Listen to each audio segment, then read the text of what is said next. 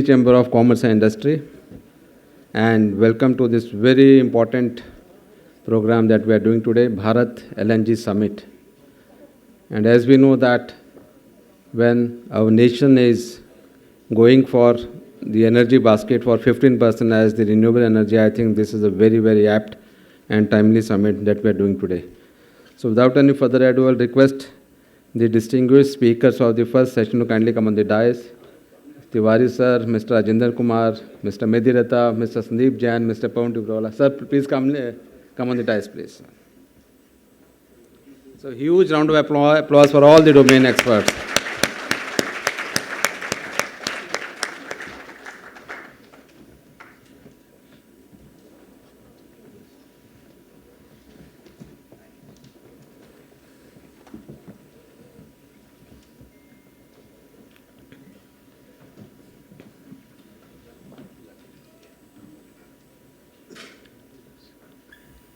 Thank you very much. May I request all the dignitaries to kindly join us for the lighting of lamp, please.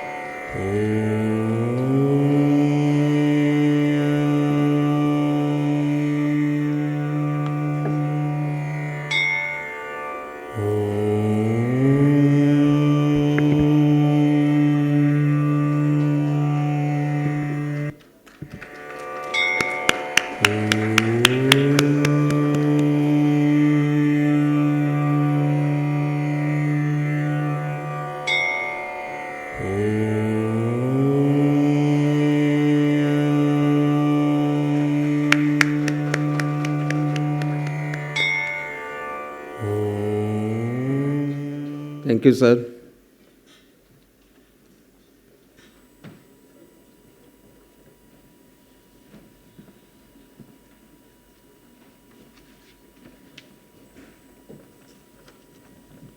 So good morning, distinguished guests, esteemed speakers, and our most valued participants.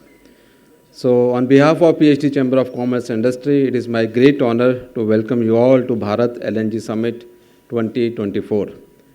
And in fact, we are gathered here today to discuss and explore the future of the LNG sector in India, which is a critical component in our nation's journey towards a sustainable and gas-based economy.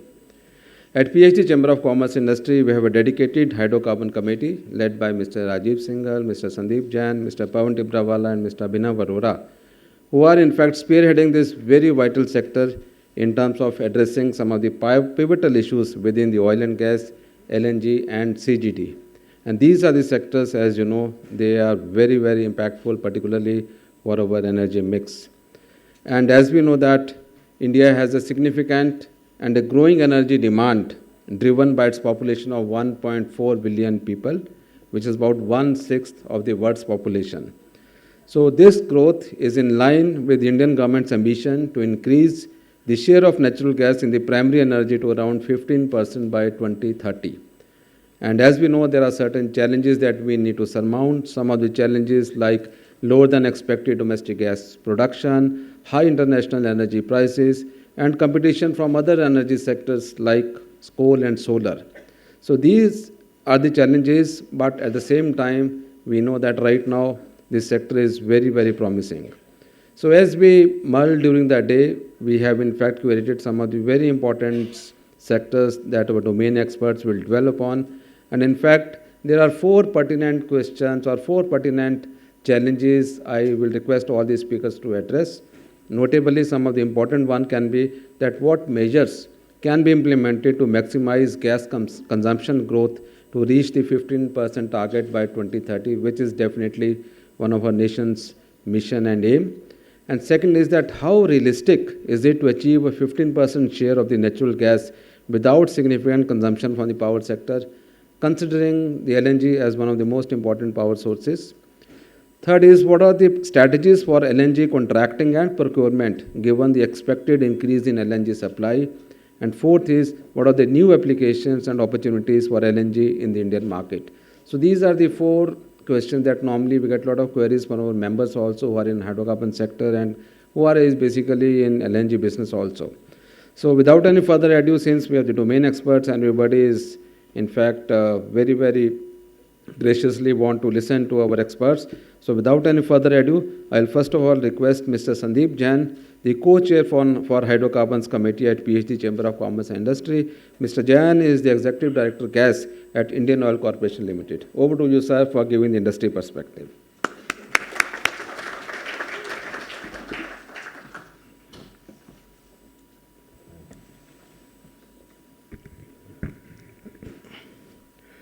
Respected Shri A.K. Tiwari, Member PNGRB, Mr. Rajendra Kumar, Economic Advisor, Ministry of Petroleum and Natural Gas, Mr. Rajesh Mandirata, MD and CEO, Indian Gas Exchange, Mr. Tibriwala, Co-Chair, Hydrocarbon Committee, Phdcci Chamber, other dignitaries on the dais, and distinguished participants. A very good morning to all of you. First of all, a big thank you to Dr. Jitendra Singh, who invited me to address this forum. This has always been an honor and privilege to address various forums under Phdcci Chambers. Indian Oil has been associating with the Phdcci Chambers quite a lot. In fact, last year we did one LNG stakeholders conference, LNG by road, which was one of its kind.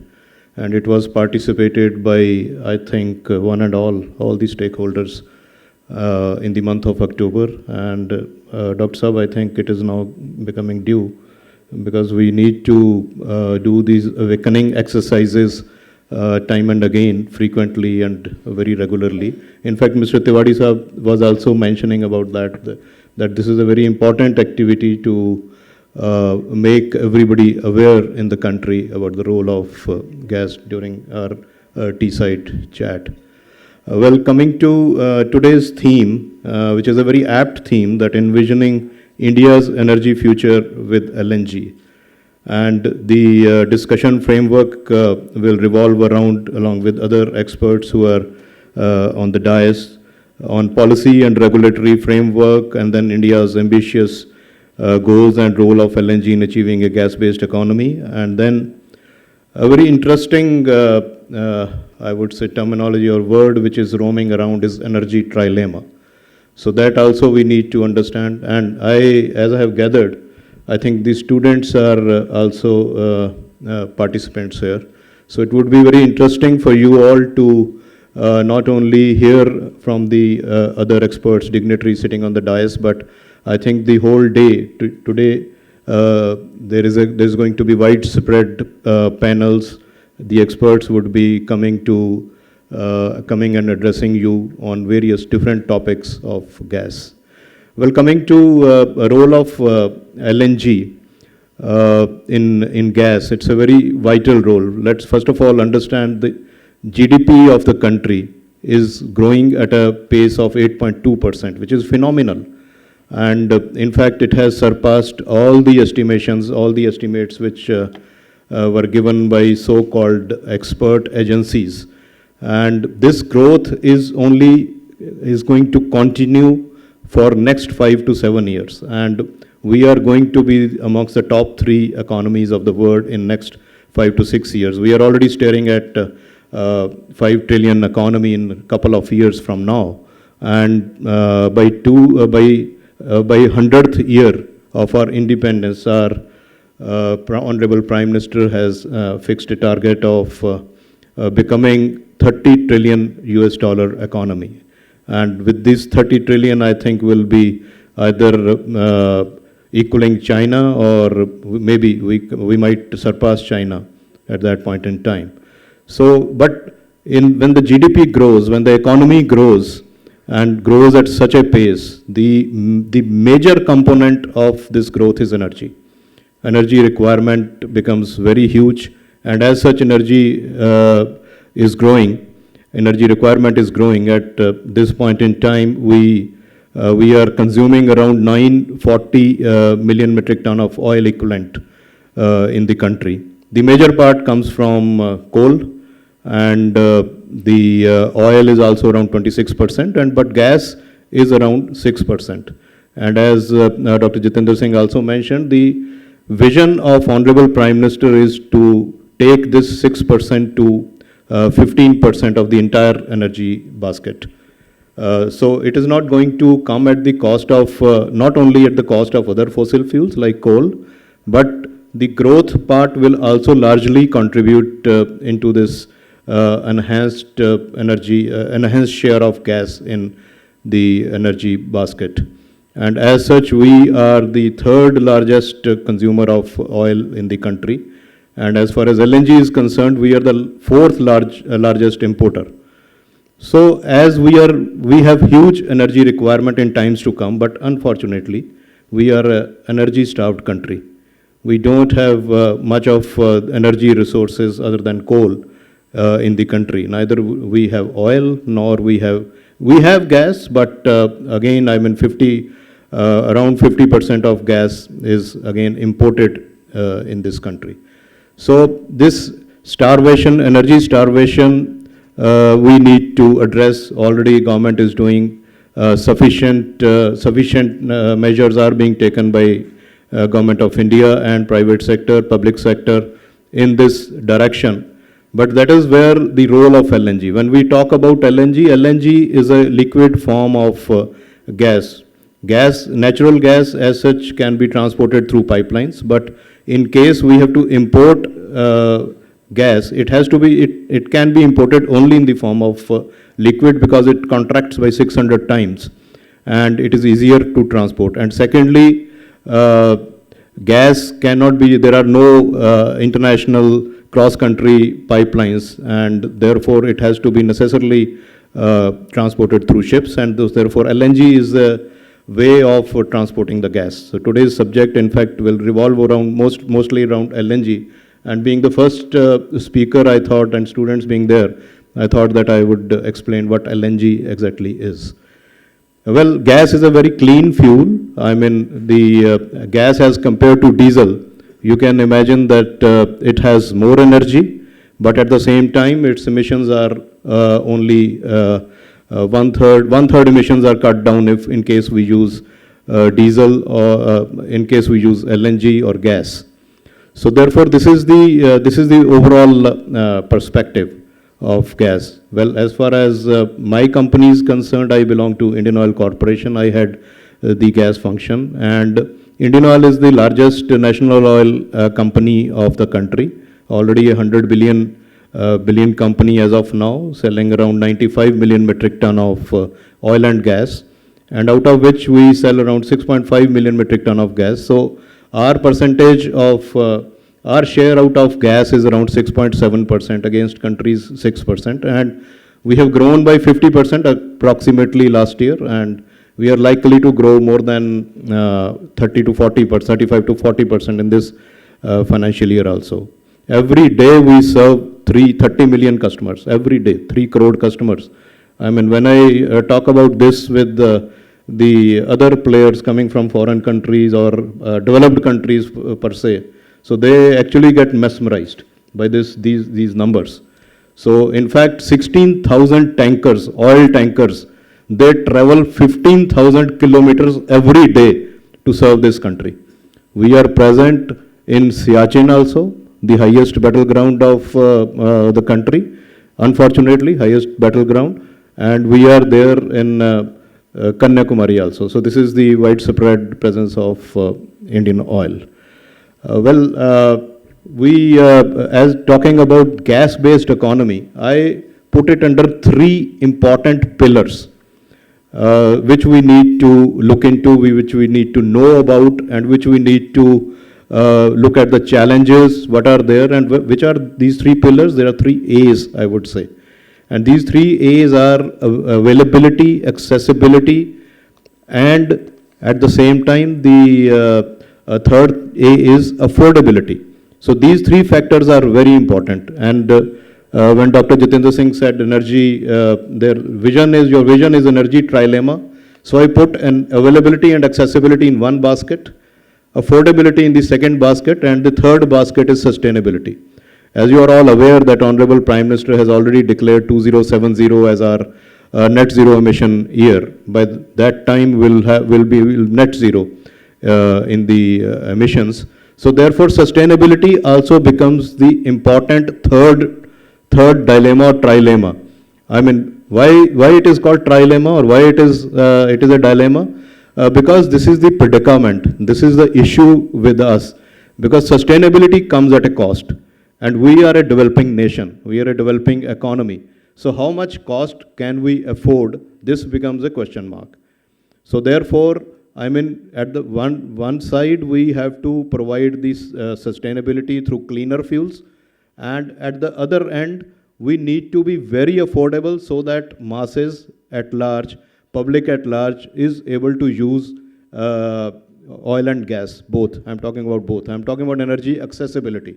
So it has to be, energy should be accessible to all the entire population, 100% of the population it should be accessible. So this is how the trilemma gets explained. And as far as, now coming to gas, as far as availability is concerned, in our country, we consume around 50 to 51 million metric ton of gas, out of which around 27 million metric ton is produced domestically. We have our own resources, but these resources may not last long. So we are necessarily dependent upon what? LNG. Because gas, as I earlier mentioned, is imported as LNG. So 23 to 24 million metric ton is imported in the form of LNG. And government is giving a great push to exploration and production.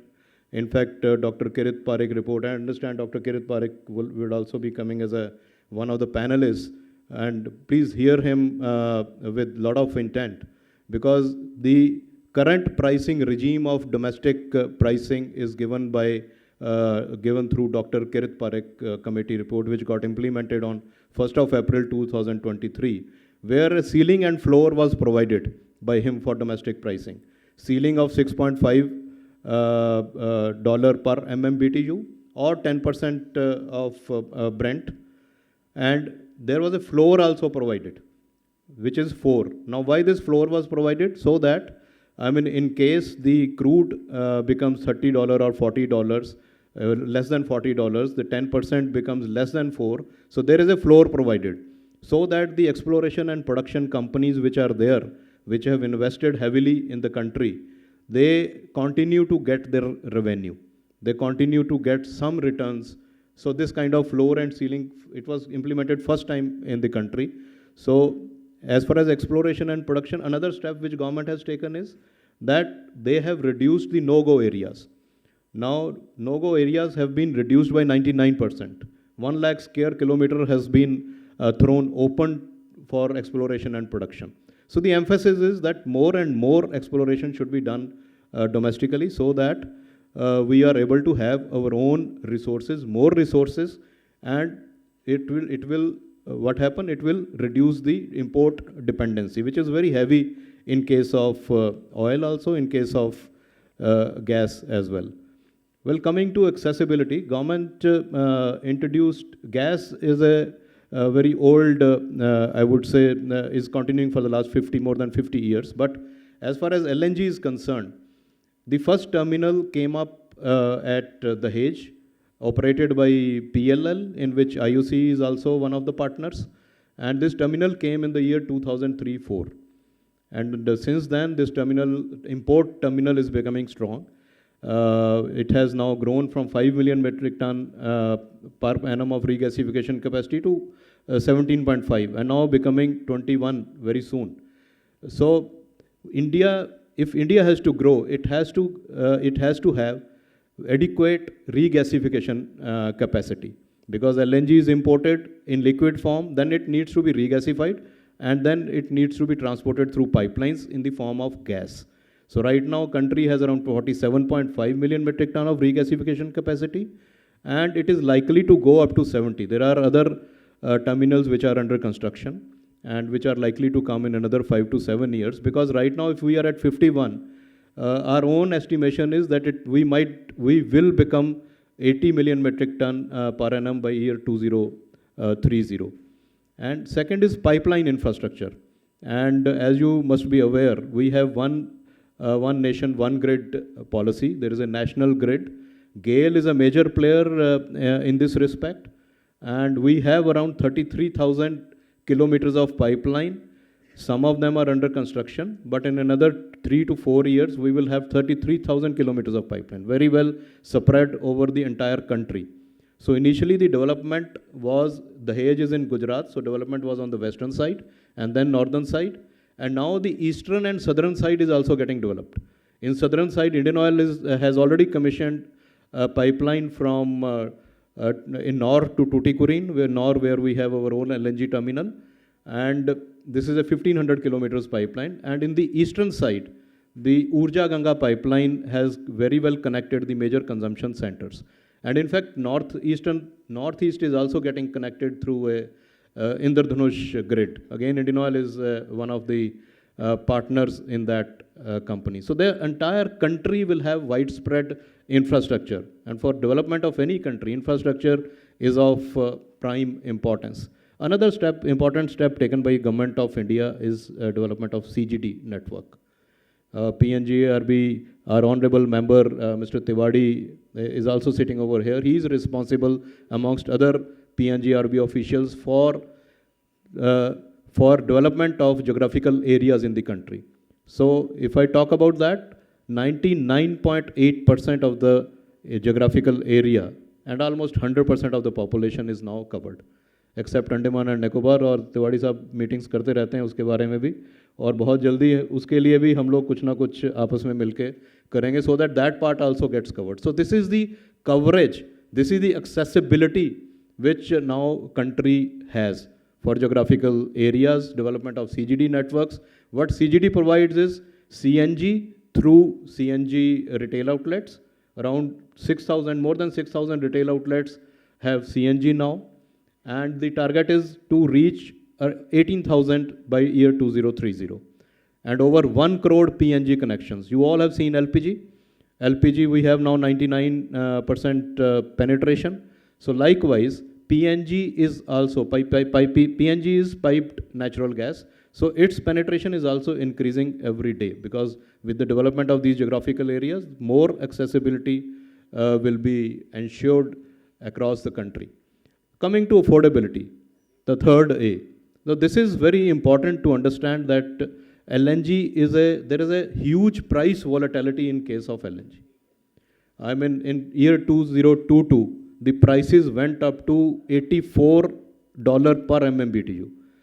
You can imagine the normal range used to be less than $8 or $7 MMBTU, and during Ukraine war, Ukraine war is still going on, but when it started, the prices shot up to around 84.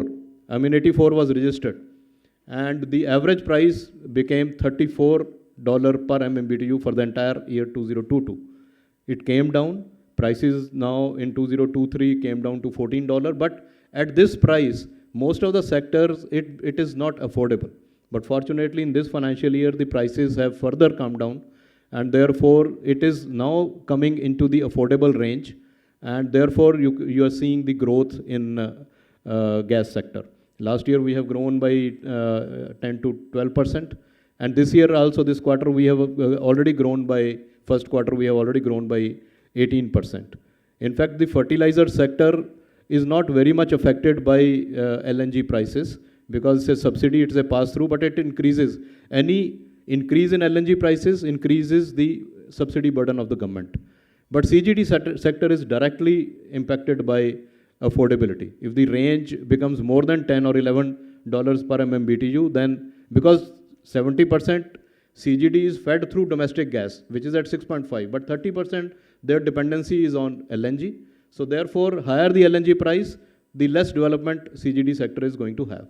Another important sector is power. Now, power sector, we have around 24 gigawatt of power stations, gas-based power stations in the country. But unfortunately, more than half the number is idling. Because affordable gas, we are unable to provide them affordable LNG to them. Therefore, they are not operating. Rather, they are operating at 12 to 15% of PLF. But fortunately, as I said, that this financial year, Q1, the prices have come down. And secondly, government has taken some mandatory steps, which I think was expected earlier also. Because what government saw was that there is a huge growth in power demand. So there was no other option left but to revive these idling power plants. So we have seen tremendous growth in this sector. In fact, Q1, the power demand, gas demand in power sector has grown by 40%, staggering 40%.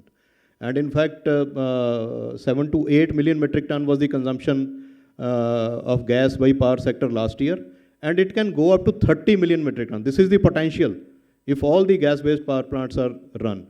But this year I am expecting that it might cross 10 million metric ton in year 24-25. So this is the affordability. I mean, this is how affordability plays a very vital role. And therefore, we need to be very affordable so that the gas reaches every nook and corner of the country.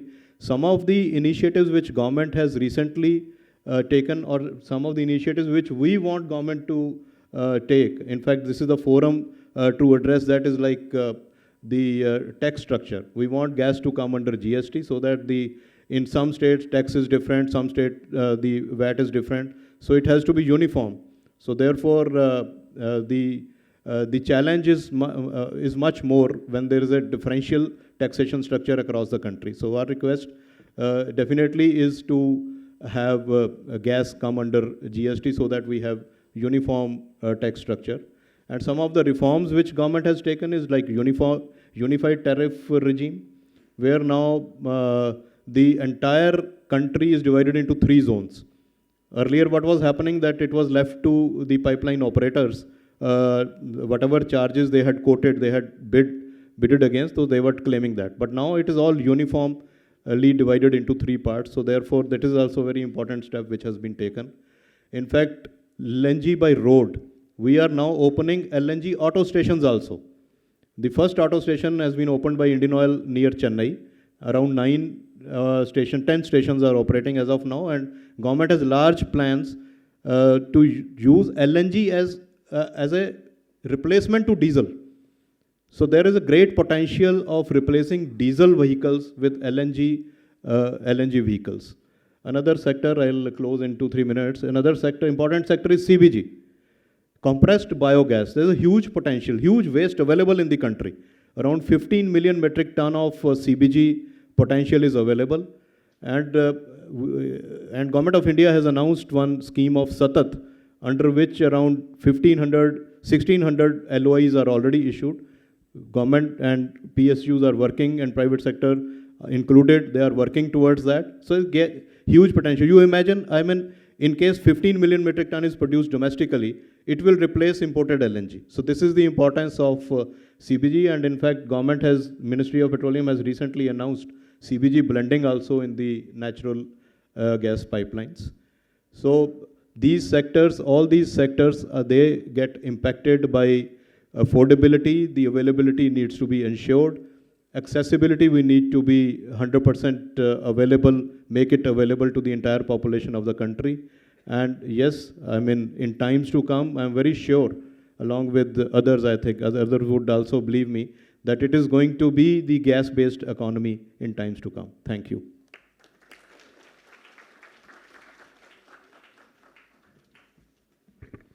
Thank you very much, sir, for giving a thought leader perspective. In fact, you have covered all 3 important facets: accessibility, affordability, and availability, giving the 360-degree viewpoint that how LNG can be a game changer in this energy basket when we are talking of 30% by 2030. So thank you very much, in fact, and your cornerstone of sustainability, definitely that is the essence of this, because until unless our energy basket is sustainable, we are not going to, do much success about it. So thank you very much, sir.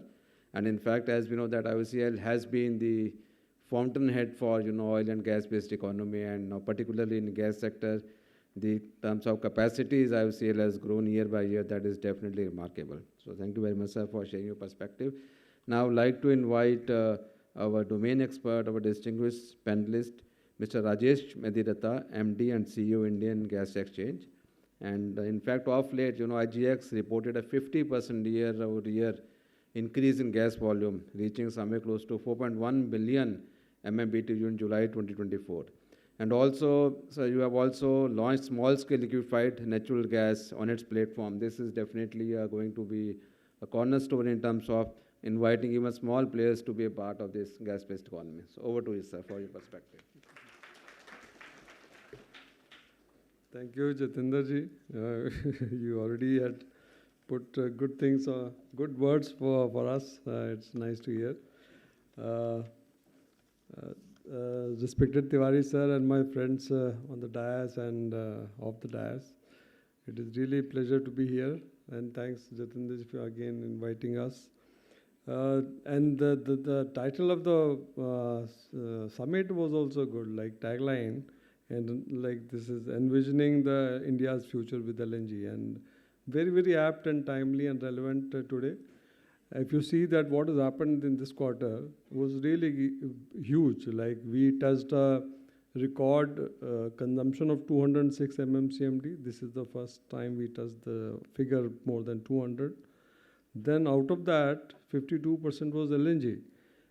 So that's despite having growth in domestic gas production, we could touch a higher figure for LNG. So 100 mmCMD was domestic, but balance was all. So this 106 mmCMD kind of volume coming from LNG was also, I think, first time in a month, in a quarter. And then we have seen the overall growth in the sector was about 18%. Consumption grew 18% year on year. If you see the LNG numbers, they are 28%. So that again is very, very positive. And I think everybody in the sector understands today that whatever, see, we can touch, there is a limit to which we can touch production, domestic production. Today it is about 100. It may touch 110, 115. But of course, and that too we can touch in this year or maybe next year. But beyond that, we don't see much increase in production. So whatever incremental demand will come in India, which we expect minimum 300 mmCMD in next 5 years, 6 years, whole of that will be met with LNG. So LNG is going to stay quite well with all of us. We have to understand the nuances of LNG. Of course, it's not different when it comes on the land, it becomes natural gas. But where it differs is that how you procure it, because contracting is very important. And probably other people in today's session will touch a lot of aspects where demand will come, how we can do it better. But I will, because I'm coming from gas exchange, who are actually market operator, I can talk about contracting, because contracting is something which is key part of the LNG sourcing. So normally everybody understands that sourcing is done either long term or short term, and or the spot. And in the long term, always there is a dilemma or trilemma, or maybe much more than that, because one is that you can procure LNG either linked with price linked with oil, or price linked with gas on gas, which is being discovered with the gas on gas competition. And when you talk about Brent oil, then it is Brent. When you talk about gas, then you will talk about JKM, WIM. These two are major benchmark where you which you can use for buying LNG or importing LNG. Of course, we have another benchmark now developing in India, Phdcci. as gas exchange is something which is marketplace for the country, then we are developing our own index.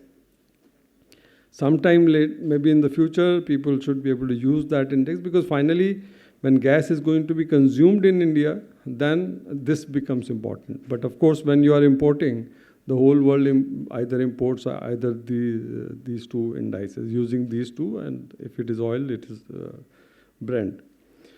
So what we expect that when it comes to procurement, there can be many strategies.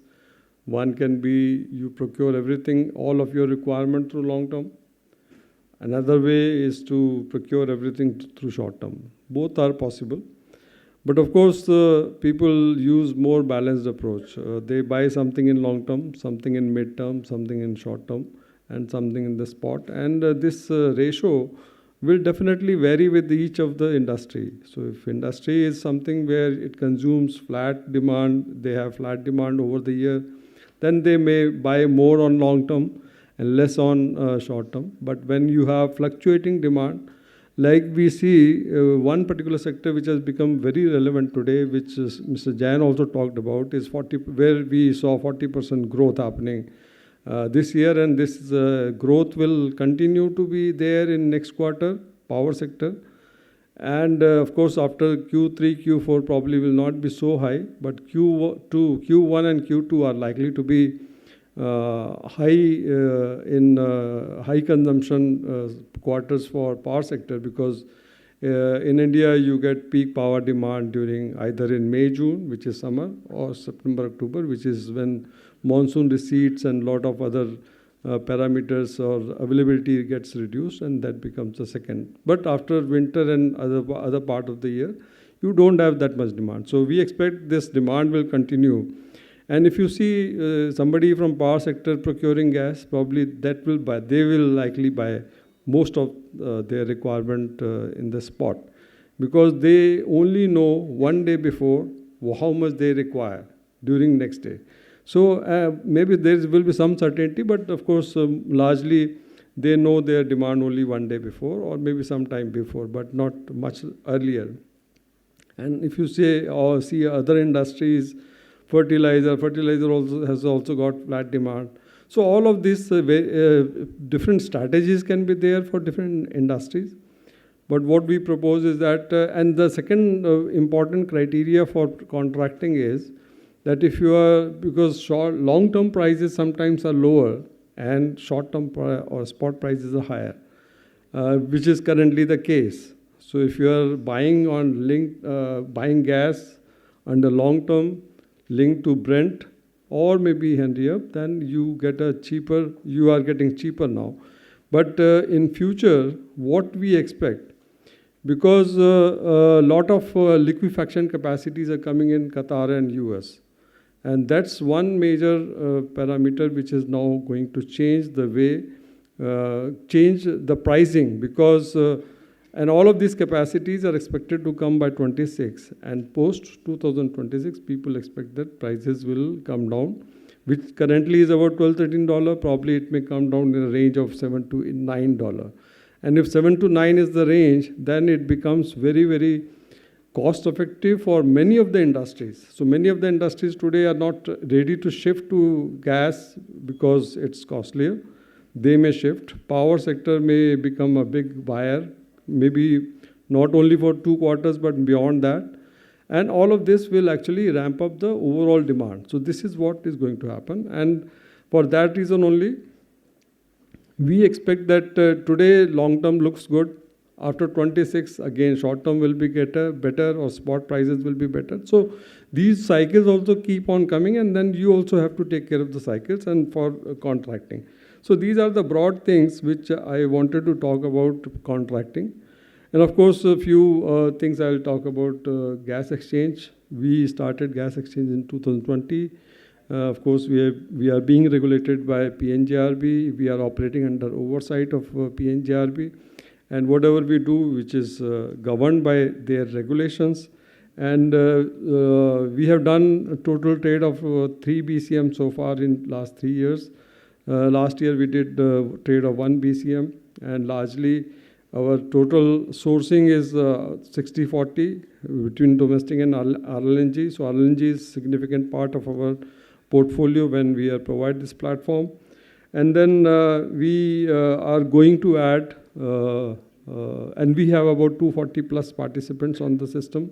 So almost all marketers, all CGD companies, all major industries, and major power plants, all of these are part of the exchange platform, and where we discover a price. Probably those who would like to understand more, we can have separate discussion. But broadly, we are a marketplace.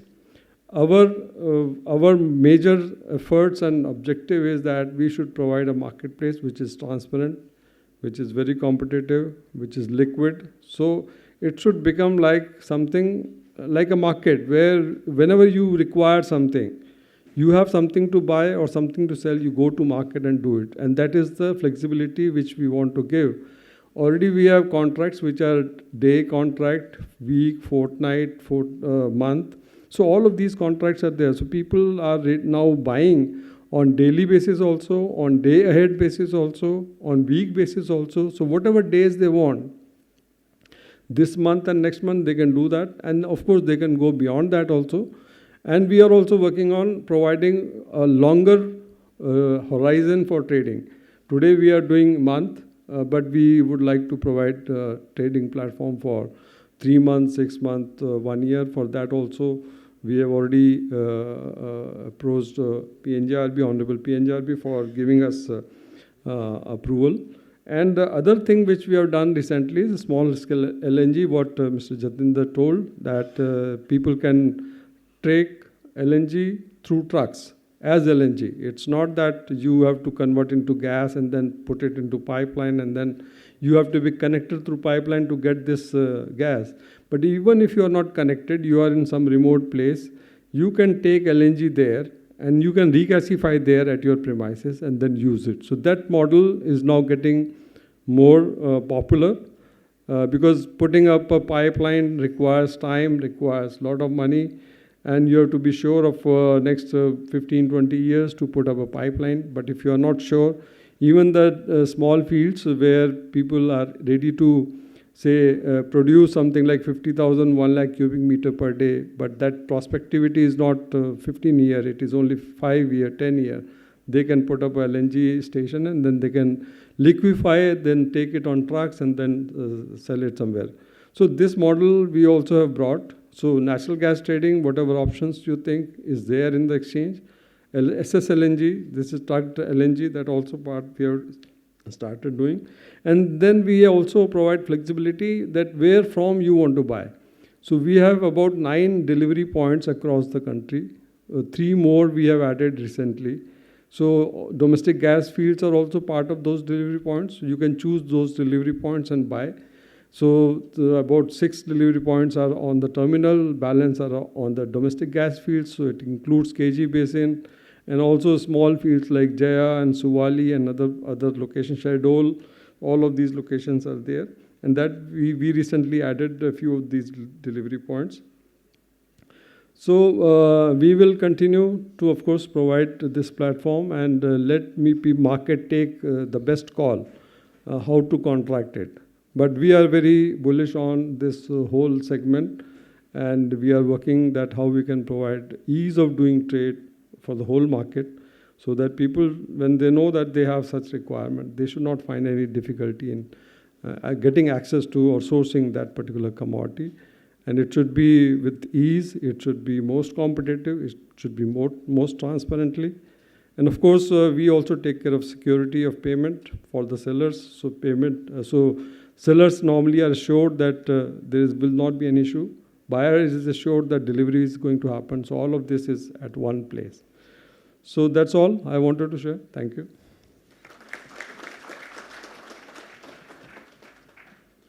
Thank you very much, Mr. Medheta, for sharing your perspective and giving the scenario where IGX is definitely one of the important stakeholders in the entire gas-based economy.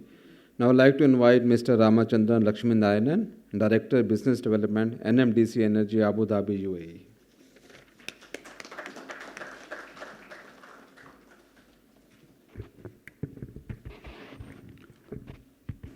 ladies and gentlemen. Very good morning to you all. Namaskar. My name is Ram. I'm coming from Abu Dhabi, where I've been staying for the last 10 years with my family. In fact, the Middle East, more than 20 years been staying there. So what I would like to share with you today is a Middle Eastern perspective and centered around the subject at hand on LNG. But first of all, I must thank the distinguished guests. Warm greetings. I'm really privileged to be in such learned company. And thanks all for this event. I really am proud of it. So where do I begin? Basically, I think the group NMDC is a bit new to all of us. So let me just begin by introducing a bit about the group itself.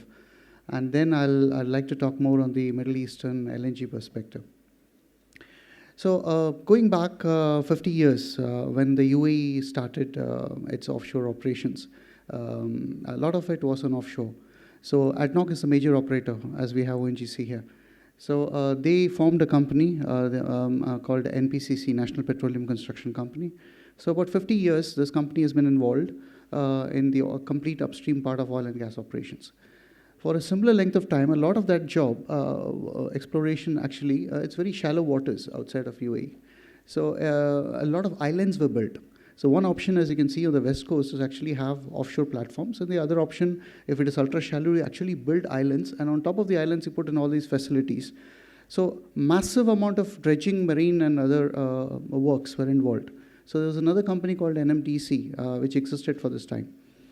Last 3 years, they came together as a group. So now today, we are the largest EPC contractor in the Middle East. Based in UAE, actually in Abu Dhabi. Abu Dhabi is the capital of UAE.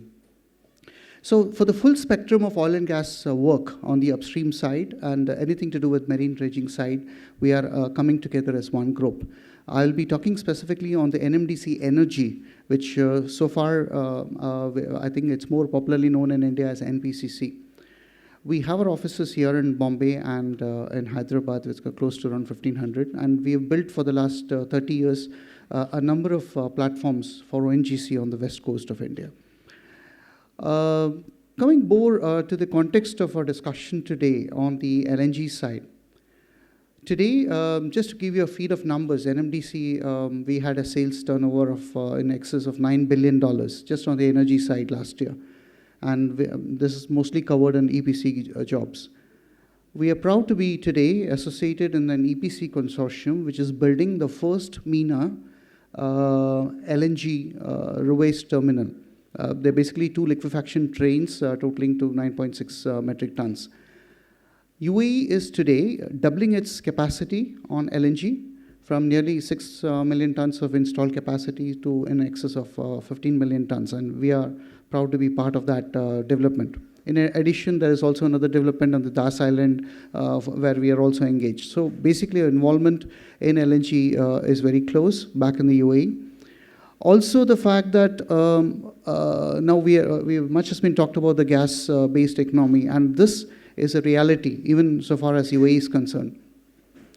There we are looking at traditionally the oil export pegged kind of economy, now transitioning into more reliance on gas. And the gas there is not easy. Example, we are working on Helangasha development, which is worth about $8 billion on the offshore side. And it's got the highest SAR content in the whole world. So CO2 capture, treatment, gas processing, all these become extremely vital in what we are doing. How this becomes relevant today's context, and especially as I'm very proud to see a very large young crowd, is we are in very interesting times today. We are seeing a paradigm change, a significant change in the energy sector in the field of energy transition. And this is more clearly witnessed in areas where there is energy richness, where we are looking at a huge emphasis on carbon capture, a huge emphasis on green hydrogen going forward, and also renewable sources of be it nuclear, be it solar, and also offshore wind farms. So there are a number of challenges to this. From the Indian perspective, UAE is relevant and important because for UAE, India is the second largest trading partner after China. And for India, UAE is the second largest export market after the US. So there is a very close relationship between the two countries on the bedrock of petroleum as one of the key elements of the trading. Also, in the region, when we're looking at as a regional player in markets such as Saudi and Qatar, we see certain trends. Some of it, hopefully, we'll be able to capture in the discussions. Also, equally on the challenges part. But we're looking forward to your participation with eagerly to your questions as well. And from my side, I'm hoping that I can give a little more perspective on the Middle Eastern side, which is the energy capital of the world. Thank you so much. Bye.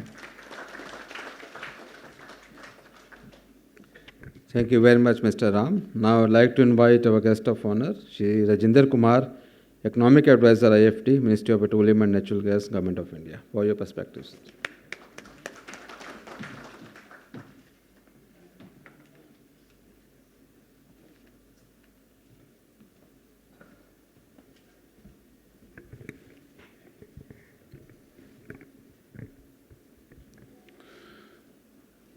Good morning, everyone. Respected and esteemed panelists on the dais, please accept my heartiest and warm regards to all of you. And ladies and gentlemen, I'm very happy that Phdcci has organized this whole day workshop or conference on a very, very important subject, which is envisioning India's future with LNG. Most of the data and very, what we call that trilemma and the basic theoretical aspects and very practical as well were shared by Sandeep Jainji. Since he belongs to that industry, has been working quite long in that area. So he has covered a lot of areas in that. But when I stand here in front of you, I would like to give you a little different perspective that I take around 10 minutes. Okay, let's go to the fundamentals. That where we are and where the world is. See, whenever we think about a policy, we need to put the things in a perspective. Because today's world is a world which is connected, so technologically connected in such a manner that any ripple effect in the other corner of the world that arrives almost to every corner of the world. So first of all, we need to see that when we are adopting certain policy, what the other countries are doing, so that we may get a correct perspective. I will specifically speak not the gas sector as a whole, but I will specifically speak on LNG. And when we talk about LNG, the fundamental issue is that we are using CNG for quite some time in our country now. But when we talk about LNG, LNG is basically thought process is that we should now go for heavy-duty vehicles for long distance coverage. LNG should be used in that. And that will increase our total quotient from, that what we call gas-based economy from 6% to 15% target, what we call very ambitious. But there are certain very important technical, strategic, and economical factors involved in all these things.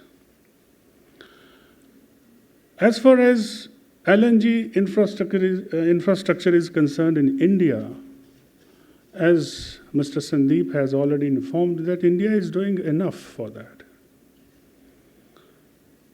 There are already good capacity already installed, and a lot of capacities under the process will in next, say, 2 to 3 years will increase about 50% what is right now is the total capacity. To increase the domestic production of gas, government has taken tremendous steps. There is no doubt about that. Exploration sector has, changed quite a lot. A lot of steps have been taken where we have tried to liberalize the sector that more and more private players can participate in that. That is there. But when we talk about LNG specifically and heavy-duty vehicles, we need to see that what is the economics and what is the technology involved in that. See, most of the vehicles, heavy diesel vehicles particularly, the idea is to replace the diesel vehicles with the LNG long-distance vehicles. Engines based on LNG as a fuel. But there is, let's look at Europe.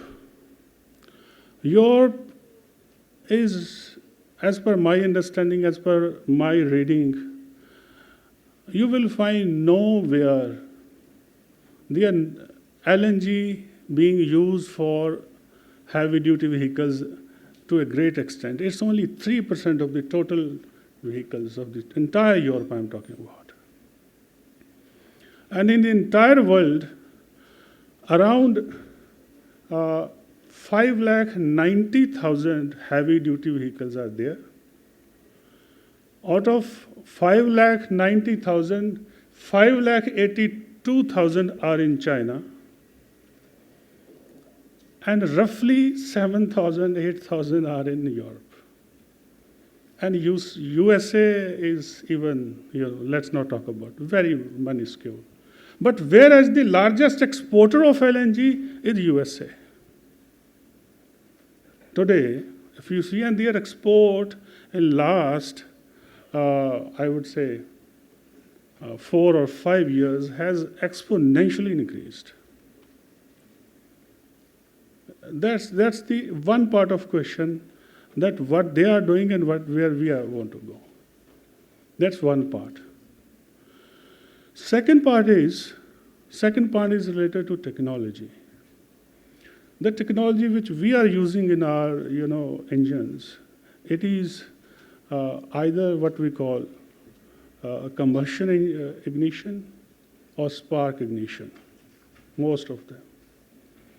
And when we compare the economy or efficiency of a diesel vehicle using SI, spark ignition vehicles, and the CI, combustion ignition vehicles, the difference achieved in, when we talk about a lot of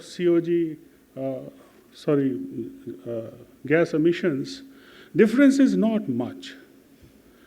Actually, it is in the range of 10 to 12% more efficient, provided your vehicle is in a good condition. But there is another technology, what they call is a THDI, which is mostly used in Europe. If you adopt that technology in our vehicles, then your efficiency level goes tremendously up. But then there is a flip side. The flip side is the cost of this transformation is huge. That's the one part.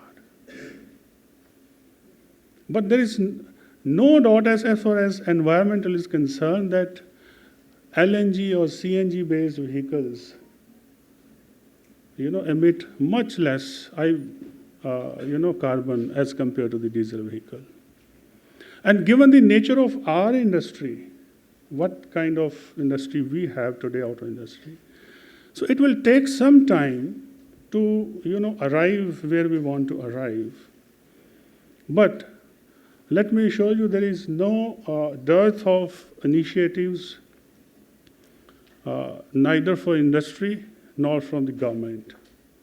Most recently, government has announced around, I think, 50 LNG stations have already been inaugurated, and a number of are in the process, which will be inaugurated in a year or so. So given this perspective, now we need to take a call that how we want to go ahead with this LNG as a fuel for industry. See, I'm not telling to you the only one side of the story, that everything is good. We need to weigh that why we are just rushing towards it and why Europe is not rushing? This raises a question in my mind. The students who are here, so one of the food for thought is that we are rushing towards it, but why Europe and USA is not rushing towards it? What's the idea? Have we given a thought to this? So I leave this idea with you. Please research on this area. And let me give you the partial reply that why Europe is not rushing towards it.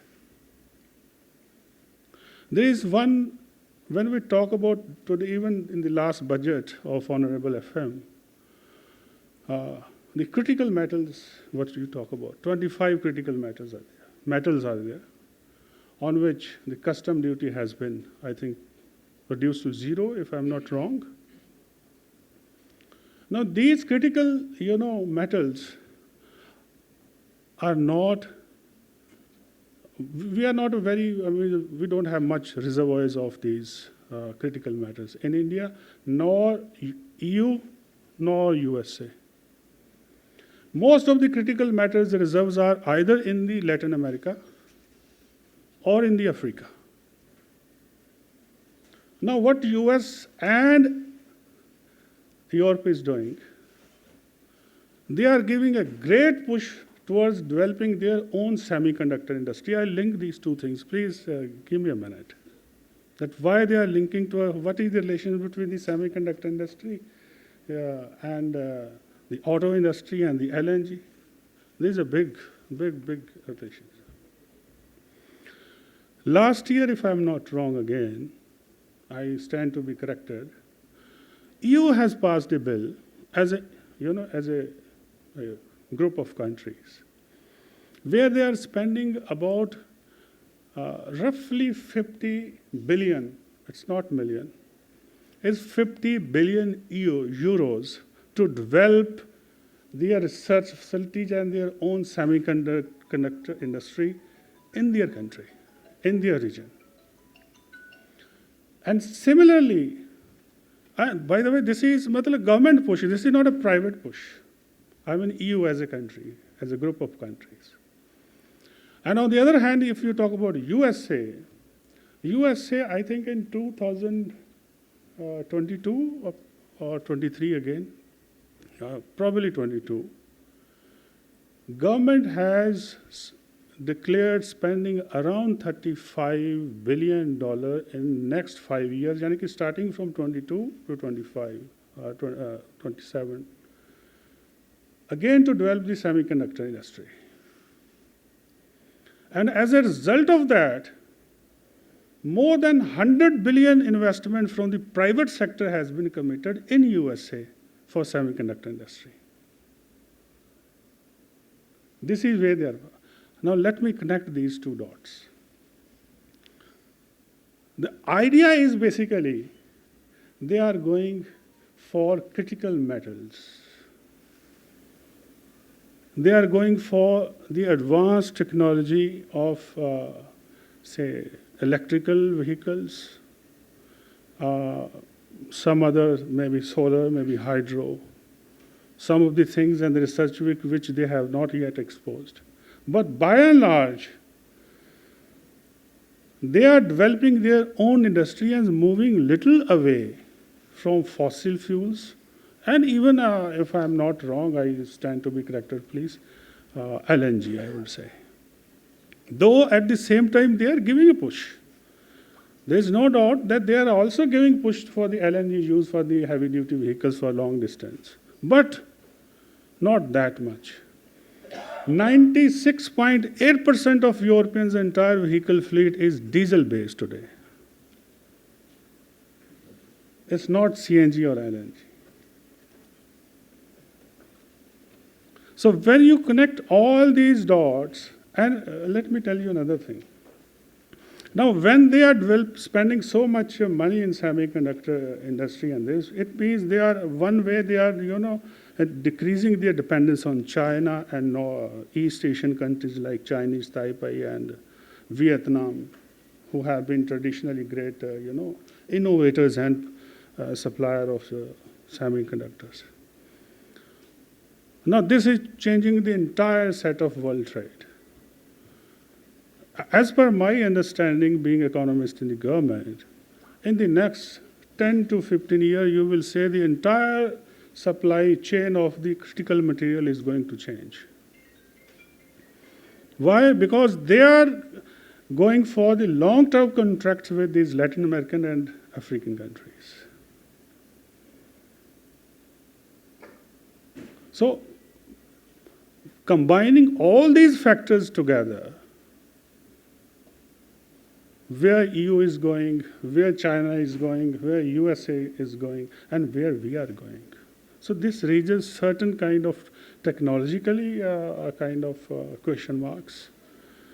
That what we are going, are we missing something important in this entire setup? Which we are, should we look towards something particular thing where we are not looking? These are the ideas of research which we can take up further. But coming back to India, there is a great, push for the LNG used for the heavy-duty vehicles. There is a very good report if you take trouble and see. This was, I think, in Feb 2024, produced by Niti Aayog. This is a beautiful report.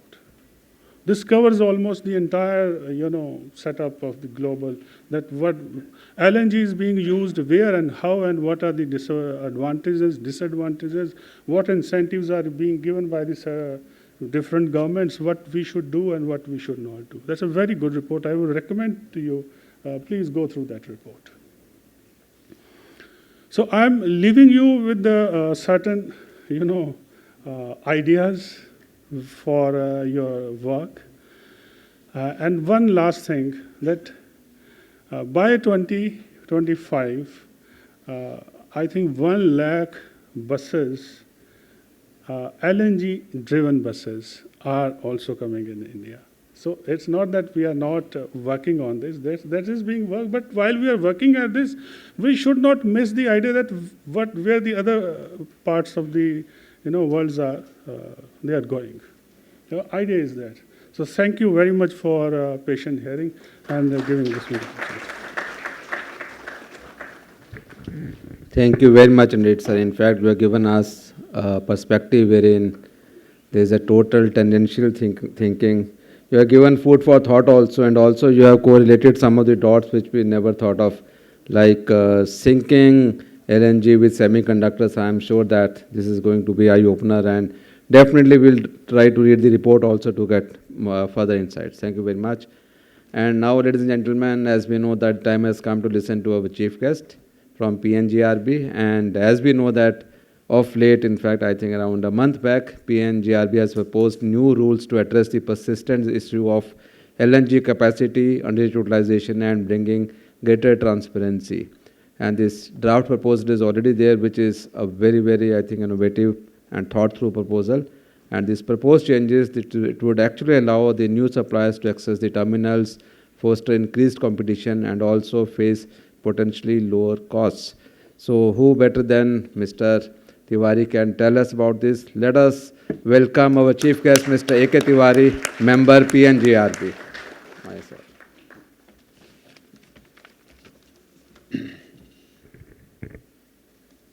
Thank you very much, Dr. Jitendra,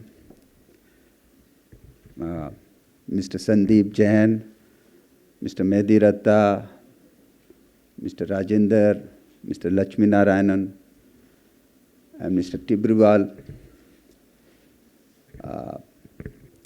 members from the industry, media, and most important, students. So, my co-panelist has given many, many thoughts. And in fact, I think this is the third time I am addressing the PhD Chamber of Commerce, this LNG. And whenever I came or I come for addressing the thought, a new idea comes. So here I am going to give different perspective, and I will touch upon dilemma more, as Mr. Sandeep Jain has told, in a different way. And the pillars in a different way, pillars for the gas-based economy, and reforms which the government has taken. Then where we are we at the right path? That is the question. And then I will touch upon the takeaway and some of the thought for the students to work upon so that they can do the research, they can guide the policies, and wherever required, government can take action for that. So, very good morning to all of you once again. As I have told, that we are confused, at least I am confused, with the energy transition. And confusion is that energy poverty is there, is one factor.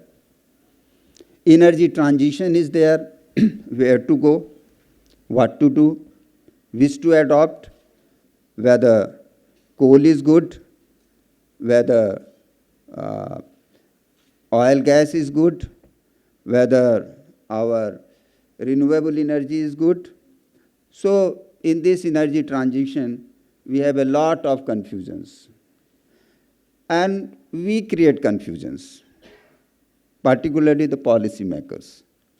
We create confusion. We don't have any, I will not say that way because I am on the policy side, but I will say that India, particularly India, has unique demography, climate, social, and cultural factors which are important to take our own policy, not to follow the energy race the way the Western and other parts are following. So this is one of the important things. And the most important thing that we are also having the sword of energy sustainability in the name of climate change. Whether climate change we can do, we cannot do, we should make our energy demand, or we should be starving for the energy demand and then we'll only see the climate change. So these are the dilemma which are there, and these are the points where we need to have the, what we can say, a very, very good policy in the interest of our nation. I think Government of India, PNGRB, Ministry of Petroleum and Natural Gas are now thinking, and I will give my perspective what we are doing at a later stage, that we should have our own policy. Sustainability, or you can say the affordability, is one of the factors, but whether at the cost of climate, at the cost of our sustainability, at the cost of our own resources utilization, these are the important factors. I think we need to take cognizance of that. So for that, now I am moving towards main area of oil and gas. And Mr. Jain can vouch for this, that here more or less we can say that our petroleum products, diesel, petrol, are almost saturated. So I think we have to, how we can reduce our import by our own substituting ethanol and other things. So almost saturation point is there, but the natural gas part which are there, where we have to take a very important steps. There are the 5 pillars, 5 स्तंभ जिसे कहते हैं, 5 pillars for our gas-based economy, which my co-panelist has already told. Pillar number 1 is domestic production. we all know, and where we are, we know. So I think I need not talk much about this. Second is the natural gas pipeline, for which PNGRB and the pipeline entities are doing well. But national gas grid, which are so-called, has been told that NGG is there, national gas grid is in a great way. I have my own thought for that, and I will tell later part that whether it is national gas grid or not, that I will tell. Third is LNG terminals. Yes, LNG terminal is very, very important, and for which LNG Bharat Summit is here, must understand the LNG terminal. Mr. Jain has told about the basics of the LNG, but whether the LNG terminal is appropriate, adequate, are giving value, or tilted at the western part, or needs to be more, or whether the LNG terminals are, we can say, having their own policies for setting up strategically at a different part so that the utilization of these LNG terminals could be there. Given the statistical data, 7 LNG terminals are under operation. Around 37,000 crores of investment is there. 47.7 MMTPA is the capacity, and taking there 170 MMSCMD is the capacity, but barring 1 or 2, utilization is less than 50%. So here the question is whether the LNG terminals are properly being used and are having. Namaskar, Parik Sahab. Namaskar. So this is where the dilemma, or you can say, is important factor is there. Then fourth is the gas exchange, and here Mr. Mediratta is there. 4 years baby, born on 20th of December 2020, taking baby step, but not matured and has to play important role for the gas-based economy. So this is also important. And the fifth important, you can say, pillars are gas price. So gas price, I think Mr. Parik Sahab has come up. Domestic gas price, you have done wonderful for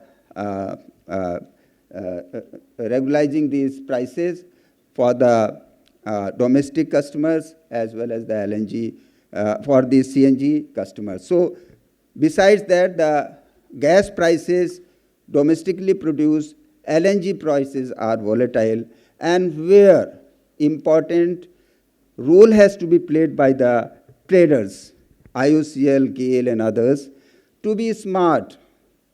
Traders has to be now smart for LNG means agreement, energy sourcing, where to source, portfolio management in the interest of the customers. Now, third part is the reforms. So 4 reforms have been taken. Pricing reforms, as I have already told. The physical reforms, everybody expect every year, every budget, or every announcement, every newspaper, something comes that the GST will come here.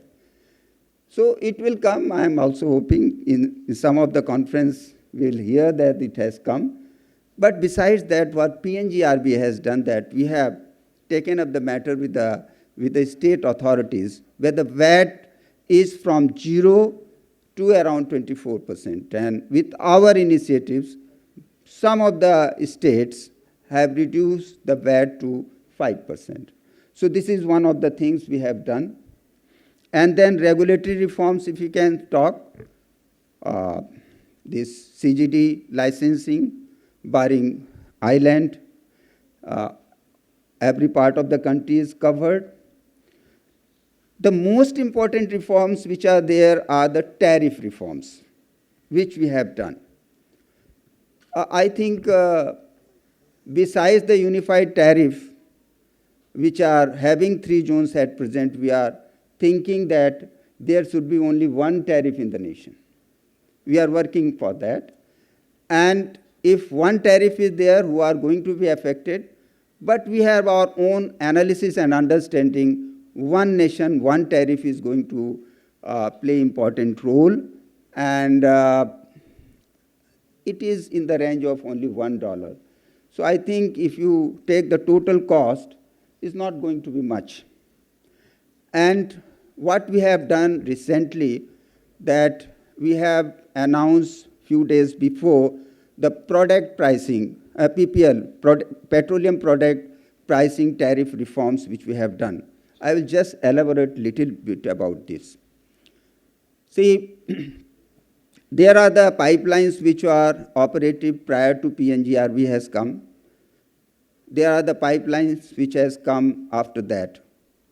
So these pipelines tariff for diesel and petrol transport, as well as the LPG transport, 75% of the railway tariff and 100% for the LPG. So we have taken a view that this needs to be incentivized. So we have benchmark. We have, other than the railway tariff benchmark, we have given the escalation model, and now the petroleum product tariff will be determined based on that. Second is that after PNGRB 2010, after the regulation came, then we have given incentive to the petroleum product operators, pipeline operators, to opt for the getting 12% post-tax IRR. So that we have already done. Third is we have seen that many of the petroleum product pipelines which was bidded, and for the first 10 years, the bidding parameters was very, very low. So we have decided that, and there is a provision in the PNGRB regulation that we have to review this after 11th year. So what we have done, we have also given the option that you can opt and you can apply for getting 12% post-tax IRR. So where the crisscross movement of these petroleum product pipe movements are there, we have analyzed. I think these reforms are going to give a good perspective for incentivizing the pipeline operators to lay more and more petroleum product pipelines, and also infructuous investment could be avoided. We have our own study for that, and I think OMCs are welcoming this. I think Jain Saab, you may be happy, and I think some good proposals will come. This is in the interest of the pipeline operators. I think that will come. So these reforms have been done and are going to take various steps. Further, we are also analyzing and studying how NG pipeline, natural gas pipeline, are going to, will get more returns, how this national gas grid and main truck pipeline which has gone, how spider nets of the pipeline could reach to the different part of the country through this. So we are coming up with some tariff regulation for that. We are studying for that, and will certainly come. Now, we all know that what is the percentage utilization of natural gas pipeline, which is around less than 50% or so. Utilization of the LNG terminals, we know all that is also approximately 40–50%, barring few. And for that, so what is the question? What are the issues here? See, these LNG terminals can only and only be utilized if the spider net of the pipelines across the country are set up. And for that, initiatives by the pipeline operators, by the, you can say, by the CGD companies to whom we have given the license. They have to take proactive action. Unless these spider net of the pipelines are coming, these are not going to serve the purpose. I will give some example for that. We have trunk pipeline of, you can say, PIL pipeline and MNGPL pipeline. If you see the distance, there is 780 kilometers of the distance is there. PIL to DBPL pipeline, 620 kilometers of the distance is there. And there are other pipelines where the distance is more than 200, more than 300, more than 400 kilometers are there. How these tributaries could be formed? Unless these tributaries, tributaries will not come, flow of the gas will not be there. So, important aspect is there. We need to come up with some policy, some regulatory reforms, as well as some tariff reforms so that pipeline utilization and spider net of the pipelines could be addressed. One more important things I would like to share. We have already given 300 plus geographical areas to different licenses. Now, these licenses has to cover more than 5,000 charge areas. Charge area means where the gas has to enter. 5,000 charge areas, but the coverage is not more than 22% to 23%. So unless these charge areas are charged, how the gas will flow? So this is also one of the important things where we are taking up the matter with CGD licenses to give their thought about this. Few thoughts I would like to share, that this is for the student and the policymakers as well as for the industry. Whether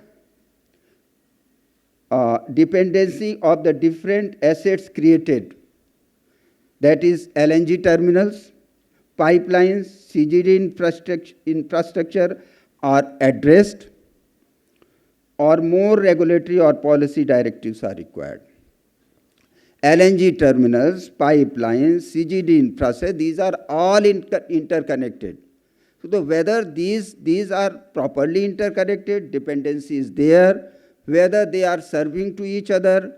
Some of the LNG terminals are dry, gas sourcing is not there. Some of the LNG terminals are not having the pipeline. Some of the LNG terminals, or you can say pipelines, are you can economically not viable because they have to come up with these different routes. So this is one thought. Second thought is that how India could play gas hub in the country. This is the question for Mediratta. I think you have to take a proactive action for that. And I compliment Phdcci Chamber of Commerce for organizing this. I request that these type of gatherings, these type of seminars could be done at different parts of the country and call all the industries and consumers so that the gas exchange and acceptability of these gas could be more and more. We are working and we have our own challenges, our own understanding, but the one fundamental thing is that how tariff could be simple, incentivized, and predictive. In some of the tariff we announce are coming down or higher. So it has to be simple, predictive, because most of the companies are listed companies and their share prices has impact on that.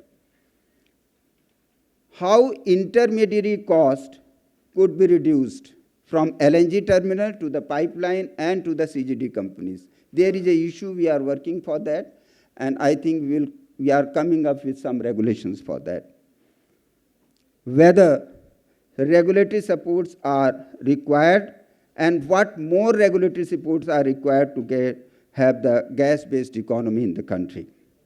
So these were my thoughts, but in conclusion, few takeaway which I would like to share, that better infrastructure utilization, particularly LNG terminals, are important. So we have to think for that.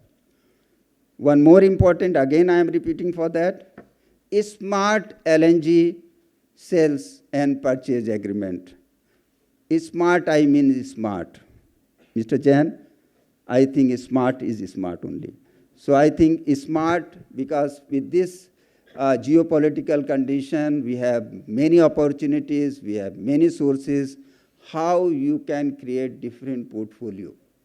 So I think smart LNG sourcing is essential so that we can meet the things.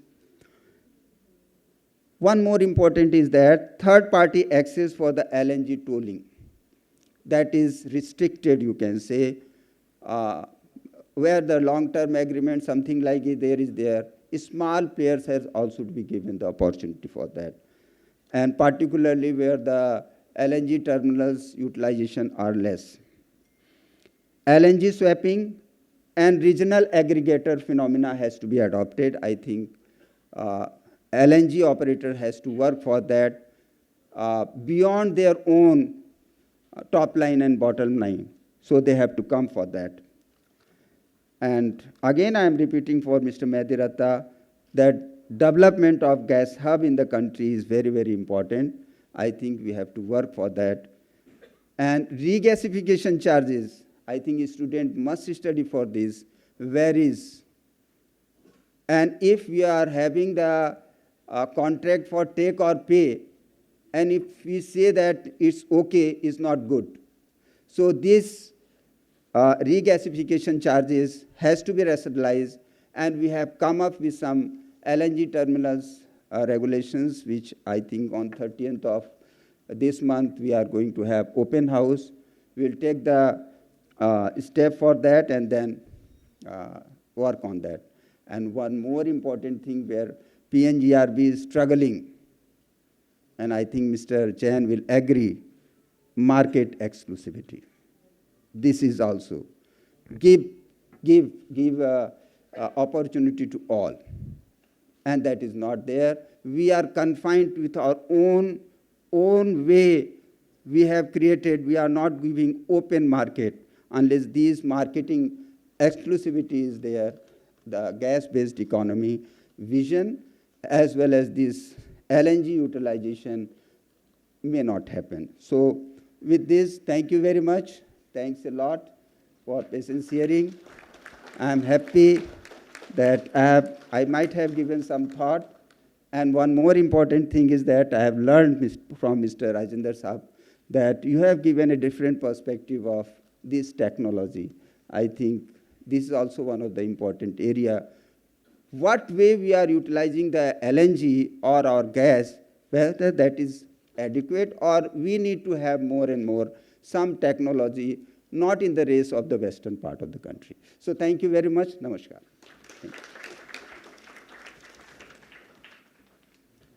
Thank you very much. In fact, you are a thought leader in this domain, and the takeaways, you are given the 4 takeaways that I think need more deliberations, and probably time will come when we will be able to surmount all the issues and the takeaways that you have mentioned. That can be done when all these stakeholders come on the common ground and come out with a support wherein all gas-based opportunities for businesses can be met. Thank you very much indeed. Now, before I ask Mr. Pawan for vote of thanks, I'll request Jain Saab to kindly felicitate our guests with the memento for this LNG summit. First, our chief guest, Mr. A.K. Tiwari.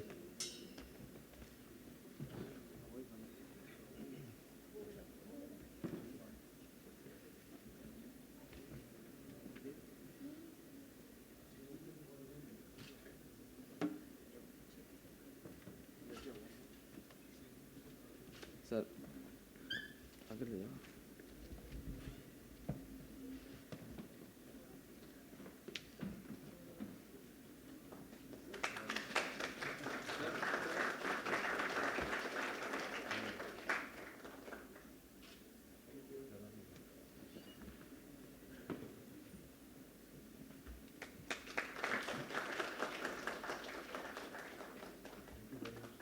next to Mr. Rajendra Kumar, sir.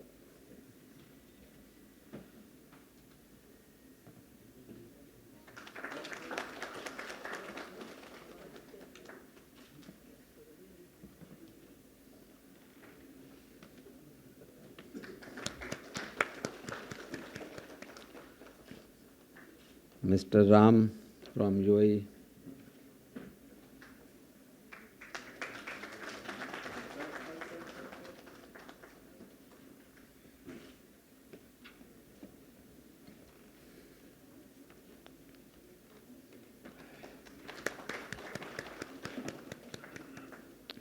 Mr. Medirata.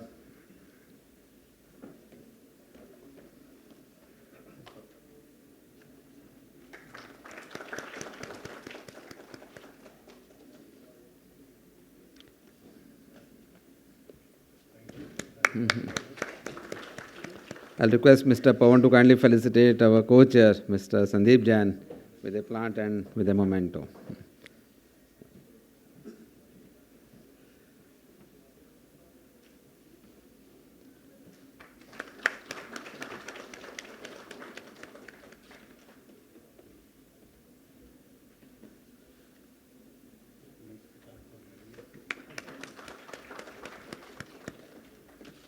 Thank you very much, sir. Now a brief vote of thanks from Mr. Pawan Tibrawala, co-chair for Hydrocarbons Committee.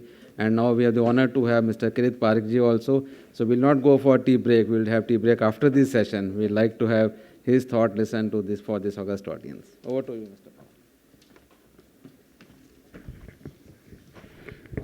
Pawan. Suprabhat, everyone. As we conclude this insightful keynote session on envisioning India's energy future with LNG, I stand before you with immense gratitude. First, I would like to extend a heartfelt thanks to esteemed speakers for their invaluable insights.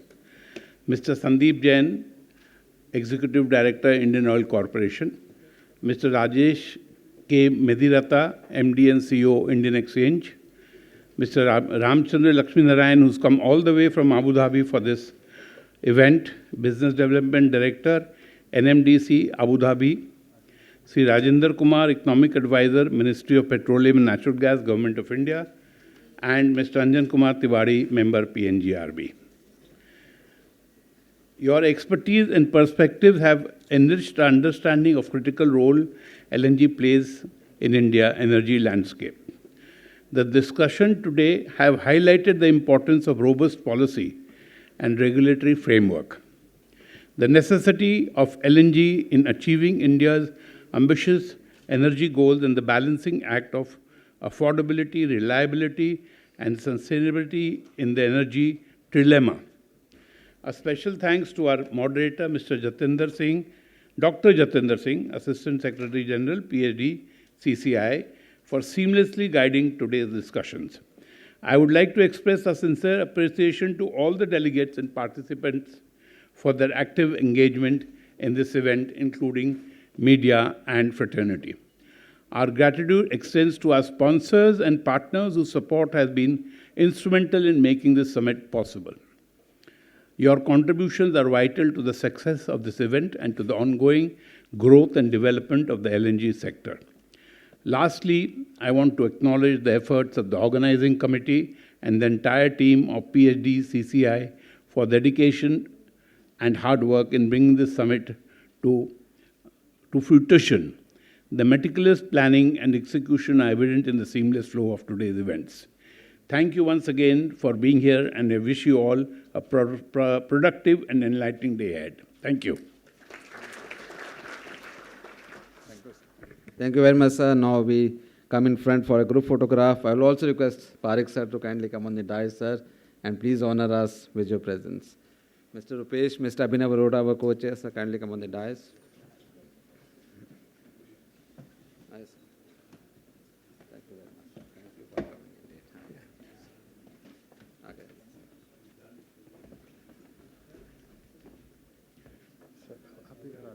Sir front में आ जाएं बेहतर रहेगा.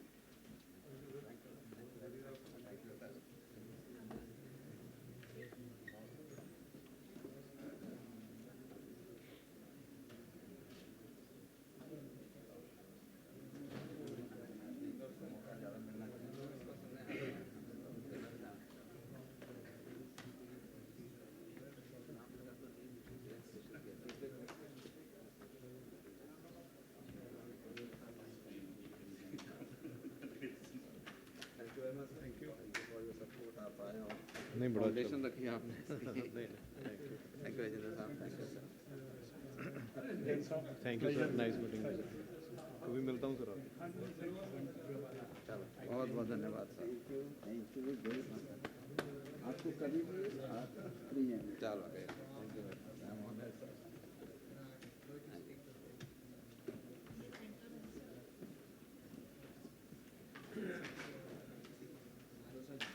वैसे date sir कर लेते हैं date आपने sir बोले तो बता देंगे, एक बार रिमाइंड करा देंगे इसके लिए।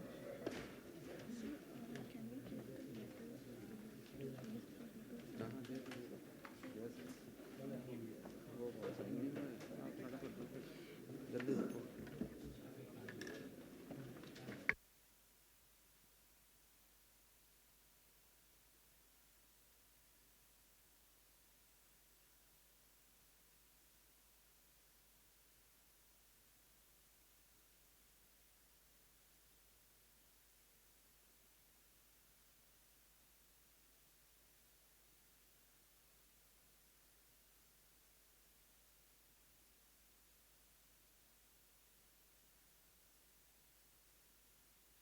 gentlemen, we moved to our first panel discussion session, and in fact, we are honored to have the presence of Mr. Kirit Parakh, former member, Planning Commission and Chairman, Integrated Research and Action for Development.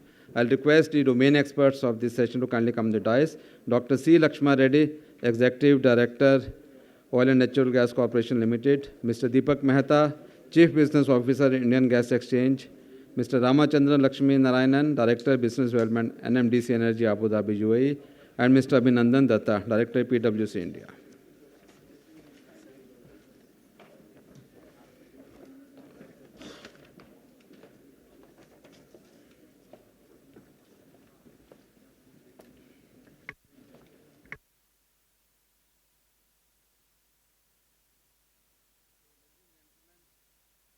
This session we are discussing about is the global perspective on LNG supplies, prices and trading. And since everyone knows that Shri Kirit Parakh was involved in the entire report of gas pricing in India, and now this has been accepted and has been used now pan-India, I am sure that with having Mr. Parakh on this dais as our keynote speaker for this session, he will actually tell us the details, what has gone inside in terms of fixing the gas prices, which is very, very vibrant and very, very dynamic, taking into consideration the contemporary gas-based ecosystem. So without any further ado, I'll request our keynote speaker, Shri Kirit Parakh ji, to kindly share, sir, your insights with the august audience, please. You can, sir, share from there, sir, or you want to come here? So, huge round of applause for Shri Kirit Parakh ji.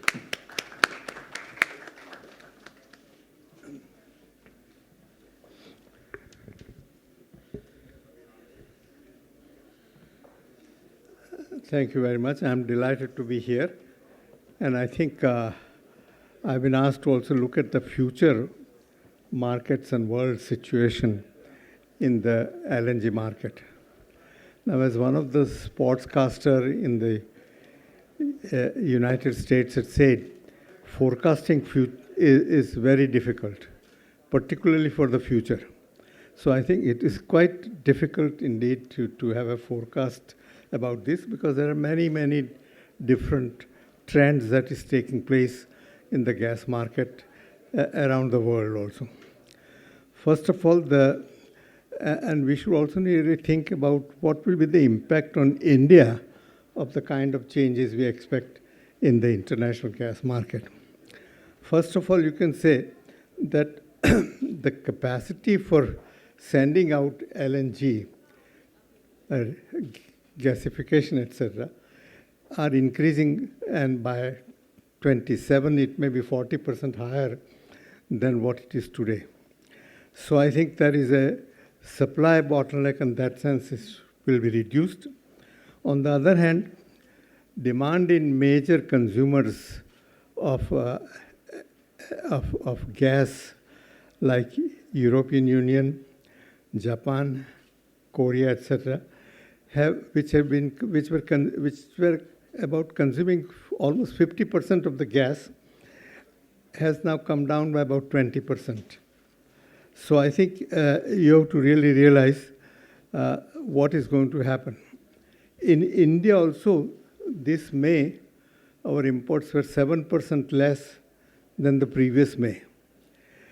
That was because our domestic production was 6% higher over this year. So I think once our domestic production keeps going, India's imports will be affected by it. On the other hand, India's demand is increasing, largely for a number of reasons. One of this, we want 15% gas-based economy. And secondly, I think we are expanding the CGD networks. And as more and more renewables come in, you need balancing power, and open cycle gas plants might be a very convenient way of providing the balancing power for the renewables.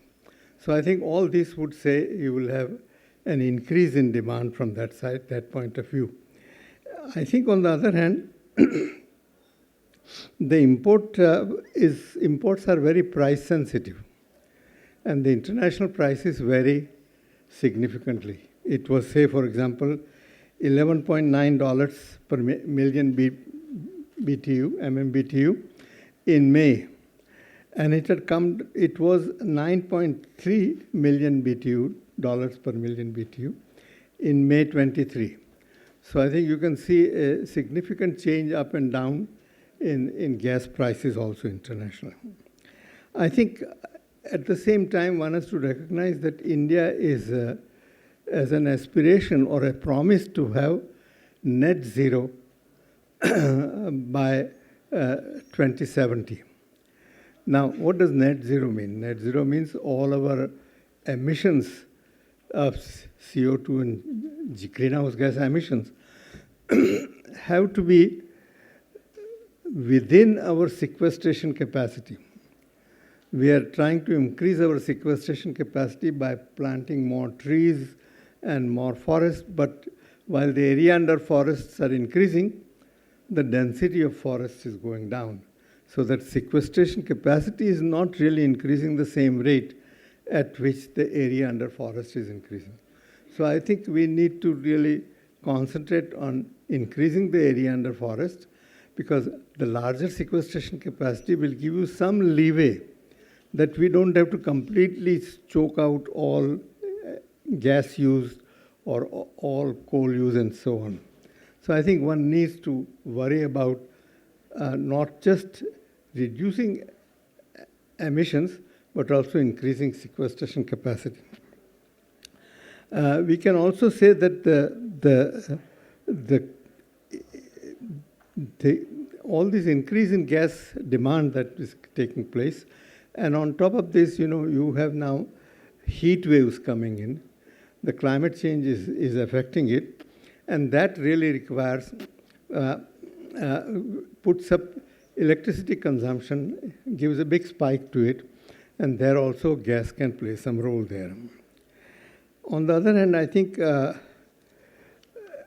gas is an interim transition fuel, with net zero, we will have to cut down a lot of this gas consumption and replace it with renewables or non-CO2 emitting electricity like nuclear and so on. So what will be our future look like in that sense? So we have at our IRADE Integrated Research and Action for Development, a non-profit, non-governmental think tank. We have done some projections, and I can give you just some idea. Projections can be vary, and as I said, it depends upon the kind of assumptions you make about technological change, the reductions in costs, and so on. But the one that just to get a broad idea of the range, if you don't worry about climate change or net zero, what might call a reference scenario where we are not worried about cutting down emissions, we are worried about minimizing the cost of energy supply in the country. That scenario says that we have about 160 gigawatt of open cycle capacity. On the other hand, if you go to net zero, that comes down to 80. So that you have to really see that you have quite a large range. On the other hand, at the same time, if you look at how much energy their gas is generating in terms of terawatt hour, it is the same in both net zero and other, about 140 terawatt hour. So I think you might say that, yes, the gas capacity would be less, but the consumption would be more or less similar in both the cases. But nonetheless, I think one has to recognize that gas is, growth of gas would have been some restrictions on it because of the kind of net zero targets that we have set ourselves. And I think in this area, the kind of policies the government follows, the pricing becomes extremely critical. For example, we know that international prices fluctuate. We had, in the gas price committee, we had recommended that government should completely free up the market prices, even for domestic gas, by 2026 or 2027. That's one recommendation of the committee which has not been accepted nor rejected by the government, and we don't know whether they will continue with follow that or not.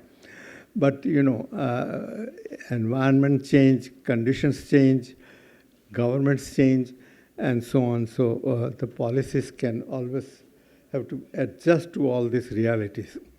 And I think, as someone says in the earlier thing, that political reality has to be factored in. I think the gas entrepreneurs involved in the gas industries are extremely sensitive to this, and they find the easiest solution is to bring political pressure rather than build up pipelines and connect things and so on and invest money in it.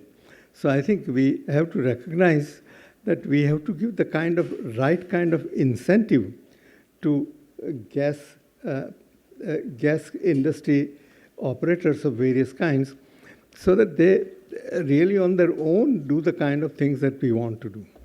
It's no use saying that you shall do this. That has not worked for 70 years in India, and it won't work unless we have policies that provide incentives to industry participants and consumers to behave the way the government wants. This is the only way we can proceed further.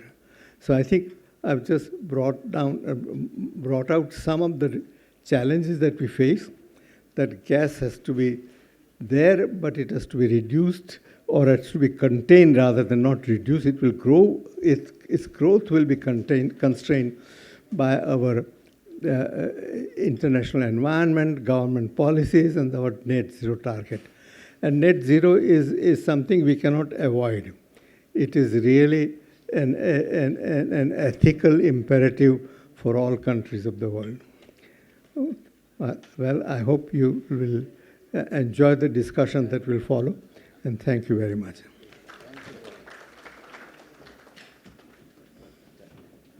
Thank you very much indeed, sir.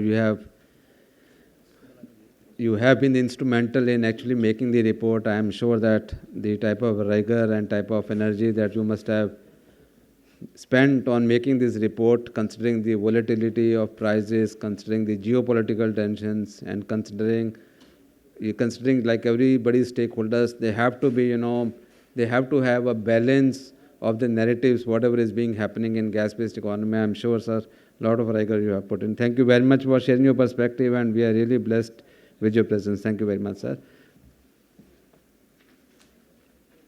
I would like to invite our domain expert, our distinguished Speaker Dr. C. Lakshma Reddy, Executive Director of ONGC, for his deliberations with the august audience.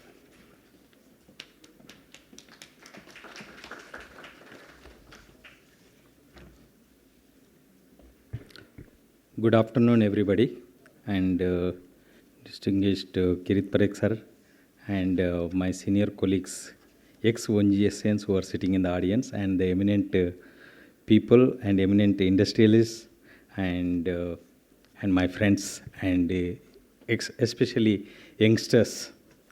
It's an honor to address this esteemed gathering today, and I am grateful for the opportunity to discuss the global trends in liquefied natural gas supplies, pricing dynamics, and trading proxies, along with their implications for India. As we stand at the crossroads of energy transformation, understanding these elements is crucial for shaping our future energy landscape. And liquefied natural gas, that is in short known as LNG, has become a cornerstone of the global energy market, significantly influencing energy security, economic development, and environmental stability.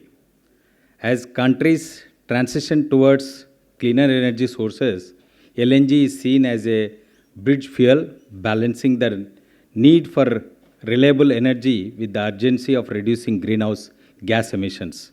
My talk explores the global dynamics of LNG supplies, prices, and trading, and examines their long-term implications for India, and highlights major natural gas deposits in the world as well as India. Basically, primarily, that is my profession, basically to look for the deposits here domestically as well as internationally, which will, of late, a lot of discoveries have been made in gas. A lot of places it is a standard gas. In that sense, marketing that standard gas and converting it to LNG and supplying to the every nook and corner of the world, it becomes more imperative, and that's how the LNG gets more importance. And in fact, just now I was reading a news article by oil price, with profits coming down from the renewables, and to have a secure, reliable energy, now more and more global oil companies are reducing their expenditure on renewables and turning their focus towards converting their natural gas deposits into LNG and supply to various corners of the country wherever the energy requirement is there. Energy is bound to grow tremendously, especially from the developing countries. And in fact, majority of the population do not have the access to energy. So in order to meet these requirements, probably LNG will gain more and more importance in future, and it will set a global trends in energy supplies as well as the utilization. Over the past decade, the global energy market has undergone a significant transformation. The advent of technologies occupied with the increasing environmental concern has propelled LNG to the forefront of the global energy mix.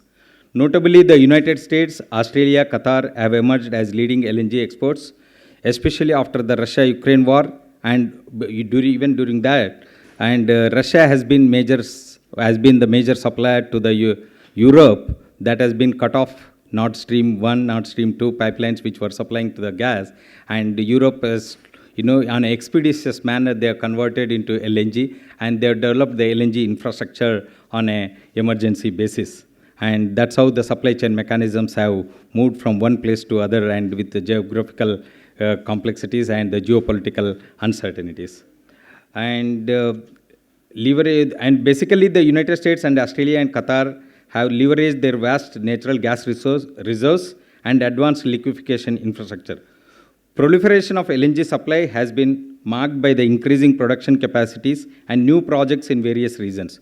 US shale gas revolution, for instance, has not only transformed the North America's energy landscape, but also positioned the US as a formidable player in the global energy market. Maybe that is the one reason why probably the Russia and Ukraine war has taken place, to establish US as the major LNG supplier.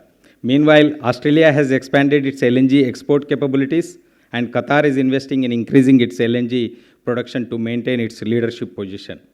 The largest natural gas deposits globally are concentrated in few key regions. For example, in Russia, it is home to the world's largest natural gas reserves. Russia's significant fields include Urengoy, Yamburg, and Stockman fields. Similarly, in Iran, the South Pars and North Dome field shared between Iran and Qatar is the world's largest natural gas field. Qatar, besides having its own share in South Pars North Dome field, Qatar also boasts extensive reserves in the North field. United States, as we all know, shale gas revolution, Marcellus Shale, Innes Shale, and Permian Basin are among the major shale gas reserves driving the US production. And Turkmenistan Galkanis field is one of the largest in the world, significantly contributing the country's reserves. When it comes to India, natural gas deposits in India, as we all know, because of the NELP regime and because of the extensive exploration work in the East Coast, we have discovered huge gas reserves in KG-D6 that is operated by Reliance Industries, and of course British Petroleum is also partner to INT, and it is one of the largest gas producing. And apart from the Basin field, Basin is basically major gas source. And 98/2, when I said it's the exploration block of ONGC, wherein a huge investment has been lined up, and the gas production has already started, and it is trying to be ramp up the gas production. Meanwhile, we have also produced the oil from 98/2 block. ONGC has a huge investment commitment in this region. And similarly, in the Mumbai offshore basin, the Basin field is the biggest. Of course, there are other satellite fields which have the huge gas reserves. That is the one which has catapulted, HBJ pipeline, and then Gale's birth took place because of the gas reserves which were discovered. Earlier, a lot of flaring used to be done. In order to implement the zero gas flare policy, the gas has been canalized into pipeline and supplied to the fertilizer industries and power industry. Cambay Basin is also another basin wherein several gas fields, including the several old West Ankleshwar field, gas is being produced, and it is being also utilized locally as well as pumped into the pipeline. Assam-Arakan Basin, and this is the northeastern part of the sedimentary basin. When I say basin, it's a sedimentary basin. And Tripura is one region where the gas-rich region, ONGC Tripura Power Plant, has been established to utilize this stranded gas. And recently we have discovered the gas in Vindhyan Basin, the Hatta field, where it was a stranded gas, there was no pipeline linkage. So LNG, ONGC has signed an MOU with Indian Oil Corporation to establish a mini LNG plant there to evacuate that gas. And recent discoveries in Mahanadi Basin, and also a significant volume of the gas has come up, and the Mahanadi Basin, especially in the northeast, I would say northeast part of the Bay of Bengal, that is below the Bengal and then Odisha area, is bound to grow because of the Reliance has also discovered these fields have yet to be developed. Once it comes to commercial production, the gas will be there in that region also. Similarly, we expect a lot of gas from Kaveri as well as the Krishna basins. And LNG prices, as we all know, is influenced by various factors. The supply and demand, the balance of global supply and demand is primary driver for LNG prices. And oil prices, traditionally LNG prices have been indexed to crude oil prices. While this linkage is weakening, oil price tends to still affect LNG contracts. And the geopolitical events greatly influences this LNG pricing mechanism. Political instability in the key producing regions, trade disputes, and sanctions can cause price volatility. Similarly, infrastructure and transportation costs, the costs associated with liquefaction, shipping, and regasification impact the final price of LNG. In the recent years, LNG prices have exhibited volatility due to a combination of oversupply, fluctuating demand, and geopolitical tensions. LNG trading has seen significant transformation. Basically, spot market growth has increased. The spot market for LNG has grown, offering greater flexibility compared to long-term contracts. This shift has led to increased liquidity and more dynamic pricing mechanism. Contract structures, traditional long-term contracts with fixed destinations, are giving way to more flexible agreements, including destination-free contracts and shorter-term deals. And the trading hubs have been getting developed. The establishment of LNG trading hubs, such as those in Singapore and United States, is fostering a more transparent and competitive market. These developments are reshaping the global LNG trading with implications for market participants worldwide. LNG pricing dynamics have also evolved significantly. And traditionally, LNG prices were, as I mentioned earlier, linked indexed to crude oil prices. The practice that offered stability but also tied the LNG to the volatility of the oil markets. However, the industry has seen a shift towards more flexible and market-driven pricing mechanism, rise of spot markets, and the development of LNG trading hubs such as the Japan-Korea marker and the Henry Hub in the United States have introduced a greater transparency and responsiveness to supply and demand dynamics. Moreover, long-term contracts, which were once the norm, are increasingly complemented by the short-term and the spot contracts. This shift has provided buyers and sellers with more flexibility, enabling them to better navigate the market fluctuations. However, it also introduces a degree of price volatility, necessitating sophisticated risk management strategy. And major trends in the global gas and LNG market in the current geopolitical context, when you discuss, in the current geopolitical landscape, several major trends are shaping the global gas and LNG market. Primary thing is energy security and geopolitical tensions. The recent geopolitical tensions, including Russia-Ukraine conflict, have underscored the vulnerability of energy supplies to geopolitical disruptions. Europe's pivot away from Russian gas and the search for alternate supplies have reshaped the global trade flows, creating both opportunities and challenges for both LNG producers as well as the consumers. And the theme which is gone is the decarbonization and energy transition which is taking place to renewables. But the global push towards decarbonization and adoption of cleaner energy sources is accelerating. And governments and companies worldwide are setting ambitious targets for carbon neutrality, driving investments in LNG as a transitional fuel, and the LNG's role in reducing emissions compared to coal and oil markets. It is a crucial component of the energy transition. Emergence of new markets are taking place. Emerging economies, particularly in Asia, are becoming significant players in the LNG markets. And countries like China, India are rapidly increasing their LNG imports to meet growing energy demand and also improve air quality. This shift is influencing global LNG trade patterns and driving the need for expanded infrastructure. Technological innovations are enhancing the efficiency and sustainability of LNG operations. Developments in liquefaction technology, improved shipping capabilities, and advancements in carbon capture and storage are making LNG a more viable and environmental friendly option.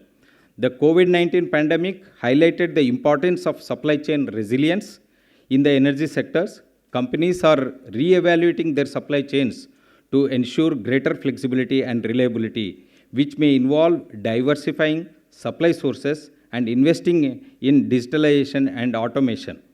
What are its implications for India? For India, these global trends in LNG supplies, pricing dynamics, and trading practices present both opportunities as well as challenges. As a rapidly growing economy with burgeoning energy demand, India stands to benefit significantly from the increased availability and competitive pricing of LNG. Of late, if you see the LNG pricing chart, at one time $12, $13, which were there MMBTU, now it's almost less than $2 per MMBTU. And with more and more gas fields being discovered in and around the country, this price, India is going to get benefited as it has an insatiable appetite for the energy. And the diversification of energy supply sources enhances the energy security. By tapping into the broader range of supplies, including the United States, Australia, Russia, and India can reduce its reliance on any single source and mitigate geopolitical risks.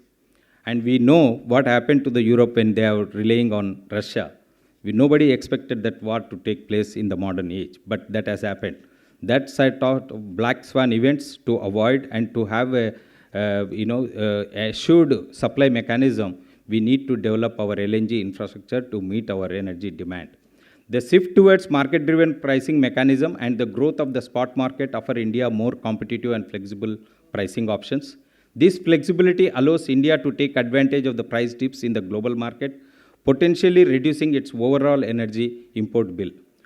To fully leverage these opportunities, India must continue to invest in its LNG infrastructure. Not only the government, the private operators can also go ahead and establish small-scale LNG plants to supply these energy source. This includes expanding regasification capabilities, developing storage facilities, and enhancing the pipeline network to ensure efficient distribution of LNG across the country. As a cleaner burning fuel, LNG can play a pivotal role in India's transition to a more sustainable energy mix. Increased LNG imports can help reduce India's dependence on coal, thereby lowering carbon emissions and improving air quality. India should also seek to forge strategic partnerships with key LNG suppliers and trading hubs. Collaborative ventures and long-term agreements can provide stability and predictability in LNG supplies and supporting India's long-term energy planning, especially in the scenario where we have all matured fields and day by day the production, unless until we discover a new gas fields and develop them to bring to common usage of the common man, this energy, we keep on importing more and more energy, especially oil and gas.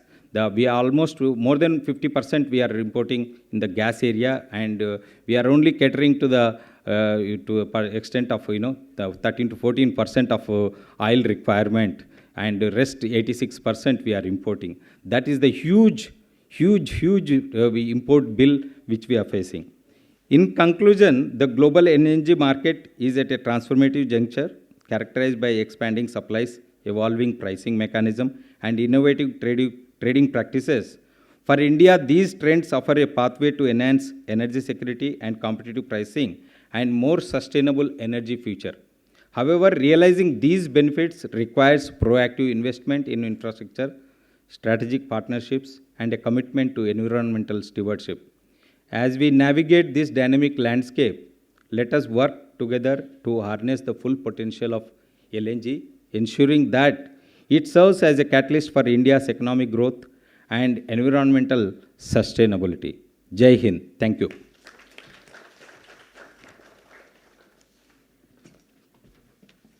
Thank you very much, Dr. Reddy, for your deliberations. You have in fact given us a holistic overview and the spectrum of gas-based economy. Thank you very much. Now with this, I'd like to invite Mr. Deepak Mehta, Chief Business Officer, Indian Gas Exchange, for his deliberations.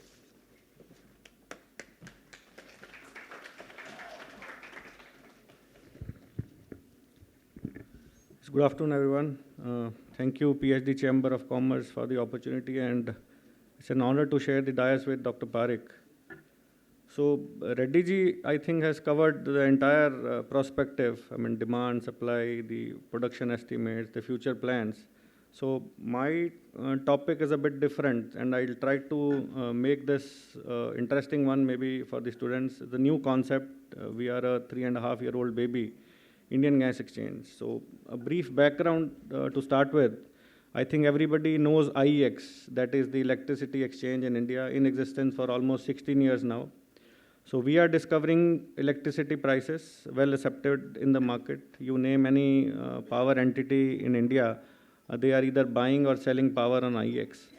So in 2008, IEX thought, why not we should have a similar exchange for natural gas. So we started working on the concept. And in 2020, that was in June, we started IGX as a pure trading platform, a natural gas trading platform, no regulations, no regulator. So that time government realized that if they want to grow, say, to 15% from 6%, gas exchange is one of the important stepping stone. So they found PNGRB as a regulator for this space, and they started working on gas exchange regulations. And they came out with the regulation in September, October 2020, and we applied for the authorization. And since December 2020, we are the only exchange authorized by PNGRB working under the ambit of MOPNG. So post that, we thought that running this show would be a bit difficult because so many reforms were expected. We were expecting policy advocacy, government support. So we started looking for important strategic investors. So we gave our offer to a few of the important players. And in no time, important players like Adani, Torrent, GAIL, ONGC, IOCL, they became our strategic investors. So there's a regulation from PNGRB side that no member can hold more than 5% just to avoid that conflict of interest. So all the 5 entities, big ones, are holding 5% because they understood the importance of this exchange, and they joined this, you can say, vehicle to increase the natural gas share in the overall energy mix. So post that, we started our discussion with NSE also. Everybody is aware, National Stock Exchange, one of the important financial market infrastructure in India. So they also took 26%. So now all 7 entities are running this show. So in last 3.5 years, we have traded more than 12 crore MMBTUs. On daily basis, if you see, currently we are trading around 3.5 MMSCMD, which is around 2% of the overall market share and around 18% of the spot market. So you can ask what difference we have brought into the system. So you can say earlier nobody thought that buying gas for a day or a week would become a reality. So IGX has offered that flexibility that you can source gas from 1 day to 12 months. So we have flexible contracts traded on our system where buyer and seller can either sell their molecules for 1 day up to 12 months. And we have also submitted our application to PNGRB for a longer duration contract. So what we trade today is a fixed price contract. That suppose you have traded for 1 month contract, that for entire 1 month duration, the price would be fixed. But market of natural gas being so volatile, so what we have applied that we should have a index-based contracts also. So accordingly, we have applied for longer duration contracts, a quarter and 2 quarters and a year, where the pricings would be linked to important assessments like dated Brent, JKM, WIM. And recently, we have also launched our own index. As Tiwari ji also mentioned that we should move towards the Asian gas hub. So for that, you should have a very important acceptable benchmark in India. So we have launched a Phdcci, just like what you have Nifty, what you have Sensex. We have natural gas spot index in India, you can say, which is called Phdcci, which is again based on pure trading parameters. So you have different assessments like JKM, WIM. These all are calculated on assessments that they talk to few important market players that what is their buying and selling capabilities, and accordingly they come out with the index. But how Phdcci is discovered? This is discovered on actual trades happening on IGX. So this is a proper reflection of the local demand and supply, because you name any entity in India, they are using IGX as a platform to either buy or sell gas. This includes big players like IOCL is there, BPCL is there, HPCL, GAIL, GSPC, Shell. And the important diversification you can say we have done is for ONGC. I mean, nobody thought that ONGC would be able to sell gas next day also. So yesterday also they sold a weekly contract, getting their production from KG Basin, and from tomorrow the delivery would start. So even ONGC never thought that this would become a reality if IGF wouldn't have been there. So this is again, you can say, the monetization of resources what we have in India. How earlier I don't know what they used to do about this. Either they used to flare this or they used to shut the wells till that the production is streamlined. But now even these test gases can be sold on IGX in a shorter duration contracts. So I would just like to say that we have just added value to the market, and we have conducted more than 250 auctions till date. For Reliance, we have done for ONGC, for Vedanta, for HOEC, and there has been no disruption, no defaults till date. The participation for more than 150 entities are always there. There's a priority guidance given by MOPNG that CGD companies, power companies, fertilizer companies, as per their priority allocation, they trade on IGX, and we distribute the volumes traded by these producers to them.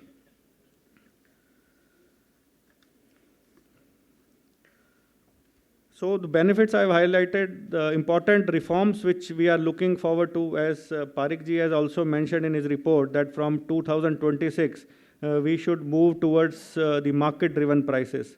So one suggestion what we have given to MOPNG and other policymakers is that right now, Reliance and ONGC, they are producing around 32 MMSCMD of HPHT gas, that is high pressure, high temperature gas, which is again fixed at a ceiling price. The current ceiling price is 9.87. So what we have suggested that 10% of this produce should be allowed to be traded on the exchanges at a free prices.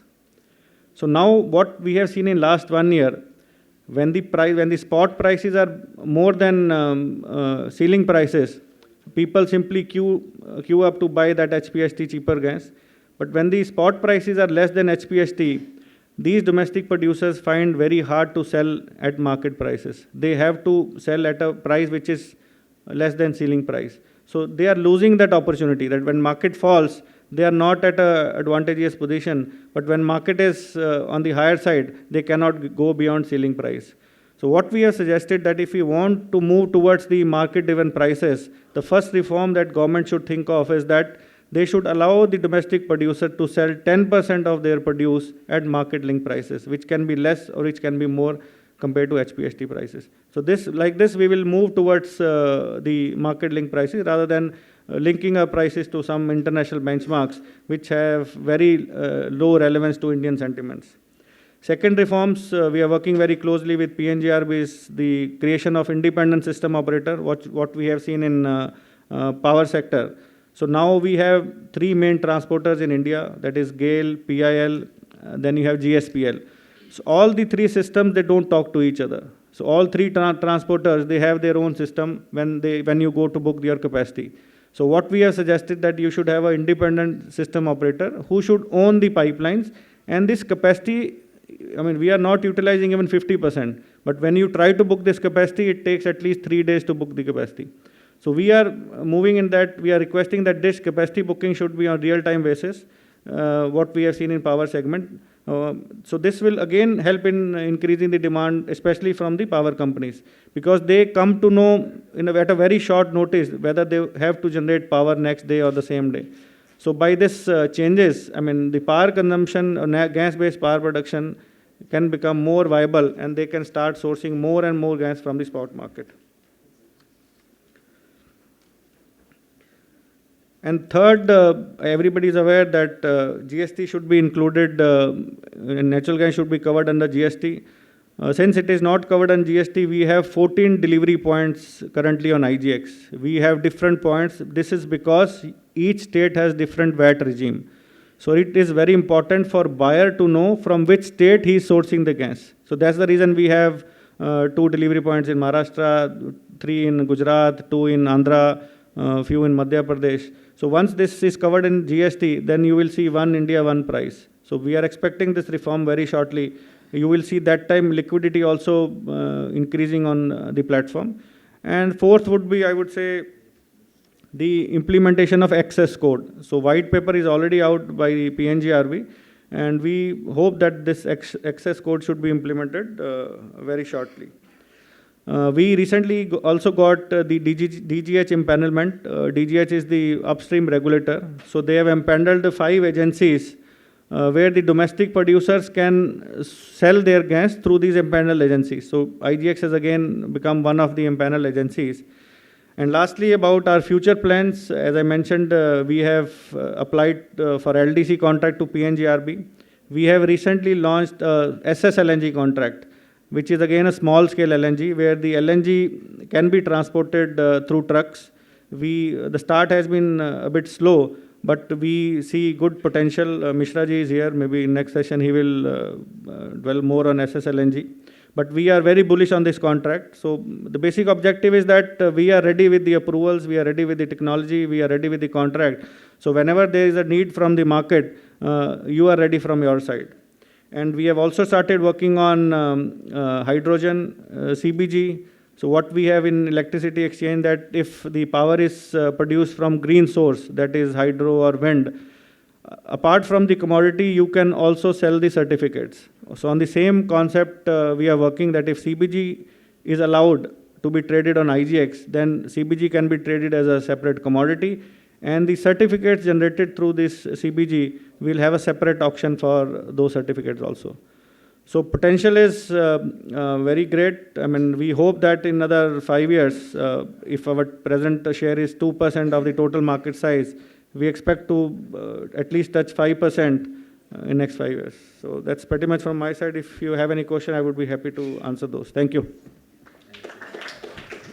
Thank you very much, Mr. Deepak Mehta. In fact, you rightly said, at the end of the day, it should be market-driven, gas pricing rather than, suffering from volatility or any geopolitical tensions. Thank you very much. Now I would like to invite our next distinguished speaker, Mr. Ramchandran. I'd like to, since sir, you are from the UAE, so we need to understand what are the key global trends in LNG supply chain and how this could actually affect India's energy strategies. And also how these geopolitical factors in Middle East particularly, which is the major supplier of oil and gas, it can have implications to those factors in India. Over to you.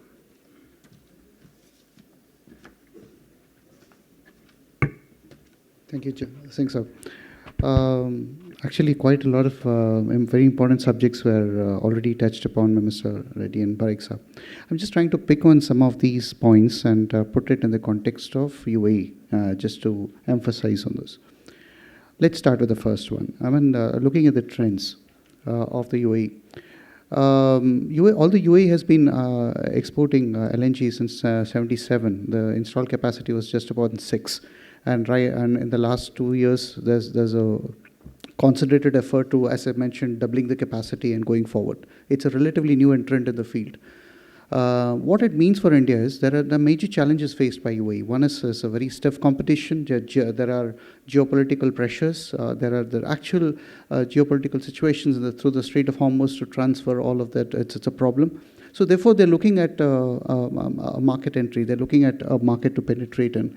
And therefore, there are going to be more agreeable terms on spot and short-term pricings. So this is an opportunity. This could be a win-win for both areas, where you have a region which is planning to expand in a major way, and also a region which is planning to forge. And as I mentioned earlier, there is already a bedrock of very good understanding between the two countries. So we can build on that in a very commercial way. So this is something touching on the pricing part.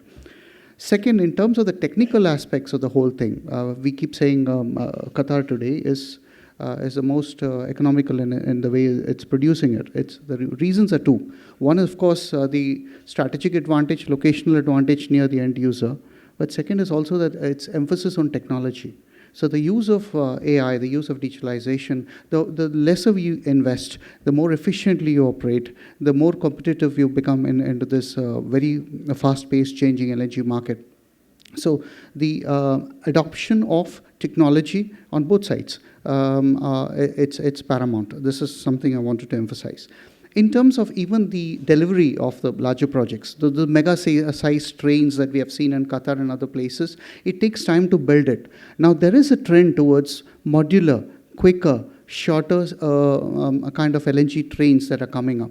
Can we also look at that as a possibility? Remains to be seen. Third thing, much has been talked about the supply chain aspects of it. Believe you me, after pandemic, the Middle East is facing a huge challenge. Challenge in terms of actually resources and in supply chain to build up projects. Because alongside, there's been a huge investments in gas. So billions of dollars worth of gas projects are going alongside. So whenever you have an LNG plant across it, to build it, it becomes all the more difficult and complex. How's that relevant to India? Well, you have an opening of a market for a very large supply chain, for expertise of supply of labor, etc. Why don't we make use of this on both sides of the table? In terms of one thing I would also like to explore, probably this was not clearly touched upon, is perhaps we can look at the possibility of cross-financing. Now, strategic partnerships were talked about. Now, finance could be one of the areas where strategically it can. ONGC is already into investments in the upstream concession areas of ADNOC. In order to secure its market, the Middle Eastern countries could look at possibilities of major investments into India to optimize what has been already built, to perhaps invest more into making it more effective. But this is a capital that can flow in to both advantage of the table. So there are various aspects, and in fact, wherever there are challenges on one side, it also opens up opportunities on the other side to take advantage of, and grounds for doing business together. So these are few of the points that in a way I'm kind of reinforcing reinforcing what my earlier speakers had already mentioned, that this requires far more cooperation and also a lot of basis to do. One last thing I would like to leave thoughts with is LNG. It's great. It's better than a coal or oil. But let's not forget, the future is energy transition. Now, we are proud that we are building the first LNG plant in the MENA region, which is based on power which is coming from cleaner sources. It's basically nuclear and solar. Now, if the trend to that is, this LNG is actually fed to industries which are more export-oriented, and it helps them to meet the stringent regulations. So therefore, you're looking at a market which is industrial, growth-oriented, globally. You will need to actually build in the LNG part. And if we can integrate that back to back with more of energy transition projects, solar, wind farm maybe, nuclear, even better. So that will actually create a much better proposition. So all of this together, I would even mention in the same breath about carbon capture. A large amount, Bhart Sahab spoke about sequestrations. It's going to really be grow in importance in terms of when you're talking about blue hydrogen and others, carbon capture and sequestrations and CCUS. This is where India can play a very major role into it. So these things are integrated, but we will need to work out a holistic opportunity. I'm very bullish about the whole opportunity itself, because commercially it's extremely viable and it's urgent. With this, I leave it to the forum to take it forward. Thank you. Thank you very much, Mr. Ram. Now I would like to invite Mr. Abhinandan Datta, Director Phdcci, for sharing your insights with the audience, please.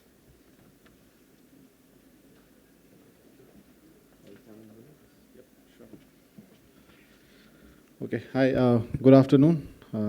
My contribution, the expected contribution, is on how businesses can be better managed from an LNG perspective, and how risk can be better managed, and how consulting organizations like us, Phdcci, can help you manage the business better, right? But then before we go there, let me give you a consultant's view of what the industry is and what the future looks like, right? Pre-Ukraine, there were around 20 exporting countries which were exporting LNG, and around 40 odd countries who were receiving or importing that LNG, right? And then trade flows were majorly, major suppliers were Russia, US, Qatar, right? And Australia. And while the major consuming regions were Japan, Korea, and China, right? Now post-Ukraine changed that trade flow, right? Europe, which was almost 70-80% on Russian pipe gas, has now moved to around 50% of LNG imports, right?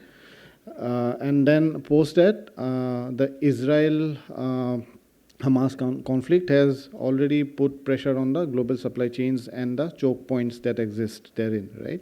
So the trade flow patterns has also been changing. So what trends are now evolving? First, there is a lot of uncertainty in terms of what the future is and what next conflict will look like and how your supply chain will look like. Next, you have to be mindful of your supply chains and the choke points. Because of the recent conflict in the Middle East, the Strait of Hormuz, right, which covers around 20-25% of the global LNG traffic, is a major concern, and now people are taking longer routes, right? So that adds to the cost and the time for the molecules to reach the target markets, right? And there has been a change in terms of the trade patterns and also the contracting patterns, right? Earlier, almost 80% of all contracts were oil indexed. Now, as the decoupling happens, a lot of the new contracts are being signed on gas contracts or hub-based contracts, right? And that trend will continue. That is our viewpoint, right? And also, EU as a swing consumer will play a major role in terms of the volumes that move and the pricing that happens. We also post-pandemic, when the conflict happened and the prices shot up, almost all LNG exports were redirected to EU region because they could afford it. But to consumers like India, Bangladesh, Pakistan, which are very price sensitive, were at a loss, right? So that pattern will have to be taken into account when we frame our business strategies going forward.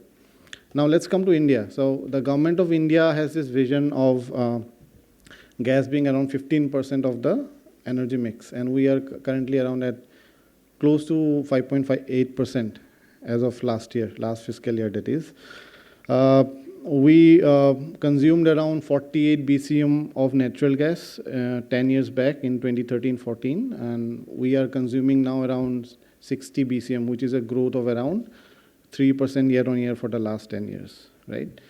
So which are the major consuming segments, right? Herein, the industrial segment and the CNG segment are the major consumers, while power has been lagging, of course, because of the pricing regions, right?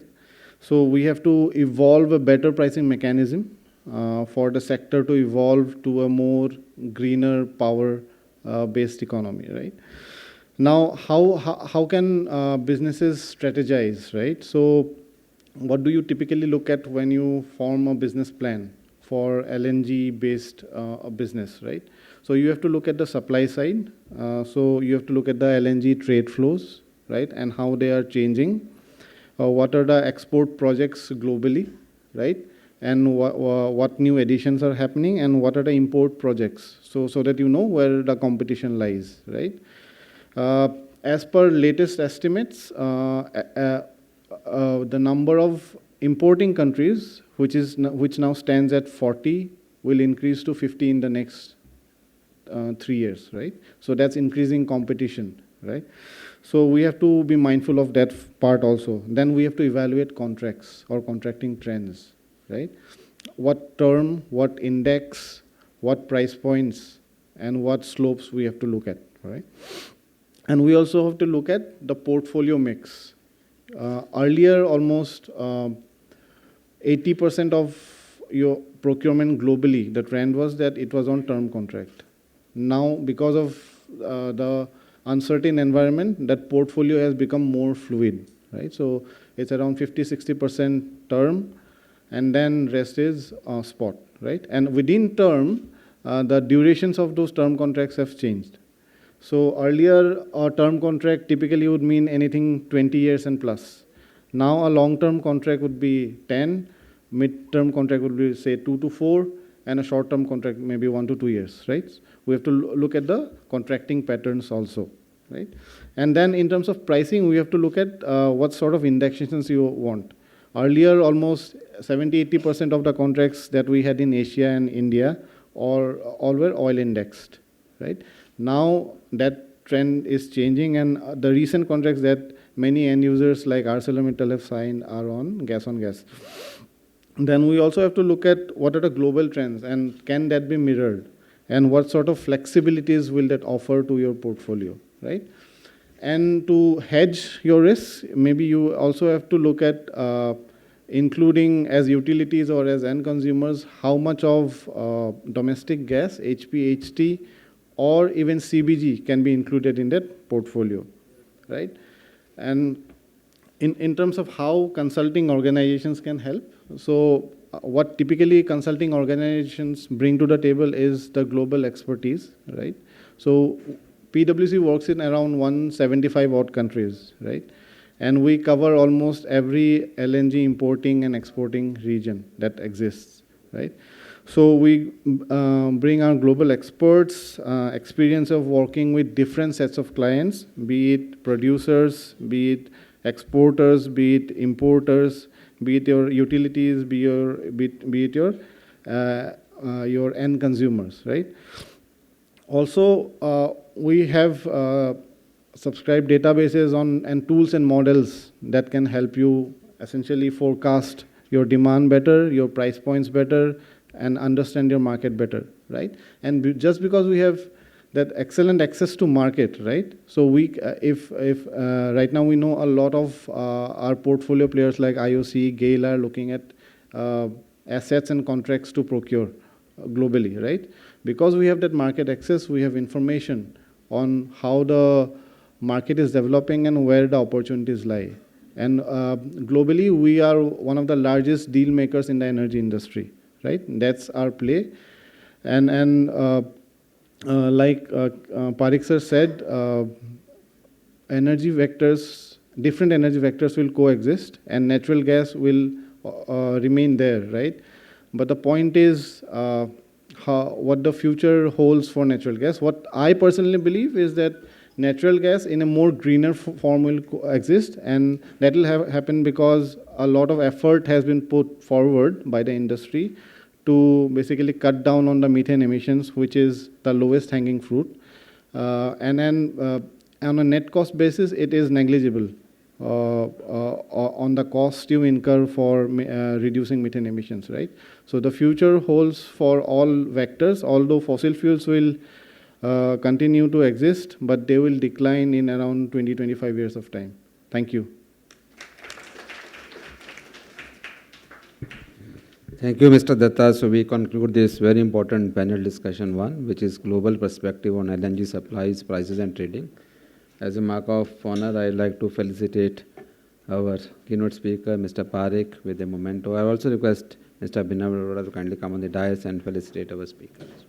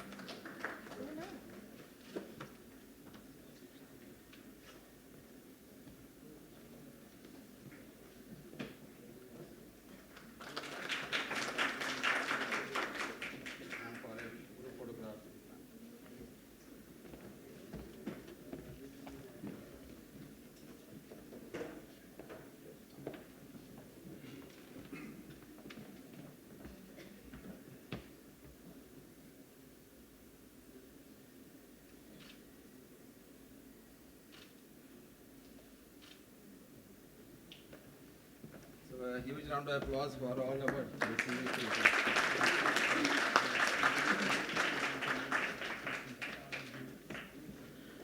Now, ladies and gentlemen, we have a very interesting session lined up.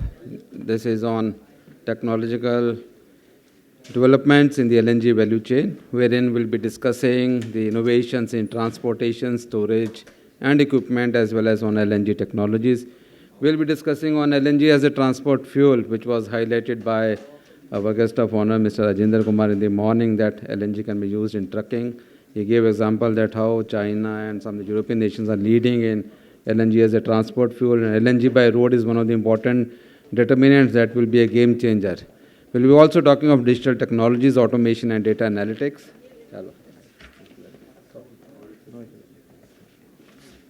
So I'd like to invite our session moderator, Captain Akhil Khanna, Director of Business Consulting, E&Y LLP, to kindly come on the dais.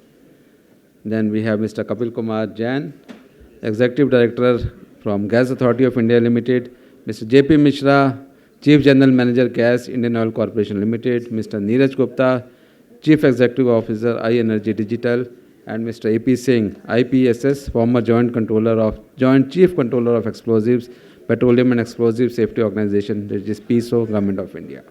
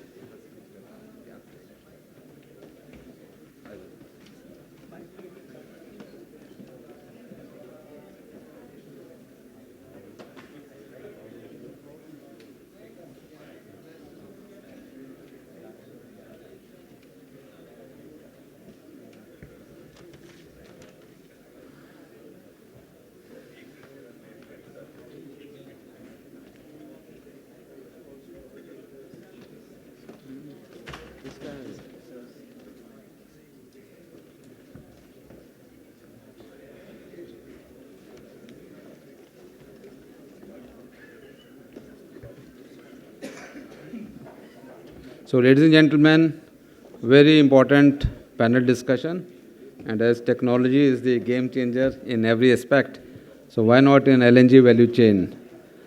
So, without any further ado, I'll request the session moderator, Captain Akhil Khanna, Director Business Consulting, E&Y LLP, to kindly take over the stage and start the session with the session proceedings, like what are his expectations in this session from the distinguished speakers, what the future holds, and I'm sure that with his expertise, he will definitely take this session in a very, very progressive and a vibrant manner. So over to you, Captain Akhil Khanna ji.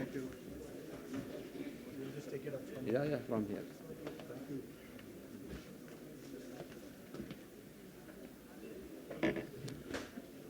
Yeah, please switch on the mic. Mic, please.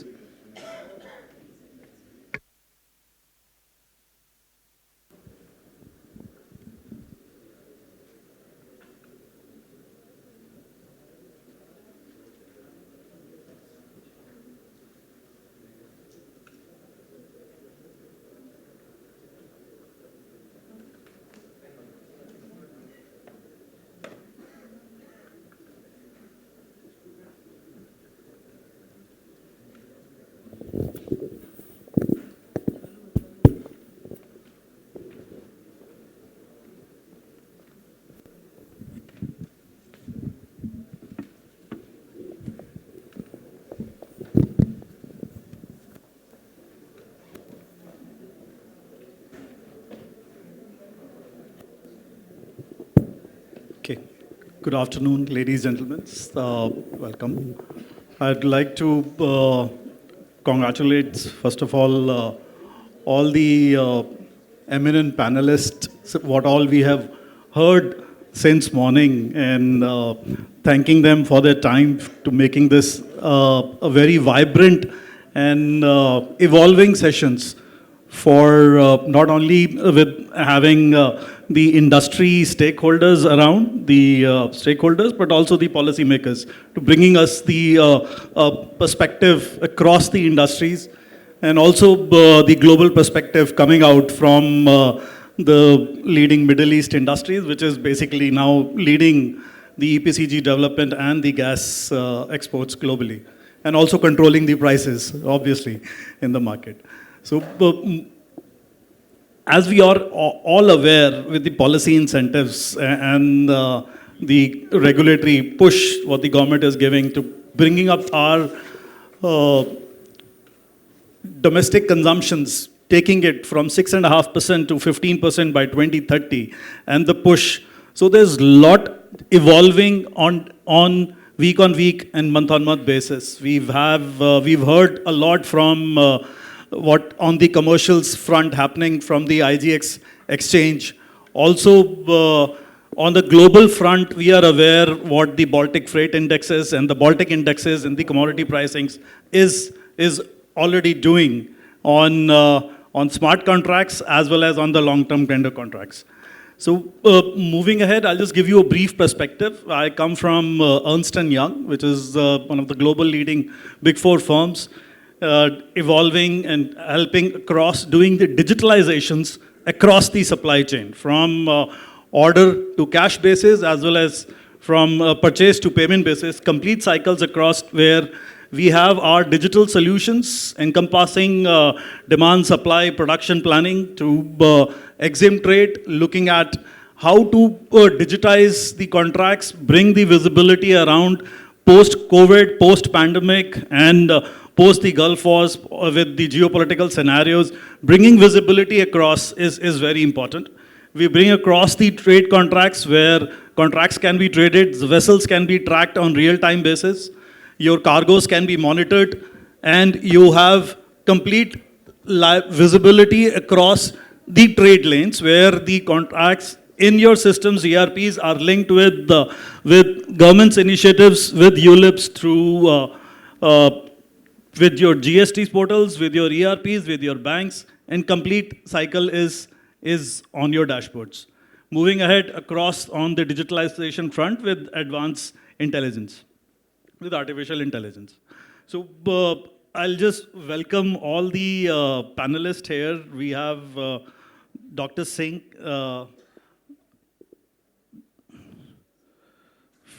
from GAIL? From PESO.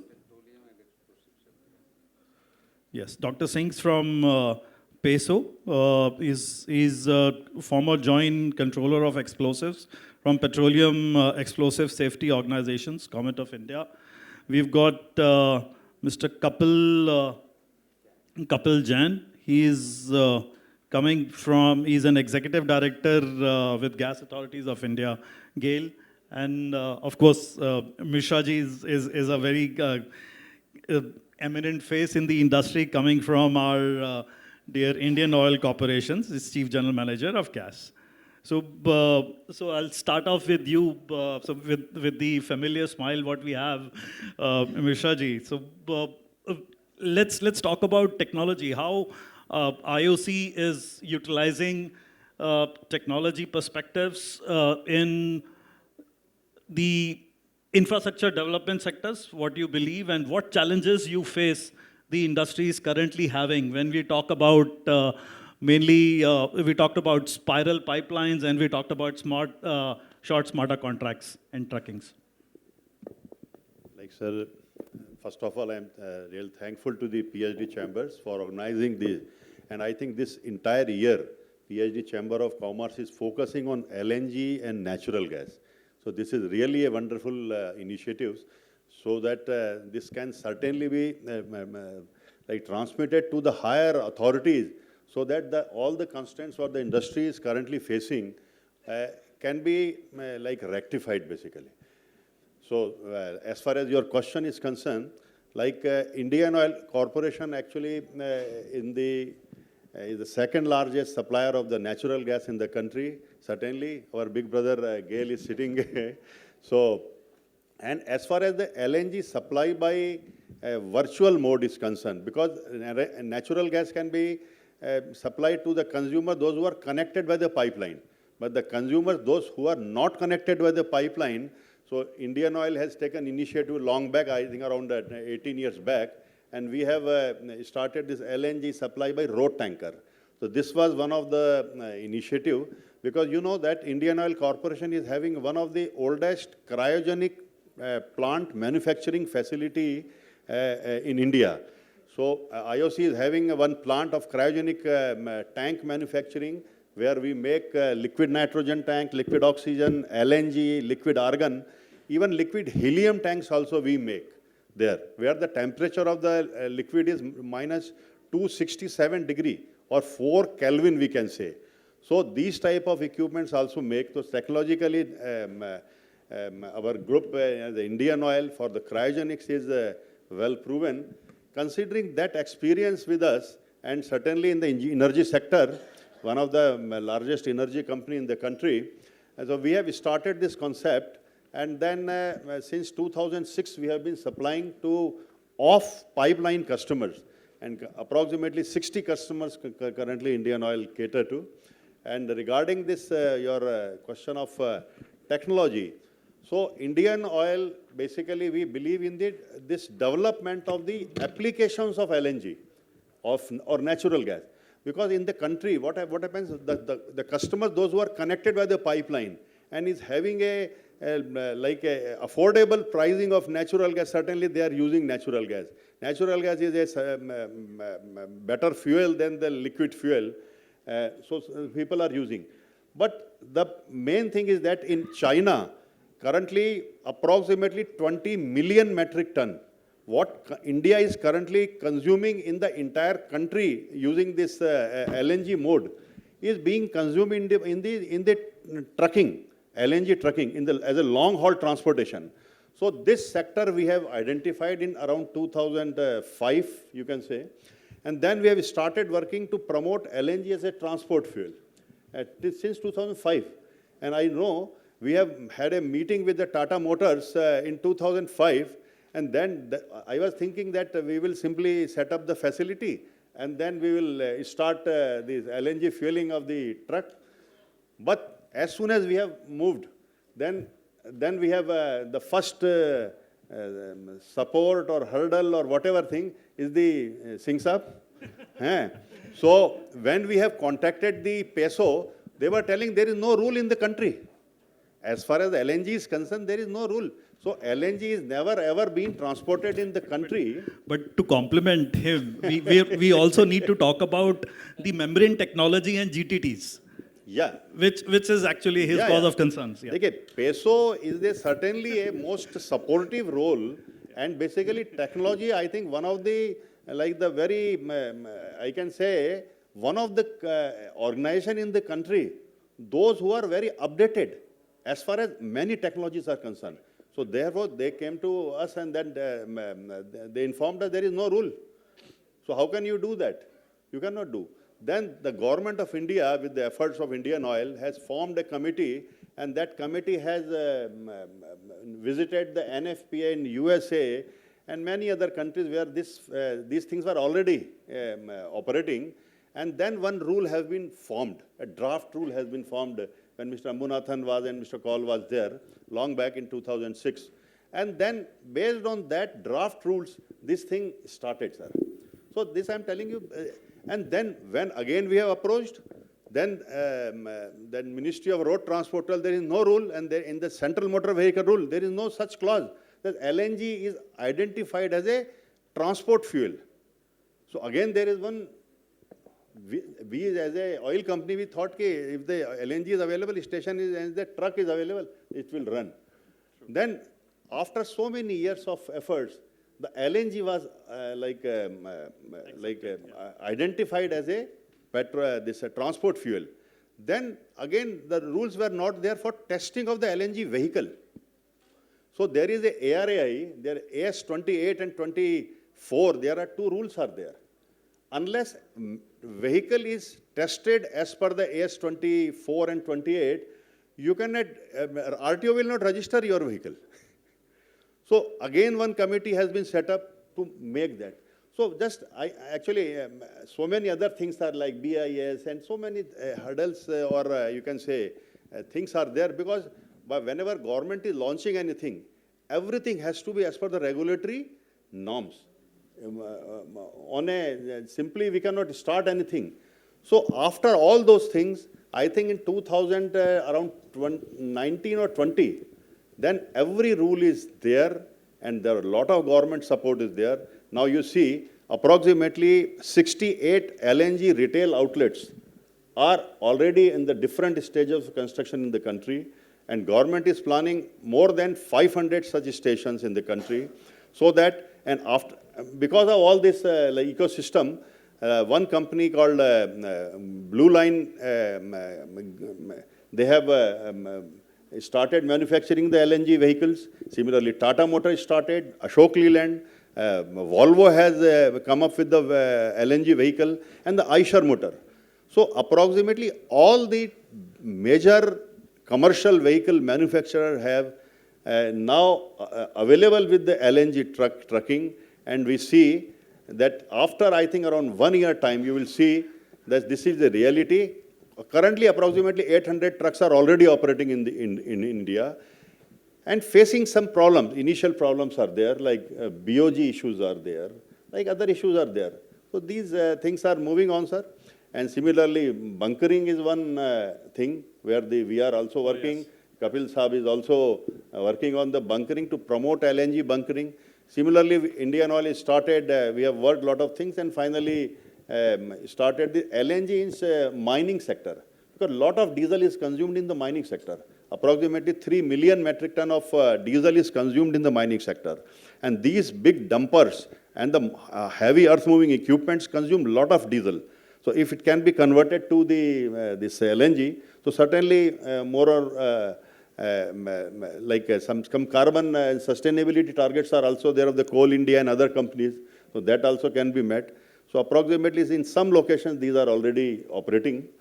So it will also go up. We understand in, I think, next few years, we can attain those things also.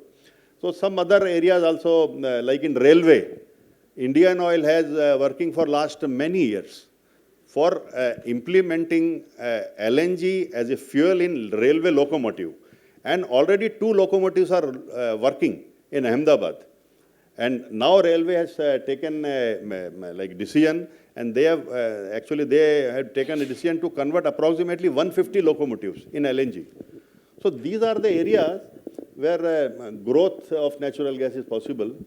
And regarding this other technologies was you were talking, similarly, we are working on one project for the liquefaction of the stranded gas. Okay. So yeah, so that we are already working on, and already we have signed one MOU with the ONGC, and if everything goes well, I think in next few months you will see some announcement from our side. I'm also aware of the project with EY, what IOC did on the coastal demand planning. And on your distribution and planning. Like GAIL has already started one project in Vijaypur. Correct. So on pipeline gas, we are on the wellhead gas we are working on. Any specific other tools that you could advise, maybe for the industry perspective, what you are utilizing, and any kind of value add in improving your processes or bringing down some kind of a cost optimization for the industry perspective? Like cost optimization, certainly, like what happens currently, what all like industrial facilities are using natural gas. So price is the thing where they are certainly this they are replacing the diesel or the other fuels. So this is the one thing regarding this LNG auto LNG stations. So certainly the BOG losses are lot of BOG losses are there. So what we are planning, one thing is because there is a regulatory constraint. Because if the standalone LNG station is there, certainly this BOG should be actually should be taken by the CGD company, local CGD company. But it is on the whims and fancies of the CGD company. They are not taking. So what happens? There some regulatory thing has to be in place so that standalone this station should utilize this gas. Otherwise, these stations are created for this carbon capturing, and basically for low carbon fuel is being used. But ultimately, this methane is going into the atmosphere. So there is no point in that. Totally agree. So thank you so much for your perspective, Mr. Saab. As we touched upon the core pain areas of on the cryogenic tanks and moving ahead in the industry with the certifications of PESO, I would probably roll over. That was the old story. Roll the dice towards Dr. Singh and seeks your perspective on the regulatory perspectives, how it can benefit the trade and industry, and probably streamline more of the certifications. But I will just to add on that thing, I will tell you, like recently in last, I think around 1 year time, like we have contacted, whenever we are contacting this ministry or a DPIT or the PESO, they have come up with a solution. Like there was one issue was there, like the LNG fuel truck. We are promoting LNG fuel truck, and like already 800 are running. Like we are having our own fleet of big fleet of LNG tankers, but LNG fuel truck cannot. It is carrying LNG. It cannot carry LNG. LNG fuel truck cannot carry LNG. You know, it has to be diesel fueled. This was the route. Basically, it was a compression ignition engine should enter in a hazardous area of any like LPG plant or the LNG plant. So we have requested PESO, and they have formed a committee, and then finally a draft regulation has come, where the spark ignition engine will also be allowed in a hazardous area. So this is one area, and certain other pain points were there. This has been addressed. So in LNG, I think now almost every point is taken care. Even across the industry perspective, if we say on a global perspective, like Nakilat being the largest, the shippers, all their fleet, whether it's QMax, QFlex, they're all on the LNG fuel as well. Absolutely. Yeah, everybody. And at the same technology everybody is using. Absolutely. Correct. Like one point was there, like this, because this, like locomotive, you cannot, it has to be fueled like aircraft is fueled. You cannot set up a LNG storage tank there and fuel a locomotive. Similarly, a big dumper. The dumper size is like 240 metric ton dumper. Like if I stand in just front of a dumper, I am just half of the tire size of a dumper. This kind of size of the dumper is there. You cannot expect those type of equipment to come to a station for getting it filled. So we were after the PESO that the mobile fueling or the Bowser type of thing has to be facilitated for this thing. But after a lot of deliberation and time, years, finally it is approved. I think this is a very good news. Like if the mining sector, even for bunkering or even for this railway, so wherever these big equipments are there, you can have this LNG Bowser, just like a diesel Bowser. A diesel is already allowed. Similarly, that is also being allowed. So, it's a very, I think, we were discussing this thing for a very long time, for last 5-7 years, but finally it is done. So crediting Yeah. Singh Saab, maybe some more garnishing, if you could add on to what Mishra ji has already done. Thank you. Thank you. Yeah. Thank you, Mr. Khanna and Mr. Saab. No doubt this PESO is a regulatory authority, so they have to take care of the public. Anywhere one party is, anyone have to do business. But parallelly, other parties, the operator as well as public must be safe. Safety is the first part. So due to that, you are knowing that PESO motto is also safety first. So whenever we are going to use our transport or store or anyway handling of any item, that may be petroleum, that may be compressed gases, that may be any dynamite or explosives, fireworks, or after all that gases in cryogenic form. Actually, earlier, like the oxygen, nitrogen, these all were in normal much use, which were used in cryogenic stage. Now, and in automotive fuels, we were knowing only petrol and diesel. Then came auto LPG. LPG in the same state because at the atmospheric temperature and pressure, we use the liquefied gas. So one form of this compressed gas, you can say, that is liquefied state. This LPG was used as automotive fuel. Other side, this CNG, you are now well aware everywhere this CNG is being used as the automotive fuel.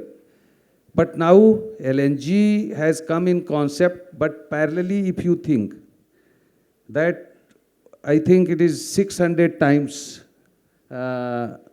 volumetric, if you see, 600 times if 1 ml of this LNG will expand in gaseous form, it will be 600 times. So same thing, if suppose somewhere any vessel is ruptured or anywhere it has come, any accident happen, means 600 times its volume will be, and there will be similar havoc will be created.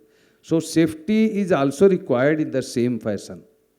Due to that, a lot of things came, as he was telling our chief, later Munathan Saab, even Nigam Saab and other, all our senior officers had tried a lot, but since nothing at that time there is, since it is only the flammable gas which we are thinking as a automotive fuel in cryogenic stage, which is to be transported as well as stored, and it is to be used in the automotive part. So for that it was very difficult to take a initiative as well as to make the rule, because globally it was used at several places, but in India everyone had to come forward. Always there are the meetings, whenever we make any standard, due to that all the stakeholders are called, BIS and others, and after that several meetings happened, then only any standard is made.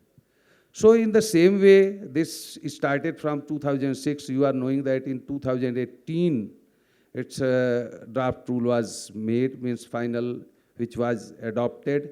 And now LNG is used as automotive fuel.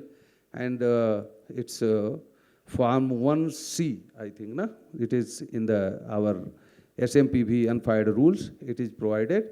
And by that now LNG is being used as automotive fuel. And other, you are knowing that one more change was brought, because when we talk about the cylinders, because here we use the cylinders, cryogenic cylinders are used in the with vehicles, which is as a, like we are using the fuel tank of petrol or diesel that is attached with the vehicle.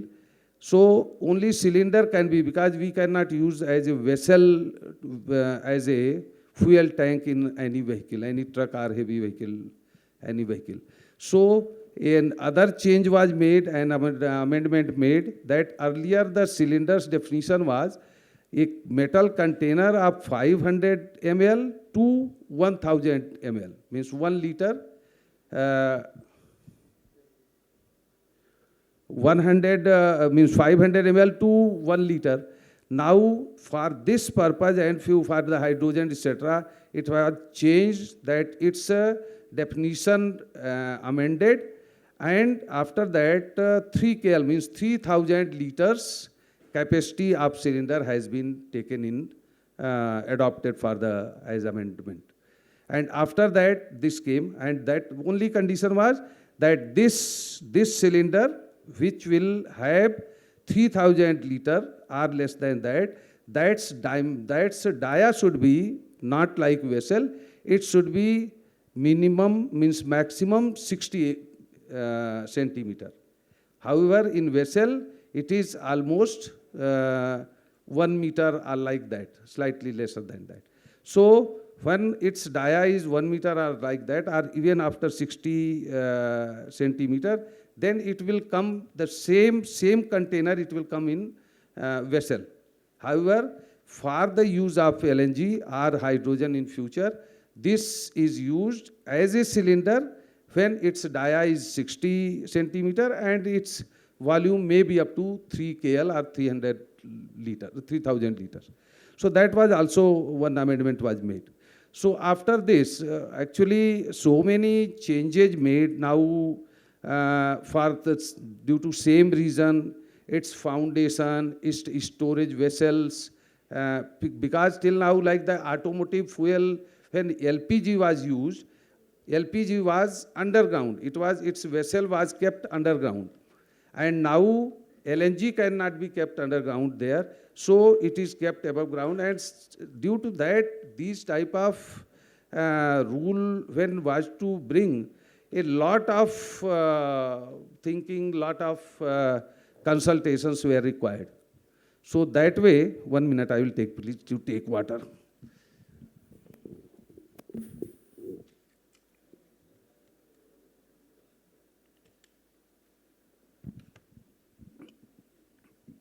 So that way means it was that rule amendment was brought, and after that now we are means proceeding towards more use of LNG. Only the thing, everywhere safety is always required.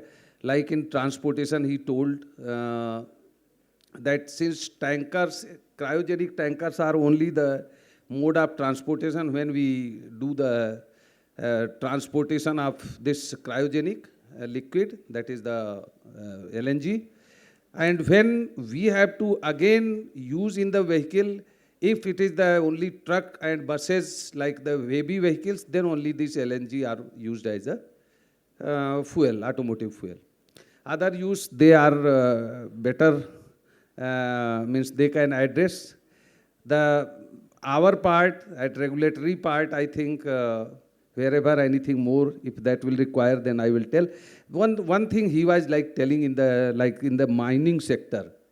Means if anyone has visited the mines, you may be aware in the open cast mines, very, very huge equipments are used. Maybe surface miner, maybe these all equipments, very, very big, and huge use of diesel or fuels are there. So if they take the diesel pump also, there are, they don't use dispenser, they use flow meter, because very huge dispensing rate is required. Similarly, since if LNG becomes CNG, it is very difficult to use CNG in mining area. So if LNG can be introduced, or it is already processed, introduced, so if it has been everywhere, this LNG fueling system or other parts is advanced, then definitely it will be a big help in the national growth through this mining sector. This is really very important part. And railway, I think he has already, from your side only, Manoj Dubey, who is director there, one of the Japan technology that's coming in that also is. So he was telling one day, he requested me to anyway support in that. So already they have even taken 100 trucks also, railway has taken to use for their railway use. So containers, yeah, Concon, yes. So that way everywhere government is promoting, and parallelly government is amending everywhere the rules wherever it is possible to address the minimizing the carbon content also, to make the environment more cleaner and safer.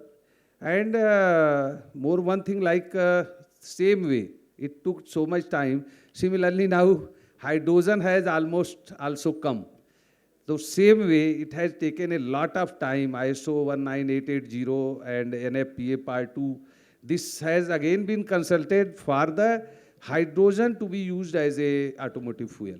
So similarly, LNG and like the LNG is also like the CBG, it is not, I think, in the this PNGRB regulations. So it is exempted. If anyone is thinking this business, even from the CBG or anywhere, this NG natural gas can be liquefied at a small scale level, and it can be converted into LNG at different places. There is no such any stringent guideline for that to stop, as you are telling, so many restrictions are there. So please, if anyone is coming in CBG or LNG at a small scale level, then definitely they are welcome and they can take any help from PESO or even any other authority. Thank you. Thanks a lot. Thank you. Thank you, Dr. Singh, for those insights. And as I was just trying to join all the dots coming from the end users' perspective to the regulators, and then moving ahead when we talk about GAIL. So maybe, sir, you could talk about some of the projects in the infrastructure development space and kind of more probably incentivizations that you could be looking at from the regulatory's perspective in ensuring how this vision of converting diesel to LNG on the commercial space, this could be one aspect. And also, while we talk about the moving of using LNG as diesel's alternative, also how moving further where the power industry also could be starting utilize this as alternates, where you could give us some highlights or maybe some incentivizations, what you could look at. Hello. A very good afternoon to all. And first of all, thanks PhD Chamber for organizing such a beautiful conference with a jam-packed house. And I compliment first Mishra ji. Already a lot of things he has covered. He has taken the base. Every of the sector he has covered. But I'll take forward from there only because we are working on the LNG front only, myself and Mishra ji. So looking at the LNG part of it, today you see from the energy mix of 6 to 15%, and the maximum, the growth which we see forward is the CGD sector, where today 20% is the consumption of the total gas consumption. And if you look forward future also, it will go to 30-35%. That's where the growth is coming. And in the CGD sector, let us talk of there are two things. One is that what are the entities which are connected with the pipeline? But there are areas which are far-flung areas, which are 200 kilometers away, which are not connected to pipeline. This LNG is becoming a source to them. A lot of CNG stations have come up. The first example is our Nasik, where MNGL has developed. We are selling around 1.5 lakh SCM of gas per day through the LNG mode. So that is converted to LNG is coming through that again truck, and then to industries, to PNG, even to the vehicle, it is coming. Similarly, the Mandideep is the second example where we are selling around 40,000 SCM of gas per day. And similarly, AGNP has come up, Thing Gas has come up, Mega has come up, and even BPCL, HPCL, and they are also coming up with the areas where these are not connected with the pipeline. So LNG is becoming a better option in compared to the pipeline connectivity, because if you have 150 kilometer, you have to invest around 150 crores rupees. And whereas the one LNG station or the CNG station, you can say, is around 25 crores. So that's one of the better option, and this is promoting the growth of the industry. And when we talk of the transport sector, the study of 22-23 of the OMCs only, almost 84 million metric ton of diesel is being consumed in India, and I think 60 to 70% goes into the long haul trucks and the buses. And this is an area where everyone is now focusing, because example is already being given by him about China, where you have 20 million metric tons of consumption of LNG on this long haul, which is more than India's this one, and we are just at the starting stage, and only 12 to 15 stations, and hardly you can count a number only. I cannot say in the million part also what is LNG consumption today for the trucks. But going forward, every of the company, OMCs, the private, not only the HPCL, BPCL, IOCL, PLL, GAIL, is there. Our group companies, all MNGL, IGL, and everyone are working on it. Apart from it, the private companies. I take name of Ultra Gas, take name of Thing Gas, even Adani also, they have coming up with LNG stations. And as I told, around 60 or more are in the pipeline now to LNG station. And when we go to the customer, actually, a lot of efforts are being done. Already is told that from 2005 onwards, the regulations and other things were there, and they have now come in the shape. But now the thing is the conversion to the LNG from diesel to the LNG part, the long haul trucks. Because CNG is a fuel for the smaller distance of 200 kilometers. So where LCVs are converted, your personal vehicles are converted, even now the bikes have come up, three-wheelers are there. But when you talk of LNG in the long haul trucks, EV is a little bit, is also coming as a competitor. Hydrogen is there, which will be in the future. But today the immediate fruits which we see, or which we see that yes is a conversion, is the LNG. But the thing, when we approach these people, there are 3-4 major questions which are being asked by them. One is the high cost of conversion. When we say any truck, the models have come up with almost these manufacturers have come up with 1 or 2 models, 55 tonner, 19 tonner, 46 tonner, but they are limited in numbers. And the major player today of that 600, 700 vehicles, what he is telling, is the Blue Energy motor, which is around 500 plus vehicles. And other are only 10, 15, 20 vehicles of the other manufacturers are there in the market. But the cost difference is between 15 to 20 lakh between the diesel truck versus the LNG truck, and plus the GST. So that conversion everyone looks for is, what is my payback period? Why I should invest in the LNG truck and invest this one? So first is the cost, the payback period. Second, in the infrastructure, where are the stations available? Because normally a standard LNG fuel tank is around 450 liter, which is around 170 kg of LNG, which we can fill. And it can go up to 500 kilometers or so. If I'm talking of a bigger size truck, not the smaller one, which can go further. And there is a other model, which is a higher size, is a 1000 liter, 990 liter, which can go up to 1000. But generally, that cost goes up. So they see where are the stations, because in the most of the market, it is not a round trip where the trucks are going and coming back. It's a limited vehicles which are going like that. Other things are in the open end, right? Starting a truck from Delhi, it will land up in Hyderabad, it may go to Bangalore, it may go to anywhere. So what they look is a long-term perspective about the LNG stations. Slowly, last 2-3 years, the things are coming up, around 12 to 15 stations are operational. So another next 1 to 2 year we see, yes, there will be more stations available, and another 300 to 500 stations what we plan by 2030. So that is going to give a boost to the industry. Yes, there is infrastructure available, a build-up of confidence by the transporters, because we have talked to many of the transporters, even they are talking, we are talking, or all other companies are talking, but the basic question is price, then the infrastructure. And what we look for the incentive part, now see, today every of the fuel is there. Diesel is there, petrol is there, even government is pushing EV. There is a lot of incentives given to EV, 5% GST, then they are giving them cost benefit to them, but no such benefit to this industry. So that's what we are talking to the government. MOPNG is supporting in a very good way. They are talking to finance ministry, another thing, they put up the proposals. Yes, there should be some incentive schemes, PLI schemes, that first the GST part could be looked into. You know, gas is not under the GST regime, in a VAT. Every state has a different VAT. It ranges from 0 to 25% in some of the states. So 25%, if I have to sell LNG in that state, I have to add on 25%. That means the cost is that high. So that way, if it is under the GST, or the VAT could be reduced. If alternatively GST already, now a lot of talks are there that yes, gas will probably come, because now the states are agreeing on that.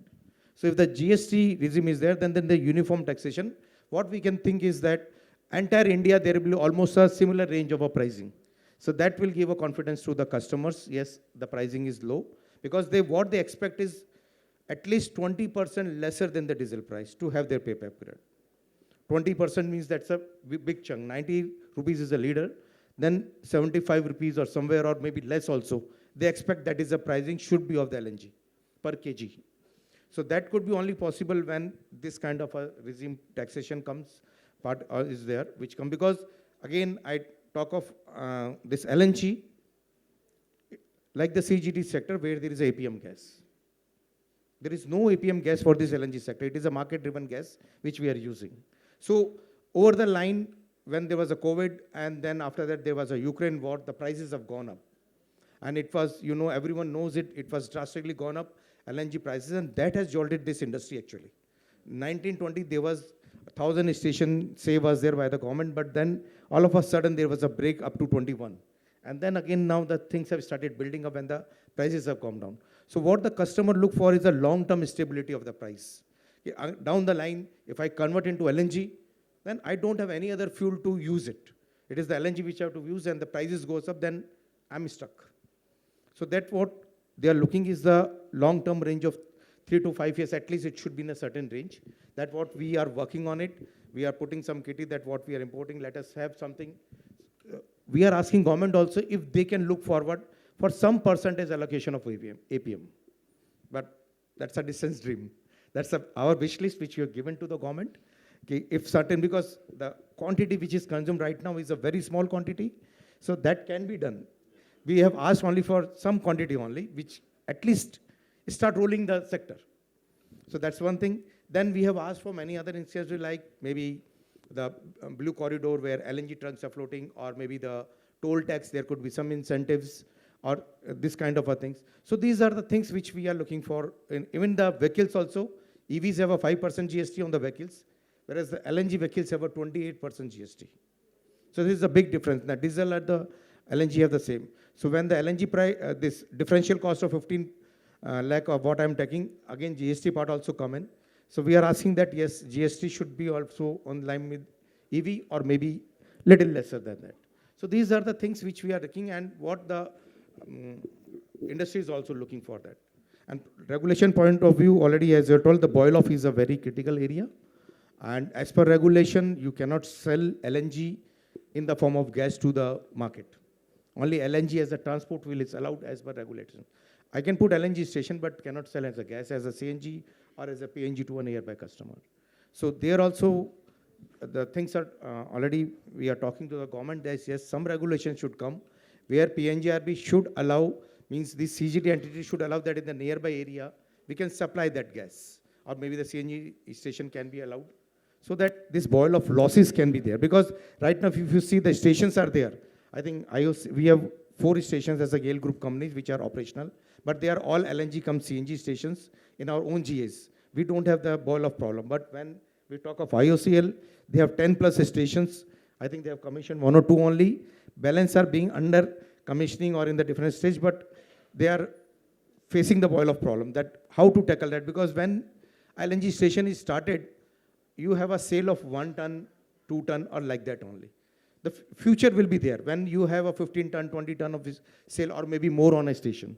That time the boil of problem will go off. But when it's hardly 2 trucks, 5 trucks which are coming in a station, boil off is a problem. So that we need that thing. And this is what we are looking at, the incentive schemes. Second question, can you repeat that? What was your second one? While so much of deliberation is happening, I would just like to deviate slightly away, as Mishra ji pointed out, talking about LNG as bunker fuel as well, right?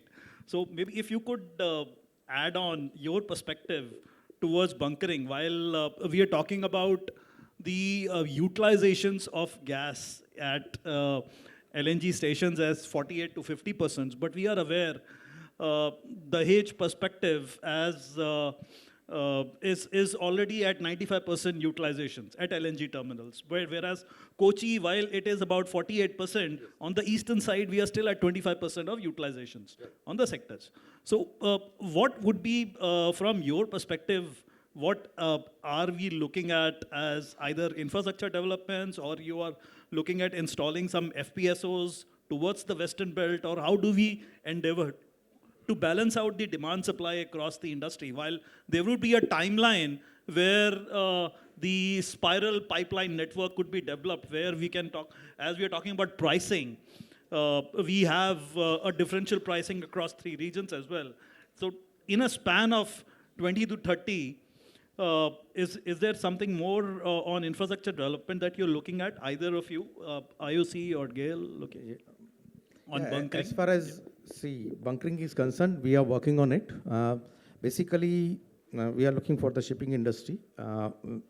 We are talking to the ports also, where they are the small ports. So you see in India, India is not on the major route of the shipping industry. Only thing is only little bit on the Nicobar side and the Lakshadweep side. So the ships which are coming from outside, which are on the LNG, can be on that side only. Otherwise, if you see the Bombay or on the Calcutta side, generally which ships are coming, the limited LNG ships are only coming, and other are on the different modes. And what we look is that the local shipping, the small boats, the medium-sized boats, which are on the diesel only.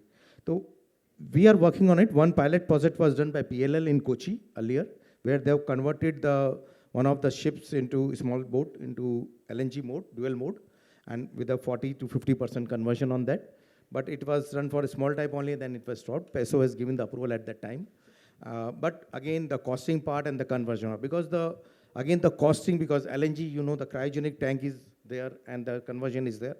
In India, there are limited kit suppliers, manufacturers, retrofitters, you can say, who can, they are also in the nascent stage. They are saying, yes, we can do it.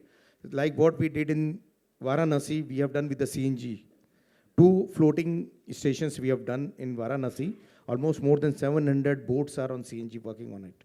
So that's the first of the kind in the world also. This is what we have done. First it is. So that's even the PESO, everyone was a part of it and inaugurated by the Prime Minister also. Similar lines, we just because the cost of conversion in CNG is less. So people have converted, and we have also some funding we have done. But in LNG, the cost is little high. We are talking to these people. Let's see how they convert into it. Because for LNG, you require a specific station. LNG, again, the boil off is an issue, because if the flow is less, that kind of a thing is not there in the CNG stations. You don't find any boil off or losses. But in the sector, this is the main focus. So we are studying the downside, how the ships which are coming, what is the traffic and other things, and can we do that bunkering, like Singapore is doing that. They have 2 tugboats, 2 LNG boats, which are doing the bunkering, one of 3,000 tons of LNG, one is 8,000. Fuel LNG is doing that. And that's a good amount of business they're doing, because they are on the main route of this shipping industry. Similarly, we can think of Andaman and this one, but port, other things, it will take time. We are talking to, the ports are very good, cooperative, but If we just talk about the maritime Amritkal Vision policy with PM unveiled 2047, they have huge plans envisaged to develop Andaman, as you just touched upon. Yeah, so which actually follows on the geographical trade flows in the area. Yeah. So that area we are looking for, means we will be, because there is a huge investment if you go with the bunkering. So we have to initiate that. So we are working on it. Okay, great. Thank you so much. Thank you. Pleasures. Thank you so much. One line I will add. What he was telling, it is though it is the slightly abstract, but as he was telling earlier, we were only on jetties. We were seeing the bulk, maybe transport or bulk means transfer. But as he has mentioned, due to that, I think it should be mentioned here that what was in Varanasi, that is the on jetty, it is the first floating CNG pump, CNG station. And after a long discussion with GAIL, Mekon, and it was, I had taken all the efforts because my chief office was also not ready to consider it because not a single any such example was available in globe. Globally, there is no any such arrangement made that CNG station is on jetty or floating. Because like in even just I had given the approval, not approval means license, it was temporary license, and the next month only flood came. So, though we had taken all the precautions, but all the arrangements were to take out. Again, it was put, so due to that, a flexible hose was provided there. So, no doubt, it was the first effort made by GAIL with the peso consideration, taking definitely off the way approval and licensing system. But after that, I think as Honorable Prime Minister has already told, that since this trial was very successful, after the Khilkiya Ghat, another CNG station was added there. And now I think in Ayodhya and other several river sides, it is being developed. And it will be another way of cleaning the environment, that all diesel run this boats are converting to CNG. So this is a big achievement of GAIL, as well as also I can say it is from the peso side. It is also peso because we had taken a lot of consultations and discussions. After that, we could take this decision. Thank you. Thank you. Thank you so much. Thank you, everyone. I'll just like to pass on back the Shambai Mashal to Dr. Tingra. And thank you for this opportunity. Thank you. Any queries from the panel? Yeah, from the audience? Yeah.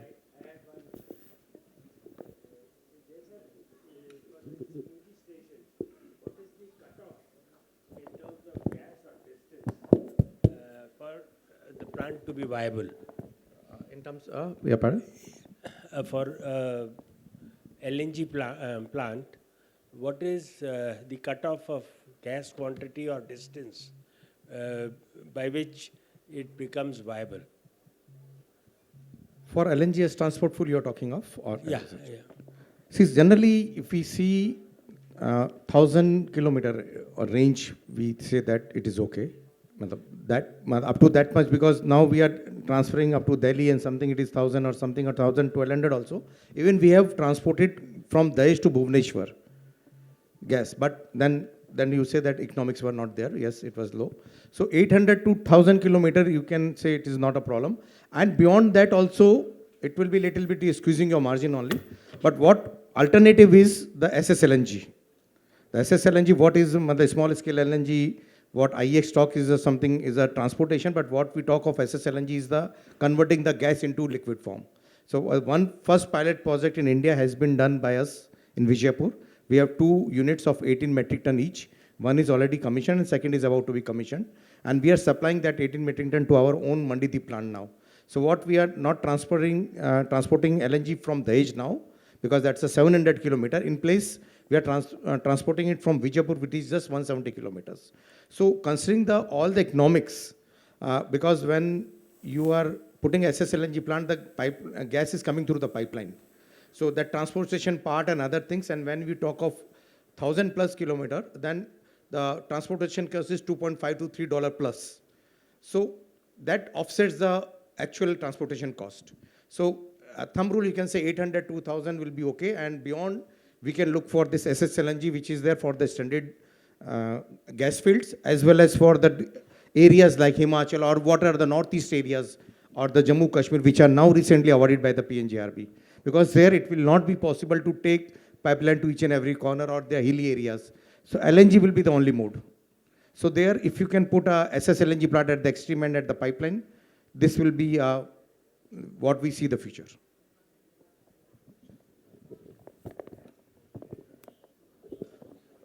I just wanted to know the better, how much better the fuel efficiency will be for the LNG compared to normal CNG, which is popular already. Improvement in the fuel efficiency. See, CNG and LNG are the same thing as such. Chemically same. It is same thing only it's a matter of the storage. LNG is a storage part because it's in the form of liquid, which is 1/600 times, so you can have a more storage there. Same thing if you put in the long vehicles, then if you have to put a number of more cylinders, which increases the gross weight. So in terms of, it is a comparison is with respect to diesel. Otherwise, CNG and this, there won't be a much difference on that. There should be, I feel, because the infra cost for the LNG certainly is getting higher. And even if you say long haul or whatever, CNG these days can be, filling can be possible on the way. There's no such a big deal. Yeah. So there must be some fuel efficiency advantage, I try to feel. I mean, even in mine, you can refuel CNG. Even in mine, I don't think it is a great deal to refuel the heavy earth-moving equipments.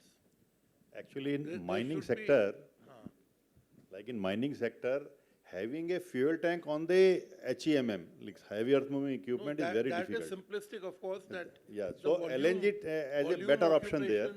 Volume occupation is 1/600. Yeah. That is understood, but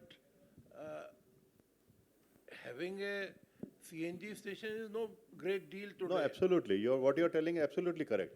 But I don't know, but I personally feel because of the pressure, maybe the engine or something design should be giving higher efficiency of fuel. Because that should be the selling point. No, actually, if you'll see, like CNG is coming from a pipeline. Basically, CNG stations are on the pipeline. And what happens in the pipeline, there is the composition of the gas is from 85% to that. Whereas generally in LNG, generally methane contents are better. Generally 91% is the minimum methane in LNG. And it is having some certain better properties than CNG. What you are telling is absolutely correct. As far as pipeline gas is concerned. At the end of the day, are we getting more mileage per kg? Not See, really. Hardly, it depends. The temperature part is low in this case of LNG. That has some effect on that because in the CNG it's a little. Otherwise, composition part and the calorific value wise, it is almost similar to same. When it goes in the engine, sorry sir, when it goes in the engine, obviously its form will not be the same as the original LNG. It's a gas. Even it's the same gas only. Basically, when you are importing, I mean, I know little, not everything. You are reconverting it to regasifying it. Yes. So ultimately, I'll just pick it up from there. Coming in the gas form, yes, please. So what we are saying, considering in basis the circumstances and situations currently what we have, the infrastructure development and the regulatory reform, there is no price differentials with CNG or LNG, and we may see more changes happening in near future, for which there is policy incentives, and maybe with GST reforms, which is foreseen, maybe we'll be able to. That will probably answer your queries. Okay, if we take it up, thank you so much. Thank you so much from now. So thank you very much. A big round of applause for all of our panelists. So thank you to JP Mishra ji. Actually, I think Sorry, there's some question? Okay, yeah, okay. So we can just wait for a while. I request everyone to kindly wait for a minute. Yeah, last question.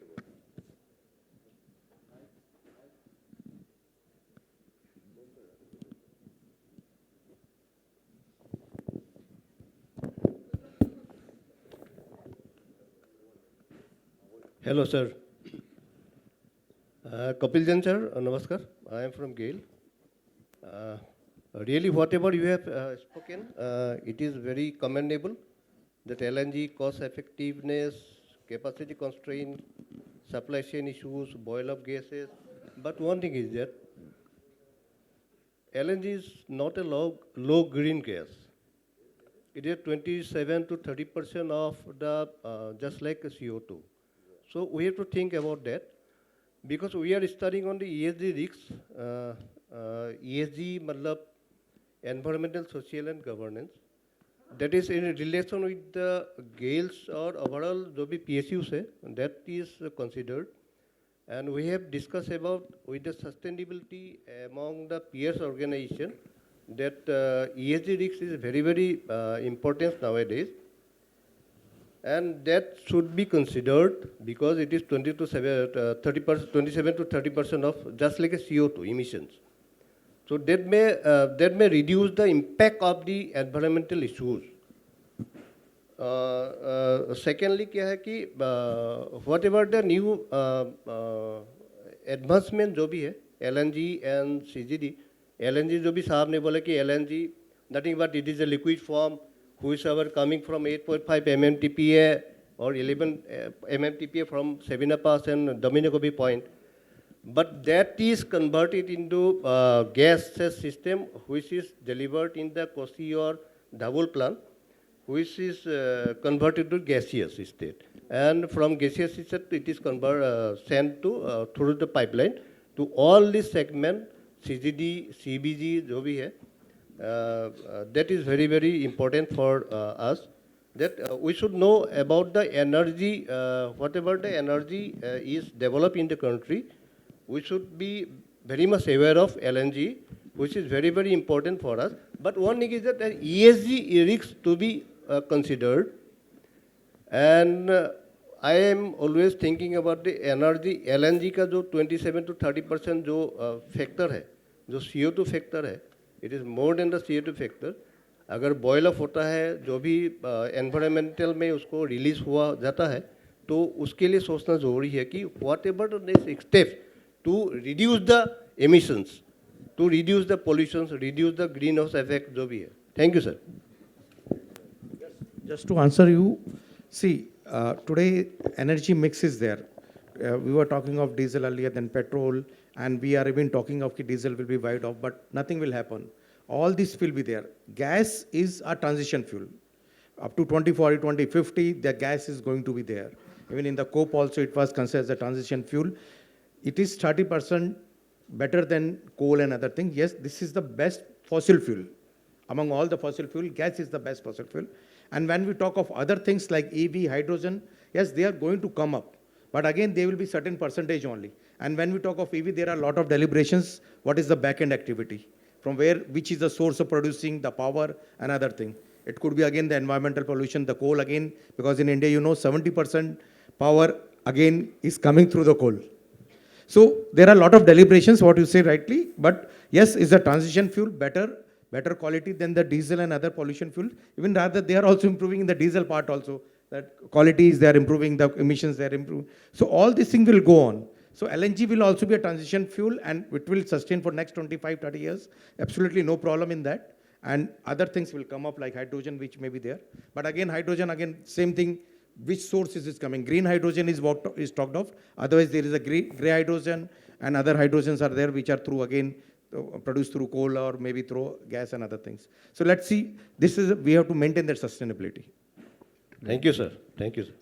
So thank you very much indeed. Thank you to Captain Akhil Khanna for moderating sessions. Thank you to Mishra sir from IUCL for, in fact, dispelling all the doubts. In fact, he has been a keynote speaker at various forums, and we are always, enlightened after his deliberations.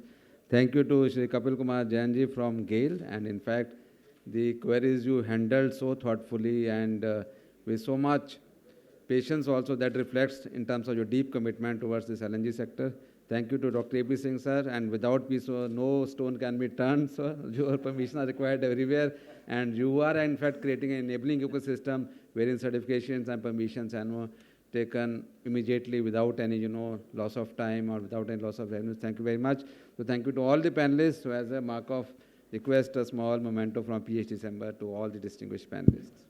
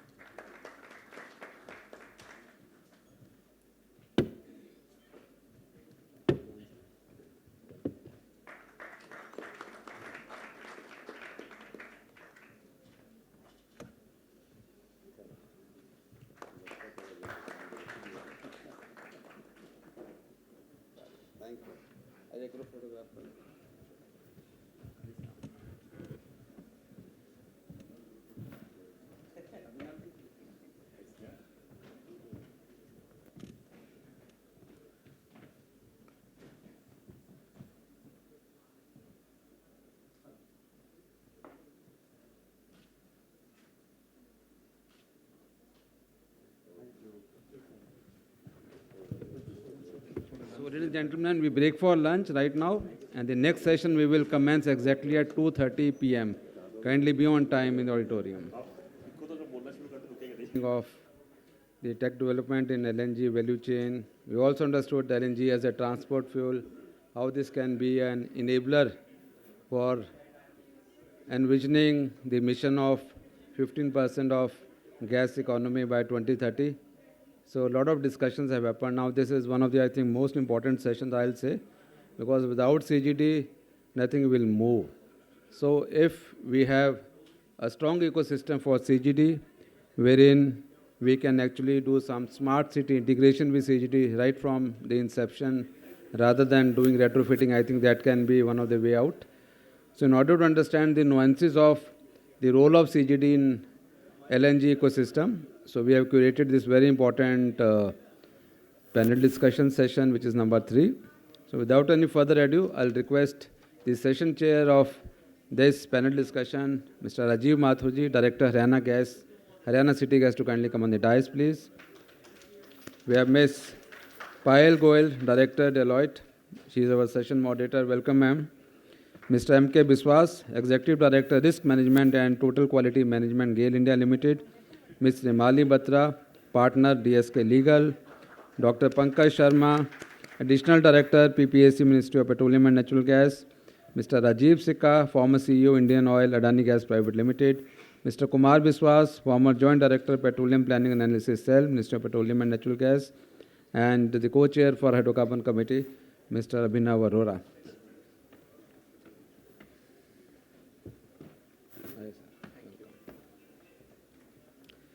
So without any further ado, I hand over this session to Ms. Payal Goel to kindly take over the proceedings from here. And I'll request ma'am to be very, very sort of objective so that all the delegates are able to, get the best out of all these domain experts. Please switch on the mics.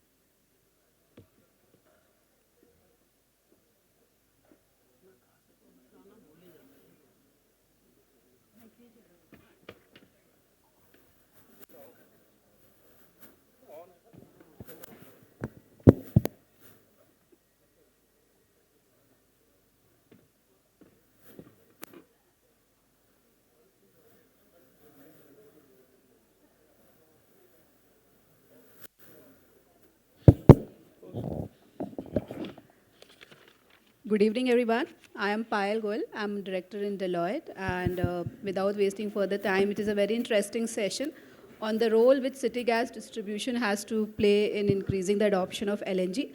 I would now like to invite Mr. Mathur for the opening remark for the session, and then we'll move over to discussion with various panel members.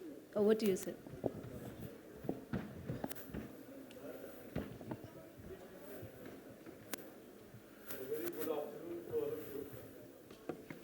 Hello.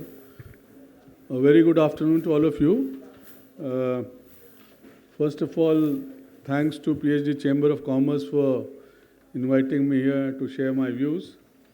This is a very interesting subject, city gas distribution. We have a conference on LNG and we are talking about city gas. As all of you would know that while LNG is a fuel, city gas is a should I say, a sector which utilizes a lot of gas. And when you are short of gas in your own country, then you need to import it. And if you need to import it, LNG is probably one of the answers. The other is piped natural gas from international sources. So city gas is a very important anchor customer as far as LNG is concerned. Now, if we look at this sector, internationally, this is one sector which has utilized a bulk of gas which has been used across the world. It's been growing at the rate of 3.2% in the international context. In India, it's growing threefolds, which is about 10% CAGR kind of a thing. So the amount of gas required is also growing by the same number. We all know about global urbanization.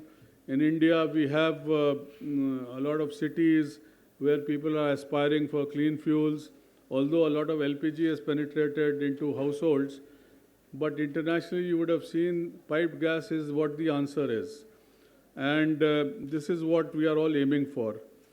As far as the CGD industry is concerned, a lot of investments have already gone into it, and it is estimated that about 130,000 crores of rupees are expected to be spent by all the players in the next 7 or 8 years with the kind of targets which have been set for them. They have bid and got some authorization for different geographical areas, and they have bid out and said that we will, connect so many houses, we'll set up so many stations, we'll do this, we'll do that. So all that, I'm not going to the details of it, will require a kind of investment of 130,000 crores. So I think without going into the detail, I'll hand it over to Payal for taking us forward. Thank you. Thank you. Thank you, sir.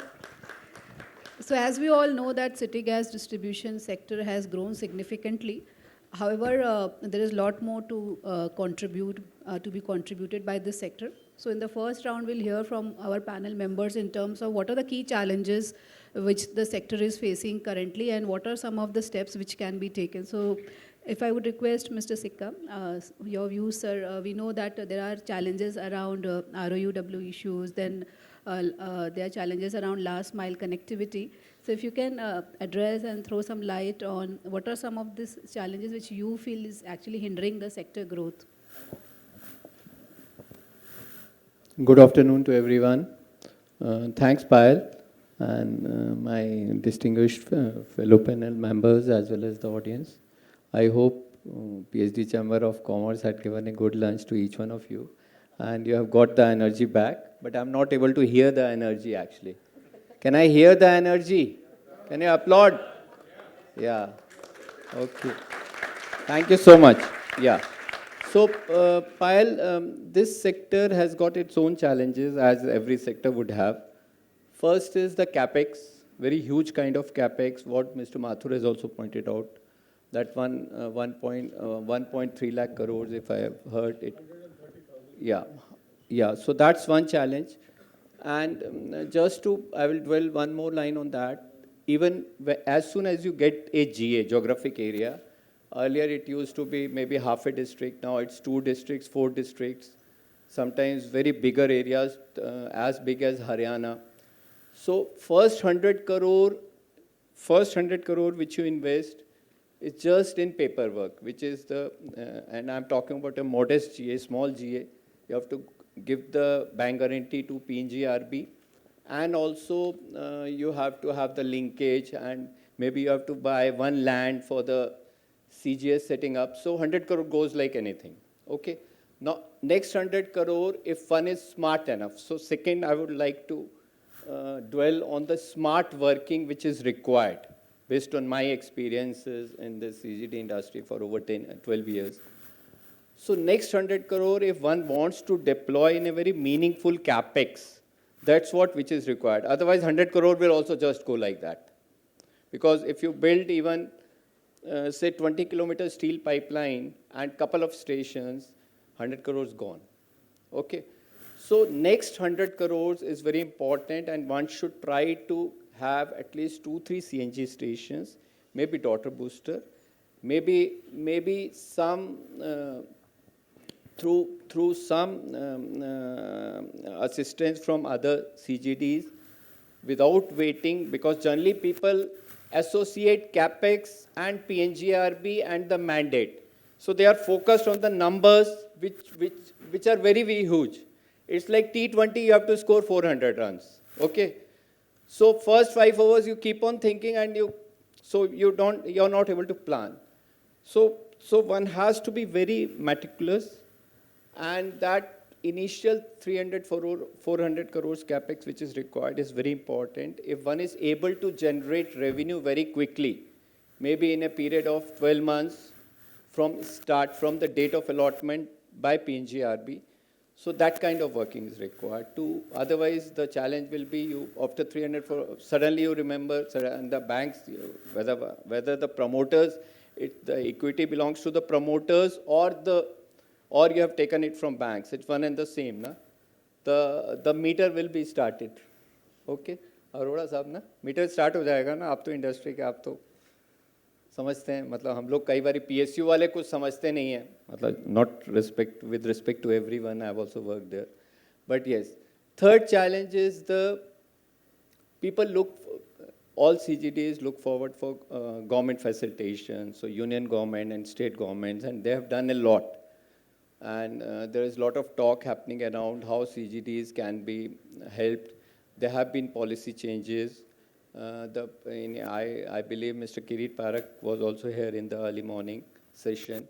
So there is a stability on pricing for now almost last 18-19 months, which got suffered very badly during the Ukraine war, post-February 22. And the prices went almost 4 times high. And you cannot pass on those prices to the CNG automotive or the PNG domestic segment, because then it will be it will give very wrong kind of signals. So CGDs absorb the losses to a large extent. So this price stability which is here, that is, so I believe that should be here. That is one part which the government has helped. Second is the CGD policies, draft policy, CGD policy for the state. Many states have come out with a very nice kind of policy where the ROU charges and other facilitations by the state government, they have been talking of single window. बहुत ज़्यादा नहीं हुआ, but still there is some policy on which the CGD can fall back and request the state government, ministers and the municipalities and the development authorities from where we have to take the ROU approvals for digging. So they are little bit consistent. And then fourth is the real facilitation. If you can meet if one tries to meet district authorities who are helpful, who really go beyond and assist you, because people are ready to pay the ROU charges. People are ready to follow the rules, and the budget is also there. Still, the work does not take place at the pace which is required. So this is the facilitation by the state government in particular. Central government has done a lot of things. And fourth is again the mindset of the CGDs. We should look beyond government and we should think like corporates and start doing our work. That's what I wanted to say. Thank you. Thank you. Thank you, Mr. Sikka. Taking it forward to Ms. Rimali. Yes, definitely, sure. Sir, I think another challenge will be the right of way. I think you can add more points to it and explain, because that's also a bigger challenge, because this 100 crore can become 1,000 or a 500 crore. Yeah, so that's what I was saying, the approvals, okay. So, but you're right, the approvals, suppose it's there are many places or many roads which are declared under forest, but when you go there, you will not find forest on the date or the jhad or the paha or whatever, the ped. So, but the forest approvals, even if you go very fast, it takes not less than 13, 14 months. Similarly, you have to cross the railways many times. And there are junctions also. So sometimes you have to cross 2 railway lines together. So that also takes not less than 12 months ROU there. And then the municipal corporations and development authorities, sometimes you have to cross through the town. And there are heritage buildings, there are routes which cannot be dug. So those are challenges, and then people have to find the solutions. Whether I go 3 kilometers ahead, that's why I use the word smart working. Whether I can wait for that 1 year, or I take a route, spend a little bit more, if my pocket allows, of course. So that's a constant struggle to monetize and to see to it that I reach somewhere. Because again, then the PNGRB targets also start appearing after 1 year. Suddenly 18 months have passed, and then you realize you're called for a review, and then one is stuck. So ROU is a challenge, definitely. Thank you. Sure. So, Mr. Rimali, I wanted to ask you from legal side and contractual side, what are some of the key challenges which you have seen the sector is facing, and what are some of the enablers and messages for regulators to bringing some of these changes to actually address those? Thank you. Thanks, Payal. So obviously I come from the legal background, so I will be talking about some of the regulations and acts and policy, but not in detail. I'll only try and give an overview first, because I think we need to understand we are talking about, like Sikka Sahab rightly mentioned, we're talking about CGD and this is an LNG, so definitely there is a connect. But where is it and how does the law see it, right? So CGD obviously finds its place in the Act and it's regulated as well. So we have a regulator which is looking after ensuring that we have CGD networks in all geographical areas across the country. We've already achieved it. I think we started in 2014 with 46 geographical areas, and now we've covered 99% of the country. With the recent round of bidding, we would have probably covered most of the Indian territory, which means there is a regulator which is ensuring that CGD networks pan across India. So step 1's achieved. Now comes the question of LNG. I think we heard in the earlier panel, the gas, obviously, if you're talking about the gas component per se, it's different, right? It's in one is, I'm not a technical person, but what I understand is one is in the gaseous form, the other is in the liquid form, and obviously the manner in which they will be transported vary. Why is that important? It's very critical because what the PNGRB is doing is, it's talking about pipelines, right? Pipelines are not for transporting liquid form of the fuel. You wouldn't float, an LNG in the pipeline. So what do we do to bring in LNG in the CGD sector then? Because if the entire country is going to be covered with CGD, then how does LNG find its place? So LNG obviously is transported in the gaseous form, which means there is additional infrastructure which is installed. That infrastructure are terminal and regasification units. But who's controlling that? Who's regulating that? It's not the PNGRB. So who's taking care of the safety and installation? Of course, PESO comes in, which is taking care of, installations that are happening. And there are different standalone safety standards, like there is OISD in the upstream sector, and we talk about other smaller, organizations ad hoc created by the government to make sure that while setting it up, these factors are taken into account. But where is the data collection of that? Do we have a data repository who's ensuring that all these LNG units that are being set up across the country, who's that one entity? Probably I think only PESO would have those details because of the licensing they would have given under the safety standards, but not otherwise. So how do we marry the both? Obviously, LNG can use in the gasified form the natural gas structure. I'm not talking about the CGD, I'm talking about the natural gas structure, the natural gas pipeline, the NGP structure. Once they use the NGP structure in the gasified form, then it can definitely also use the CGD structure.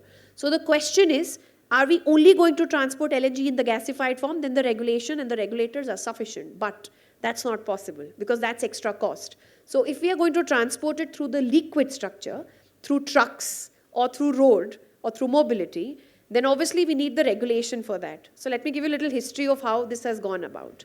Initially, CGD had exclusivity, and it still does, for a certain period of time to both market the particular gas and also for the infrastructure.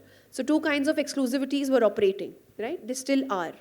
With that being in the scene, so let's take a geographical area A in which there is a CGD entity which is already operating and has been given exclusivity. Why would a third entity bring in LNG?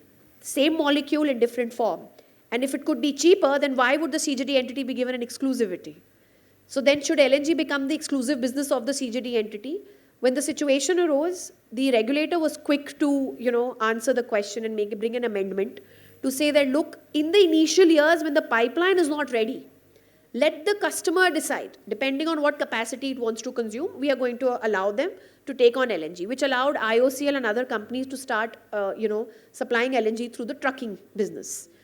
However, in the recent judgment of the High Court, it has again clarified that no, it is anti-exclusivity for any other entity to then bring in trucks, which means the entity which is a CGD entity can also supply the LNG, right? Because they are the only ones there. So till their pipeline is ready, they can start supplying through the LNG. So it leaves pricing as a dynamic, I think, point, because what these two, like I think the gentleman asked the right question, that how do you distinguish between fuel efficiency and where is the price point for a consumer's perspective? So that's one issue which needs to be resolved because LNG is unregulated, stays out of the acts even till today. The other issue that we generally look at when we are working on policies, because we are right now working with the ministry, which is the MOPNG, on bringing about an amendment in 3 acts, which is your Petroleum Act, your PNGRB Act, and the PMP, which is, I think, we were touching upon when we talk about ROU, which is a huge problem because it's one, I think, an archaic legislation, as old as maybe the IPC, because the IPC has gone under change, so maybe it's time the PMP is also repealed and a new legislation is brought in. While we are working on that, the ministry is conscious of the fact that this is a business, this is a commercial call to let LNG grow. And for LNG to grow, maybe regulation right now is not the answer, right? So I always quote this in many conferences that I've gone, and I like to reiterate. Whenever anything moves, the first thing that the government does is tax it, right? Because they see that it's making money, so they start taxing it. If it keeps moving, they start regulating it, because that's when the stakeholders need to be told how to, behave, and each one's responsibility. If it stops moving, they subsidize it.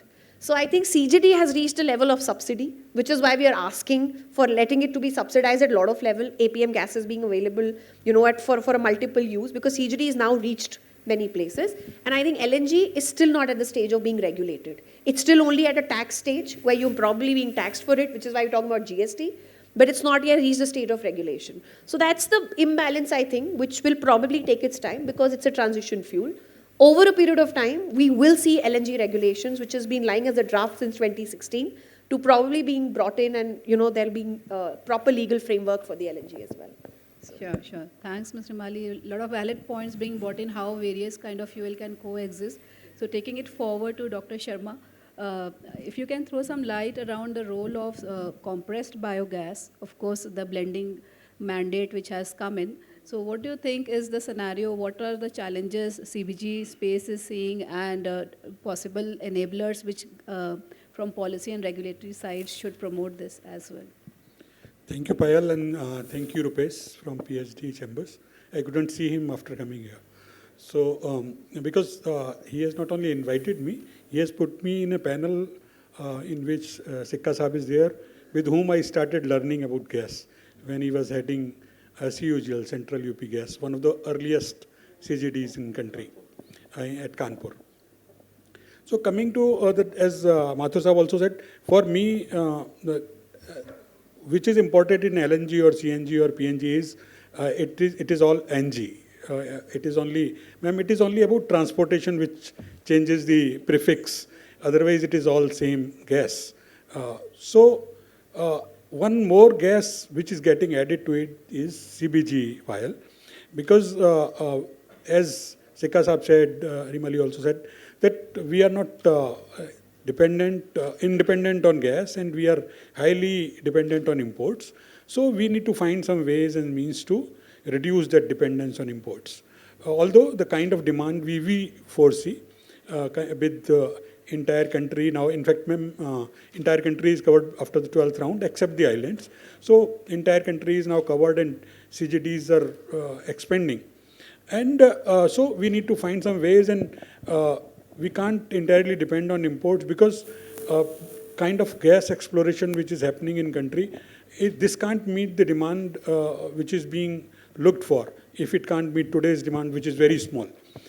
Whenever I talk of this, one thing what quite often, as it was told in the beginning also, that all this discourse is about how we can reach from current 6-7% to 15% as government wants. It is not difficult. We have example within country. Gujarat has gas share of 24%. Maharashtra has around 20%. Even Delhi is quite good. So even when we talk of, if we talk of countries, even Pakistan has 33% share of gas.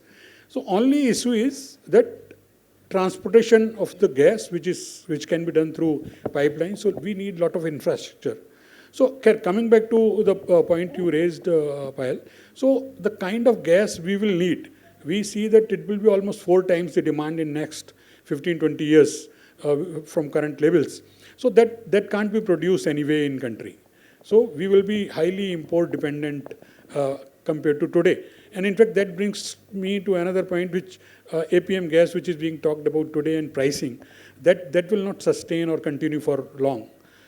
As soon as the market expands, that APM gas will not suffice for that market. And industry has to find some ways to keep that at levels which are current levels, so that remains affordable. And CBG is one way that we produce from various sources, various feedstocks, and we blend in the gas. What policies can do is, as you refer to, that the biggest way to support any industry is to create demand. And the mandates are that policy, that demand will get created from 1st April next year, 1%, 2%, 3%, and 5% year after year. That has to be blended in gas and supplied to, particularly, this is relevant for our discussion, because currently the mandates are for CGDs only, for CNG and PNG. So that is very important. So what government is doing, or ministry is doing, is that this mandate is there, then there are so many other supportive infra or facilities which are being built. Like a few months back, there is a policy which supports the pipeline connectivity from CBG plants to gas pipelines. Then there is support for producing CBG through aggregation of feedstocks. So that kind of policies are coming up, and I see big hope in CBG, that CBG can help gas industry grow and expand to the country. Thank you, sir. And I completely agree with this viewpoint that CBG can help the industry grow in a bigger manner. So, Mathur sir, over to you in terms of the announcements of the comprehensive CGD policy for Haryana. So, Sikka sir covered a lot of challenges around ROU issues, clearances, capex investment, price stability. So, do you see that this policy will be covering some of these aspects, and still there are any gaps which are yet to be covered? So, as Mr. Sikka put it, the policy that has come up in several states, that's a welcome step. At least the state governments are realizing that this is one infrastructure which requires some kind of importance. And there are several state agencies which were not even aware that piped gas is something which is for the development of the state and for, the betterment of people. And with this policy, at least those state agencies realize, or at least are aware, that there is something called a city gas company which needs things like ROU or a piece of land or some kind of approvals. There is some time frame in which, somebody is expecting a NOC or something like that. So these kind of policies are welcome. At least they give them some kind of a guidance, some kind of a timeline to be able to say yes or no, whatever. And in Haryana also a similar kind of policy. Original template was made by the government of India, given to every state. Not many have done it, but some have come out with the policy. And Haryana is one of them, where they talk about, a time frame in which, for example, ROU clearances are given, or a municipality is required to address any land issue or something like that, or a PWD or one of those are required to, give right of way. So those are the good part of this, which may in the long run expedite. It also talks about, some kind of tariffs which they can charge for various activities which they authorize. On the flip side, it doesn't cover anything relating to, a land being set aside for setting up a CNG station, or some piece of land being given for a district regulating station, which are essential elements of a city gas network. So those are the missing elements, and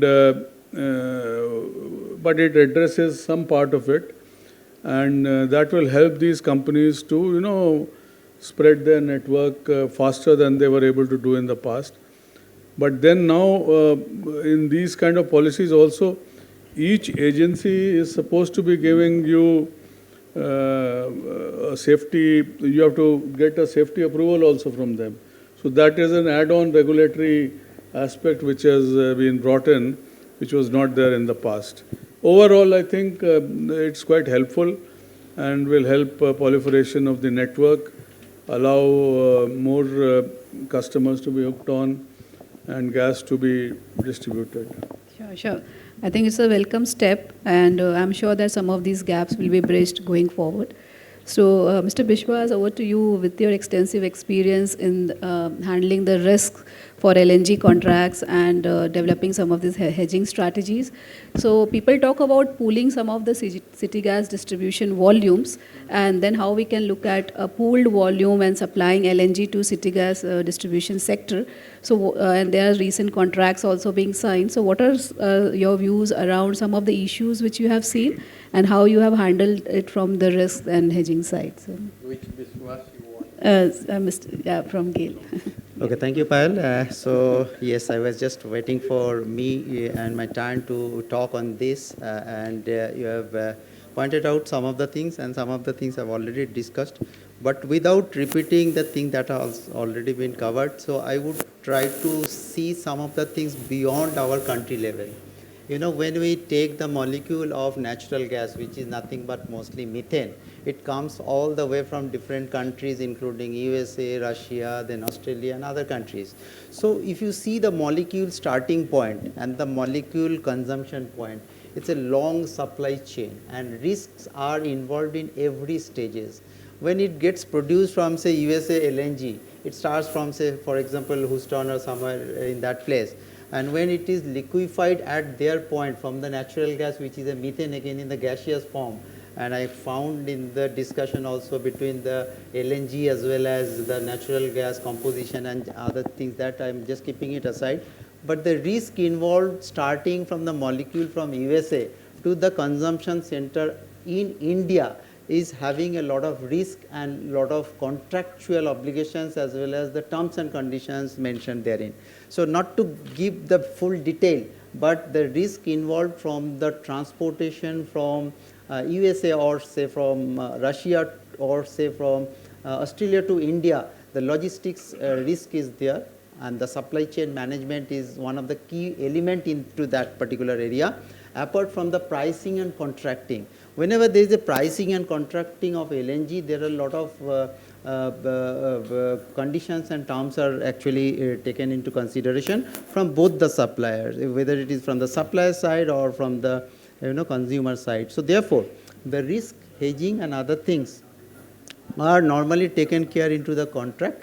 And as far as the GAIL recent contracts are concerned, we have taken care of some of the things which were somehow not covered earlier in the 20-25 years back contract, that has been well taken care of, so that in uncertain era or in complex era, we can take care of those uncertainties as well as those risks for taking care of the end customer by a back-to-back contract with them. So mostly it is done with the time as well as the destination kind of thing that we have already worked on, and that hedging as well as the back-to-back contract as well as the risk that we have tried to minimize by having a flexible contract into our downstream consumer. That's how we are going to take up with respect to the new contract. But as far as the previous contracts, they have all the terms and conditions are well defined. But we have taken some of the flexible contract in the downstream side, so that the customer at the end of the day, being a big accumulator of the natural gas, the customer which are small in nature are not suffered much, which we can take care of them. Thank you so much, sir. So before I come to you, I'll just request Mr. Abhinav also to cover some aspects around the challenges which you are foreseeing in the city gas distribution space with respect to the demand and supply, and how do you see going forward and contributing to the mix from 6% to 15% target which we have, sir? I'd like to add on to what sir has left out, because that will add on to how we can increase the gas supply. Sir, what as a part of the ministry, one thing is we will appreciate the efforts being put on the CPGs, because it will answer the question of the air pollution, also the parali and etc. being held, and from the fossil fuel, the gas is being generated. So I think ministry or the government, whatever, they need to incentivize more. There was a direct mandate recently, I'm not aware fully, for the PSUs, like BPCL have to come with so many plants, Oil India have to come with so many plants. That should get implemented now with the formation of the new government. This was in the transit time. So once around 200 or 300 plus plants are coming through PSUs and more private players are coming, that means gas supply is going to increase. That's one aspect. Air pollution is being handled, gas supply is going to increase. Third point, what you said, sir, I don't know, you talked of CBG to pipeline. According to my personal view, that will be more expensive. This CBG can be made into LNG then and there itself, because these plants will be coming in a remote places or some far off in a second tier cities, not in places where the pipeline can be connected. So the LNG business can also grow with that aspect, and that can LNG which is being put into it can be transported to the remote places for the further usage. Thank you, Mr. Abhinav. Thank you. So over to you, Vishwas sir. So if you can draw certain learnings from a global example for India, cover global scenario, and also suggest what are some of the policy and regulatory changes which you foresee can be brought in this sector. Good afternoon. Pardon my bad throat. Firstly, I'm thankful to PhDCCI for inviting me, giving me this opportunity to speak over here. Respected panelists on the dais, dignitaries of the dais, delegates, a very interesting question has been put across by the moderator: global scenario and domestic challenges, policies, and plausible solutions. So I'll try to put all of them through some examples. If I pick up the cue, one up from the speakers a few minutes back, our dependent on CGD is source dependent.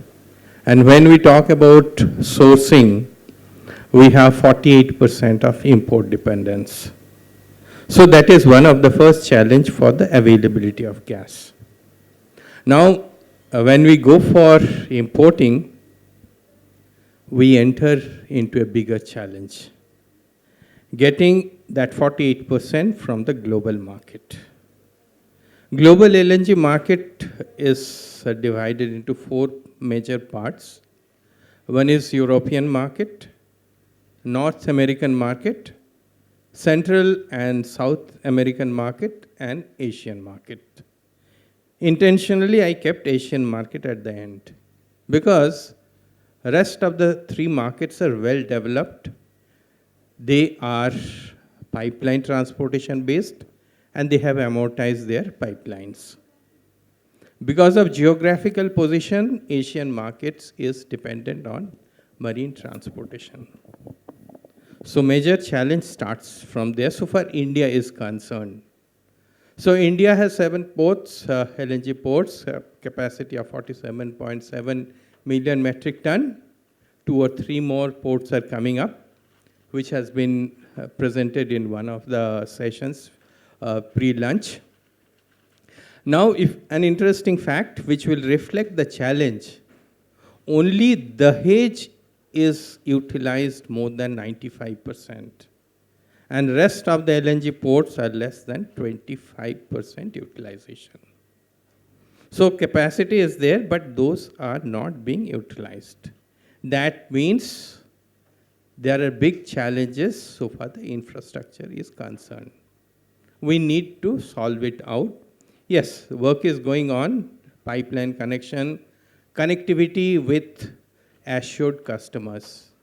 Now, when we talk about customers, there is another challenge. Customers are classified broadly under 3-4 categories. Number 1 is industry, manufacturing sector. Second is the commercial, where you talk about the hotels and hospitality industry.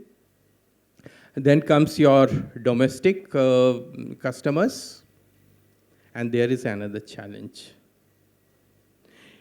When we talk about business model, first we look into the market, who are my competitors? This company, that company. CG itself has a competitor in the form of a gas. LPG is the biggest competitor. LPG gets government support, CNG subsidies and others. CG doesn't get. When you try to convince a customer, if he or she is in city limits, it is easier to convince him. But when you cross the city limits, you go outside, you go to the district level, try to convince a customer about the city gas distribution. The firstly, nomenclature itself is a question mark. You have come to a district and you're talking about city gas distribution. It's a challenge for the companies to convince the customers for switching over from their conventional, whether it is coal or firewood or LPG cylinders, to their respective CNG connections. So CGD has plenty of connection challenges. Yeah, solutions are there, but it takes time. Extraordinary problem needs extraordinary solution. So all the companies are working throughout the year for some out-of-box solutions. Now coming to the policies, with this I'll close my statement. Policies dependent on government. Government is proactive, which is reflected through the actions of Ministry of Petroleum and Natural Gas, which is percolated down through PNGRB, IGX. Several decisions are being taken. PNGRB has conducted 12 rounds of auctions. As it was mentioned, 98 to 99% population has been covered. But the policies are sometimes are in favor of CGD and sometimes are against it. Just think of few years back when the government in Delhi for pollution control switched over from conventional fuels, diesel, to CNG. There was a big boost to this sector. So that policy favored the CNG or CGD or for establish their foothold and doing business. Now, the government is moving forward from conventional diesel or petrol to electric vehicles. This policy change or this transition is a big challenge for CGD. I think with this, I close my speech. Thanks, Mr. Vishwanath. So, over to you, Mr. Sikka. Let's move on from understanding the challenges from LNG, CNG, CBGs, and understanding the state policies. So let's move on to understanding the innovations which are happening in this domain, say smart city integration with the CGD sector, and also from digital side, sir. What are some of these interventions and enablers which you feel the sector really need to augment the overall efficiency? Thank you. So it has been very interesting discussion so far. Thanks to our fellow panel members. And so innovation, actually, to tell you, I come from a background of oil major companies, BPC to be precise, where I worked for so long. So the innovation, if I may use the word, Phdcci is also here from HPC. So traditionally, oil industry have been a laggard in innovation vis-a-vis the other industries. Now come to gas. Now oil industry has picked up. If you talk of retailing, if you talk of automation, if you talk of digital payments, like what startups encourage. So those things have started happening in petrol pumps, if I may call, or petrol pump jahan pe hum apni car ya scooter leke jaate hain. So there they have come with lot of innovation, and it has taken place in last 15 years. But when you come to gas, broadly innovation has not happened, broadly. It has happened in little bit pockets. So one thing is where big companies like even GAIL and others also, drones we have started using for the pipeline survey, because that's a very area which requires a lot of meticulous attention, because the pipelines pass through jungles, the pipeline pass through rivers, and pipeline pass through where people are not inhabited. So there is a challenge to see to it that pipeline integrity is there. And if something happens to the pipe, it's not only the supply chain issue, it's a safety issue as well, and climate issue as well. So there some innovation has come. The payments, the digital payments have also started happening, but not much. If you go to any Zomato or any Swiggy, if you want to take inspiration, they will enable you so many means to do it. They would have tie-ups with almost everyone. But even a company like IGL, just taking one company, which is a premium company, CGD company, you would have only one or two options. So digital, then third is the interaction with the customers. So much can happen actually.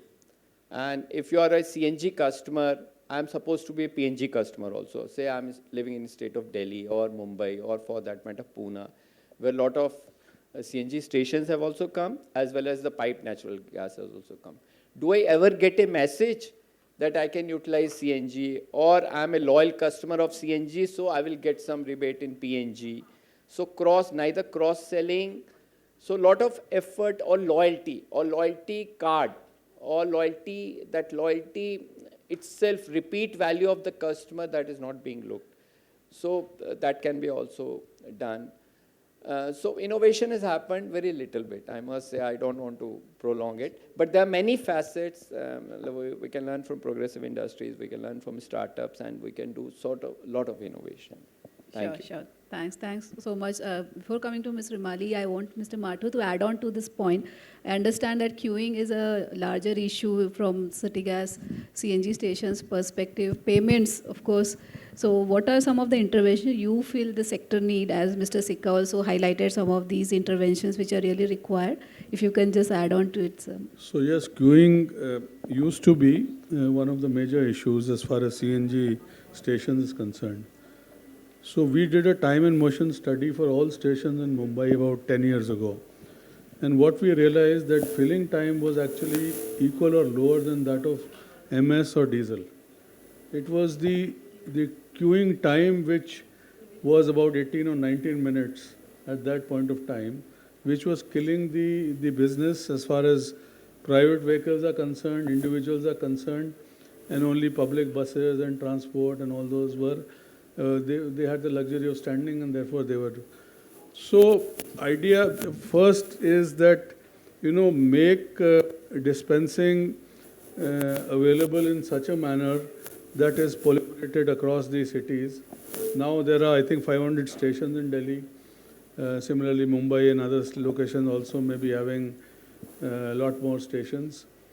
Allow dispensing to happen in areas where the vehicles are there. You see, प्यासे को कुएं के पास जाने की क्या ज़रूरत है?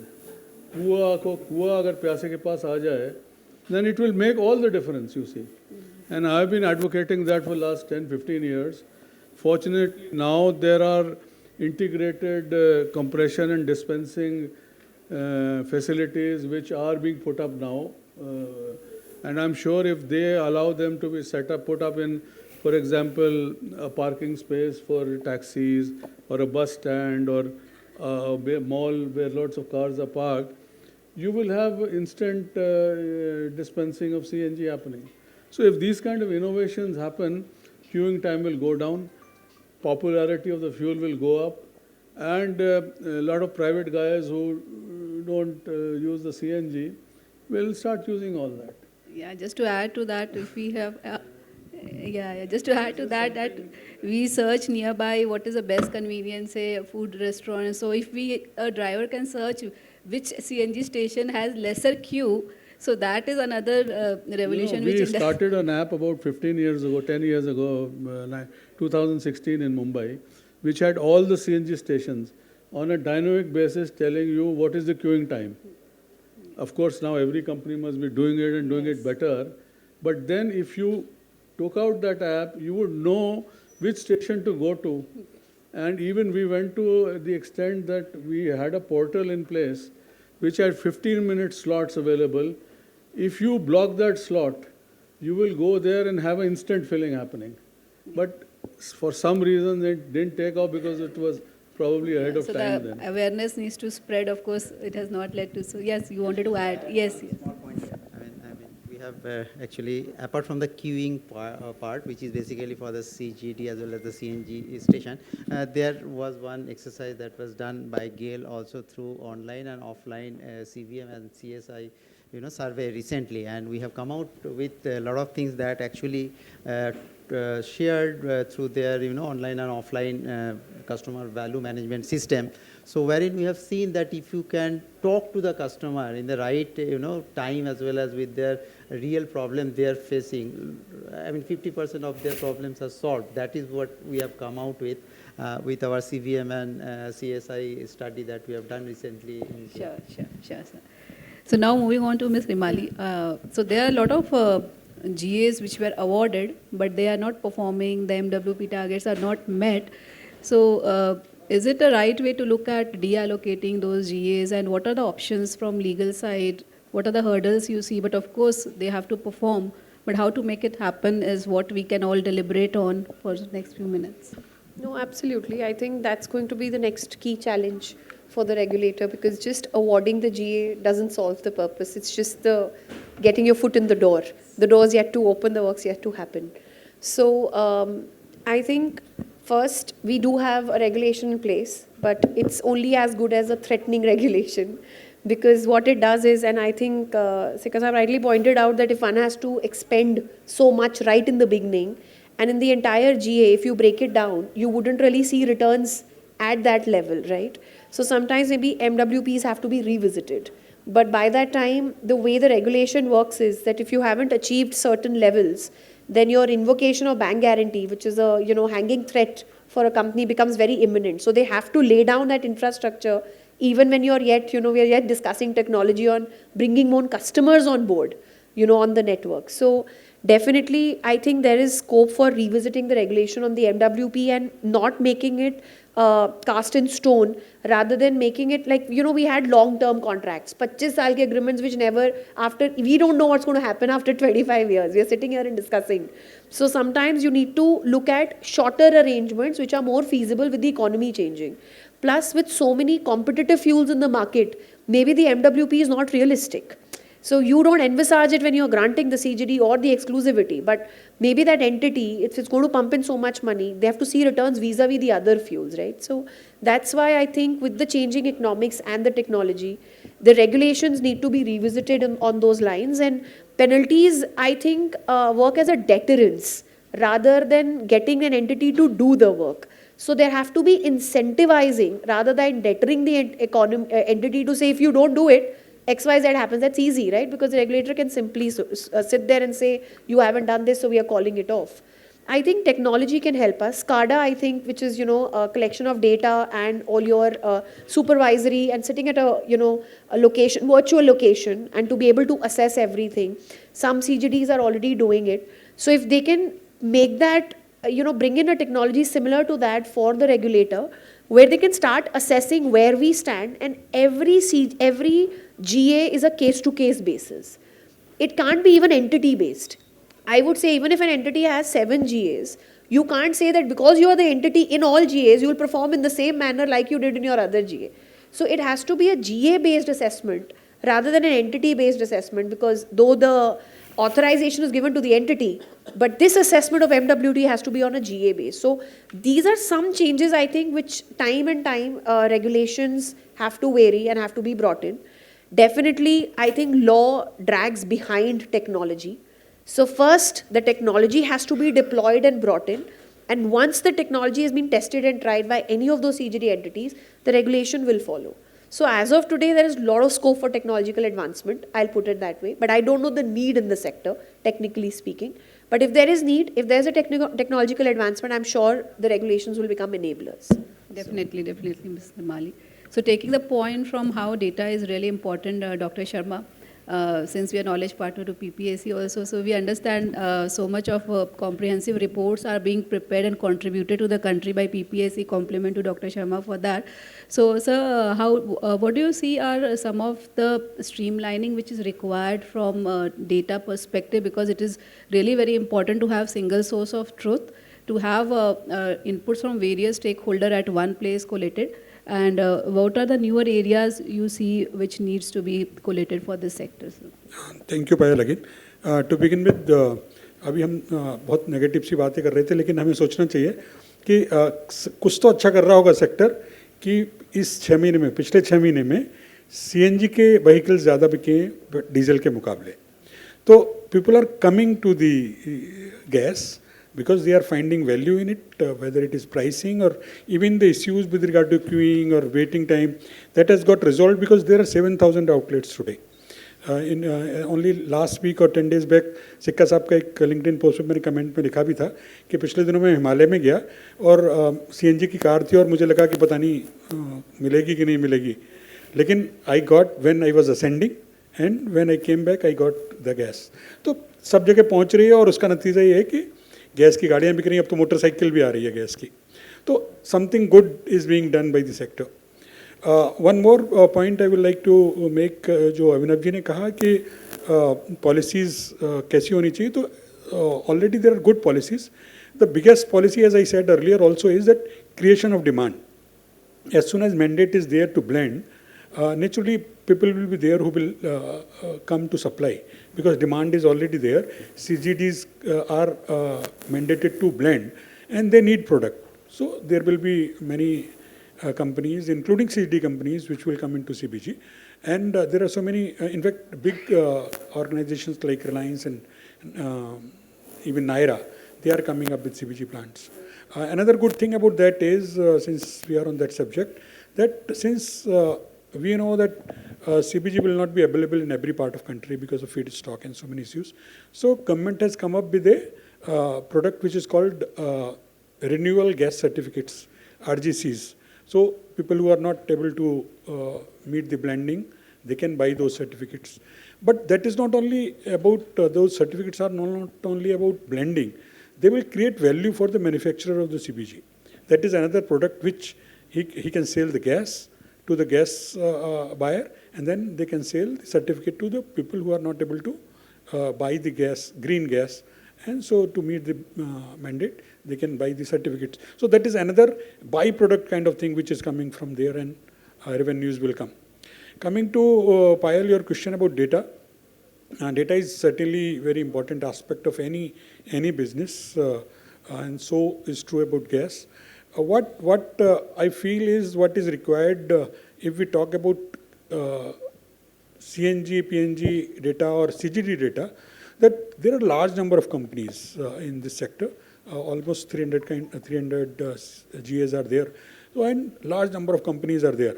Unlike fuel, which is petrol, diesel or other oils, or so many other products, there are very limited companies are there. And we collect data from them very easily. But from CGDs, it is very difficult to collect for so many people. But we have succeeded in that. We have started collecting. All CGDs are on board. They have started submitting data online. But still, challenge which is there and which is actually required for expansion of the business is that segmentation data is still missing. What happens that when by big companies, the first sellers are selling to some particular sector for fertilizer, for power, for some various industries, that data gets captured. But when CGDs sell to various other sectors, not to power or fertilizer, but to so many other sectors, that data doesn't come, or it is difficult to get that data, because today if you find any report, you will see that CGD itself is shown as sector, but that is not a sector, that is only a channel, and sectors are which they sell to, and that data is still a little difficult to gather. Definitely. Thank you, sir. So, Mr. Bishwas, we covered a lot of aspects. I know that you have extensive experience of SSLNG as well. So, if you can cover some aspects around what are some of the messages you want to give to policymakers and regulators from SSLNG perspective, because we believe that this has a very important role to play in last mile connectivity. Yeah, as far as SSLNG is concerned, in the previous session there was a little bit of discussion on the small scale LNG. And just because we were the department who actually worked for GAIL and from GAIL to conceptualize that SSLNG into the reality of today's at Bijapur in one of our LPG plant in Madhya Pradesh. So while deliberating this particular subject matter, it started about 3 years back when we were working on that, and there were a lot of companies, they had come to us and we floated an EOI for that to happen. And we found that there were 12 companies who came to GAIL to have that kind of facilities of SSLNG. And people were actually dwelling and they were saying that whether it will be a cost benefit kind of thing. Because this small scale LNG is basically to take care of isolated field or the gas where there is no pipeline, and we'll make a small LNG as a truck of 18 tons per day kind of, and then give it to the consumer who are smaller in nature. So we have come to know that today's business is towards the retail marketing side. There will be small consumer, small pocket of consumer where there is a demand, there are still there to take care of. So small scale LNG has got a solution to those where there is no, isolated field, there is no monetization possibility through pipeline. So once we started working about 3 years back, just let me share with all of the, serious persons, we are all here today. So the major challenge was that if there is a small scale LNG facility, whether it will charge $7 per MMBTU as a liquefaction cost, $3, $4, $5, we were not knowing. So we started with a blank sheet. Then we started interacting with many companies, including Galileo, then SNAM, and then Air Liquide, Plaxair. There are 7-8 companies we interacted. The fortunate part that we found through Galileo, which is basically a company which is Argentina-based, which has got a pan-world basis supply of their small-scale LNG. So today what we have in GAIL, many of us may know, may not know, that it is one of the very cost-effective SSLNG that we have implemented, which is very, very least cost liquefaction. But as you rightly said, that what is the challenges? Why not so many other facilities that has come up with? Because if you see that the Indian market, if you attract the global market and the player, they have to see that what is the kind of affordability India has got today. So if I talk about 5 A's, A's is affordability, acceptability, availability, as well as the adaptability and the changing model. If you talk about the fuel switching, why people will go in a higher price of natural gas based small scale LNG solution? Because of the fact that either they do not have any other alternatives, or they are cheaper than the other alternate fuels they have got. So to be very accurate from my side, the challenges was the technology adoption in India of such facilities which are available somewhere else in the world. Say one is there, as I told you, Galileo is the company which is based in Argentina, which has set up our plant at Vijaypur. And now to replicate and the repeated order to place, they need some certain numbers as well as minimum quantity. So other 5 to 6 players are working on that. So the challenges is that we need to basically adapt those kind of facilities that they have developed in India in a bigger in numbers. Number one. Number two, with a cost that is getting additionally for those facilities to get involved in our plants. Definitely, definitely. So we are running out of time. So the last question for the session to Mr. Vishwas. So we believe that all these fuels which we just discussed will coexist. So how do you see the fuel mix going, say, by 2030, be it CNG, LNG, EVs, flex fuels, and so on? So what is your views on various alternatives which are available to consumers? Good question, but there's a gap in the question. What I find, Payal left that portion of primary energy silent. Come what may, as we see years at least, what we can foresee today. In the primary energy basket, coal is going to rule. This is true for India and this is true for China. The reasons answer has been already answered by the 5 A's: affordability, availability. So coal will remain uncrowned king of Indian energy basket for years to come. Now going to the trend for others, I'll go one by one. Next comes your petroleum sector. Petroleum sector has 2 components, liquid hydrocarbon and gaseous hydrocarbon. Yes, liquid hydrocarbon demand market share is like to go for a downward slope. It may not be very sharp, but it will be a definitely downward slope. There are many indicators in the market, renewable energy, CVs, EVs, etc. Besides also because of 2070 net zero commitment of Government of India, many organizations, many departments are going towards reduction of carbon footprint. Best example is Indian Railways. By 2030, Indian Railways will be net zero because they are going completely for de-dieselization. Indian Railway will run 100% on electricity. No diesel engine, barring a few segments where those are mandatory or necessary. So these kinds of things are going to happen. Now coming to the natural gas, it has a space to grow. All said and done, infrastructure constraints, taxes, etc., regulations, policies, gas is likely to grow. Demand is likely to grow. Government of India is supporting for a growth in demand.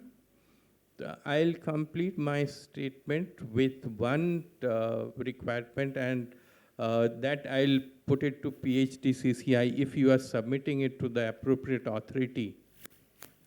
India has a policy called National Logistics Policy. India has a policy called National Education Policy.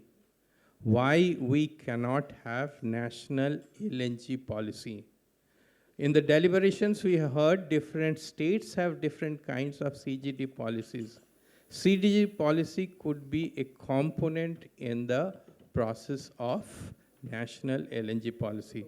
So my submission to the PGDCCI, who has organized this wonderful LNG summit, they should put up to the appropriate level that India should have an national LNG policy which will eliminate many of the issues or misunderstanding in years to come. Thank you. Thank you, Mr. Vishwas. So I'll just quickly summarize and then hand over to Abhinav for the vote of thanks. So we heard the challenges of various alternatives which are available. We heard how data can play an important role. What are the intervention in terms of innovations and digital can play an important role in terms of coexistence of various fuels. So as consultant, we also believe that, of course, all the fuels will coexist. It is only the matter of choice to customer, which will be driven by the ease of infrastructure access, fuel efficiency, and most importantly, cost economics of various fuel. With this, I will hand over to Abhinav to convey the vote of thanks.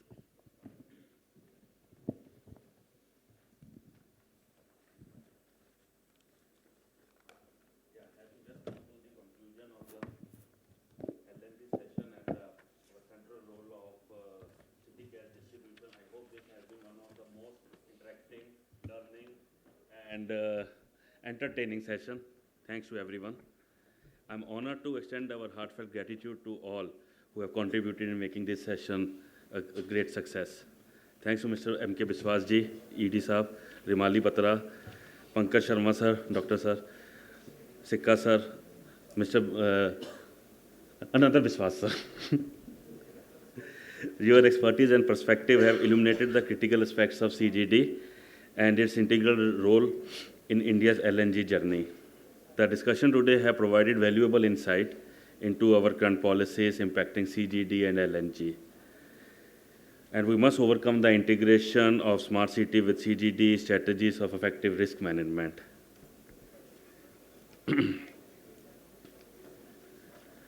Okay. A special thank to session chair, Mr. Rajiv Mathurji, Director Haryana City Gas, for his leadership and guidance, and to our moderator, Payal Goel ma'am, Director Deloitte, for sharing the discussion with such a skill, smart questions.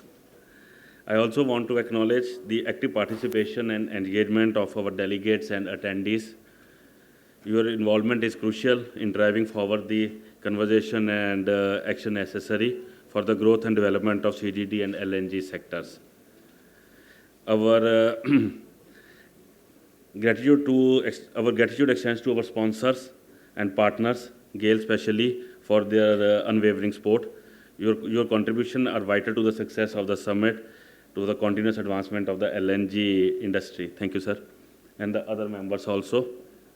Lastly, I would like to thank the organizing committee and the entire team of PSG, CCI, for their dedication and the hard work. It has been a great result. Appreciate all your efforts and the great follow-up, Rupesh.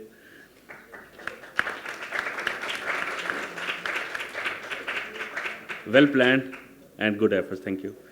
As we move forward, let us continue to foster the collaboration and innovation in the CGD sector, right?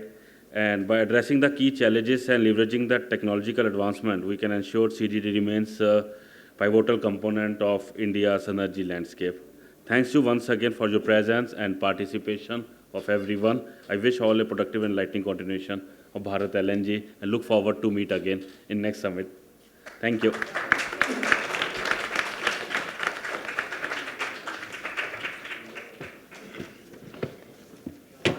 Thank you very much, Abhinavji, for your concluding remarks and vote of thanks. And let's give a huge round of applause to all our distinguished panelists. Thank you very much indeed. And as a token of gratitude, we have mementos from PhD Chamber. I'll request the session chair to kindly hand over the mementos to our esteemed panelists.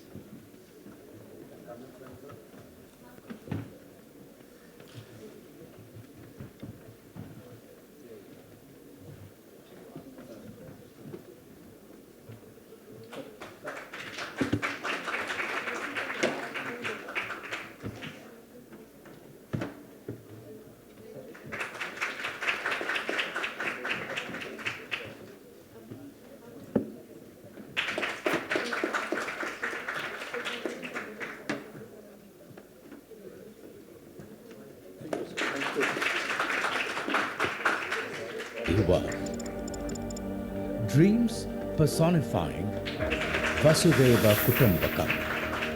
The world is one family. Through a constant pursuit of innovation, at GAIL we energize such dreams. With a growing network of pipelines, GAIL holds a strong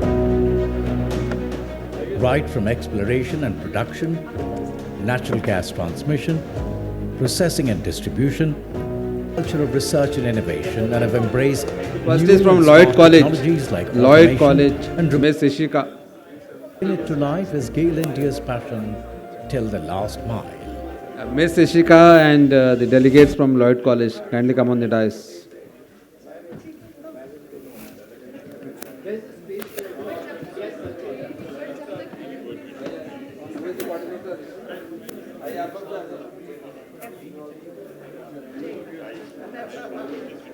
हर किसी चीज़ की एक जगह है। सारी बात हरकत आप कहाँ के रहने वाले? मैं तो पूरा इंडिया ट्रैवल कर रहा हूँ। काम किया।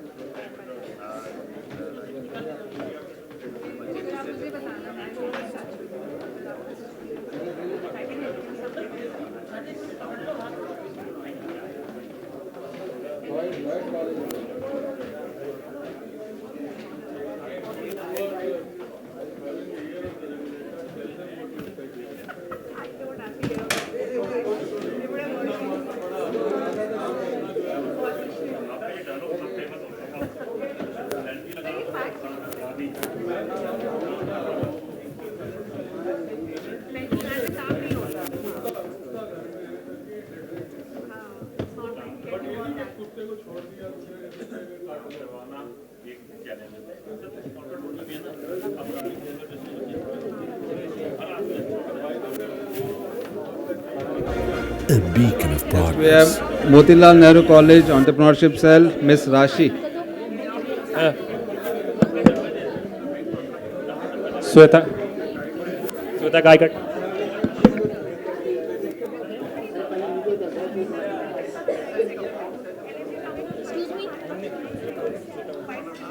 No. Sweta.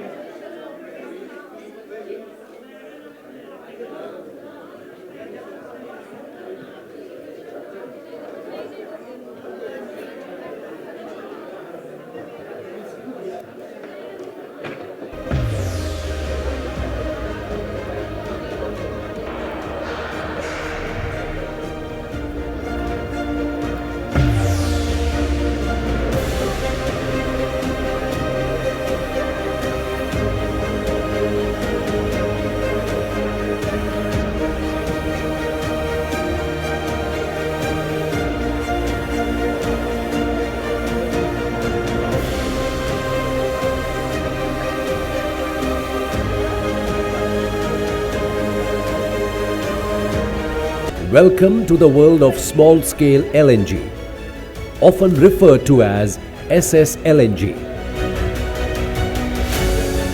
In areas without pipeline network, LNG is delivered in liquid form via trucks, filling the gap and meeting the demand of different demand centers. As of FY 2023, approximately 180,000 metric tons of LNG is transported by road in India, constituting around 0.4% of the total natural gas consumption. In many parts of the world, SSLNG or virtual pipelines have already become significant. China has taken lead by having more than 7 lakh LNG fueled vehicles and more than 9 million metric tons of LNG being supplied by trucks each year. Europe too has around 50,000 LNG fueled vehicles, followed by 25,000 vehicles in the USA. In India, the demand for LNG is projected to soar to 830,000 metric tons over the next 5 years. And the government of India is gearing up to meet this surge by planning to introduce over 500 LNG dispensing stations across the nation. Indian Gas Exchange will play a pivotal role in shaping the future of the SS LNG segment. SS LNG contracts at IGX will be offered at multiple delivery points with the following benefits to the stakeholders in this segment. Now, let's take a closer look at the SS LNG delivery points available at IGX as well as the upcoming terminals. Dahej, Mundra, Innor, Kochi, Hazira, Dhamra and upcoming terminals at Chhara and Vijaypur. In an endeavour to connect participants, ensure competitive price discovery and foster a sustainable LNG ecosystem in India, we have launched small-scale LNG contracts at IGX.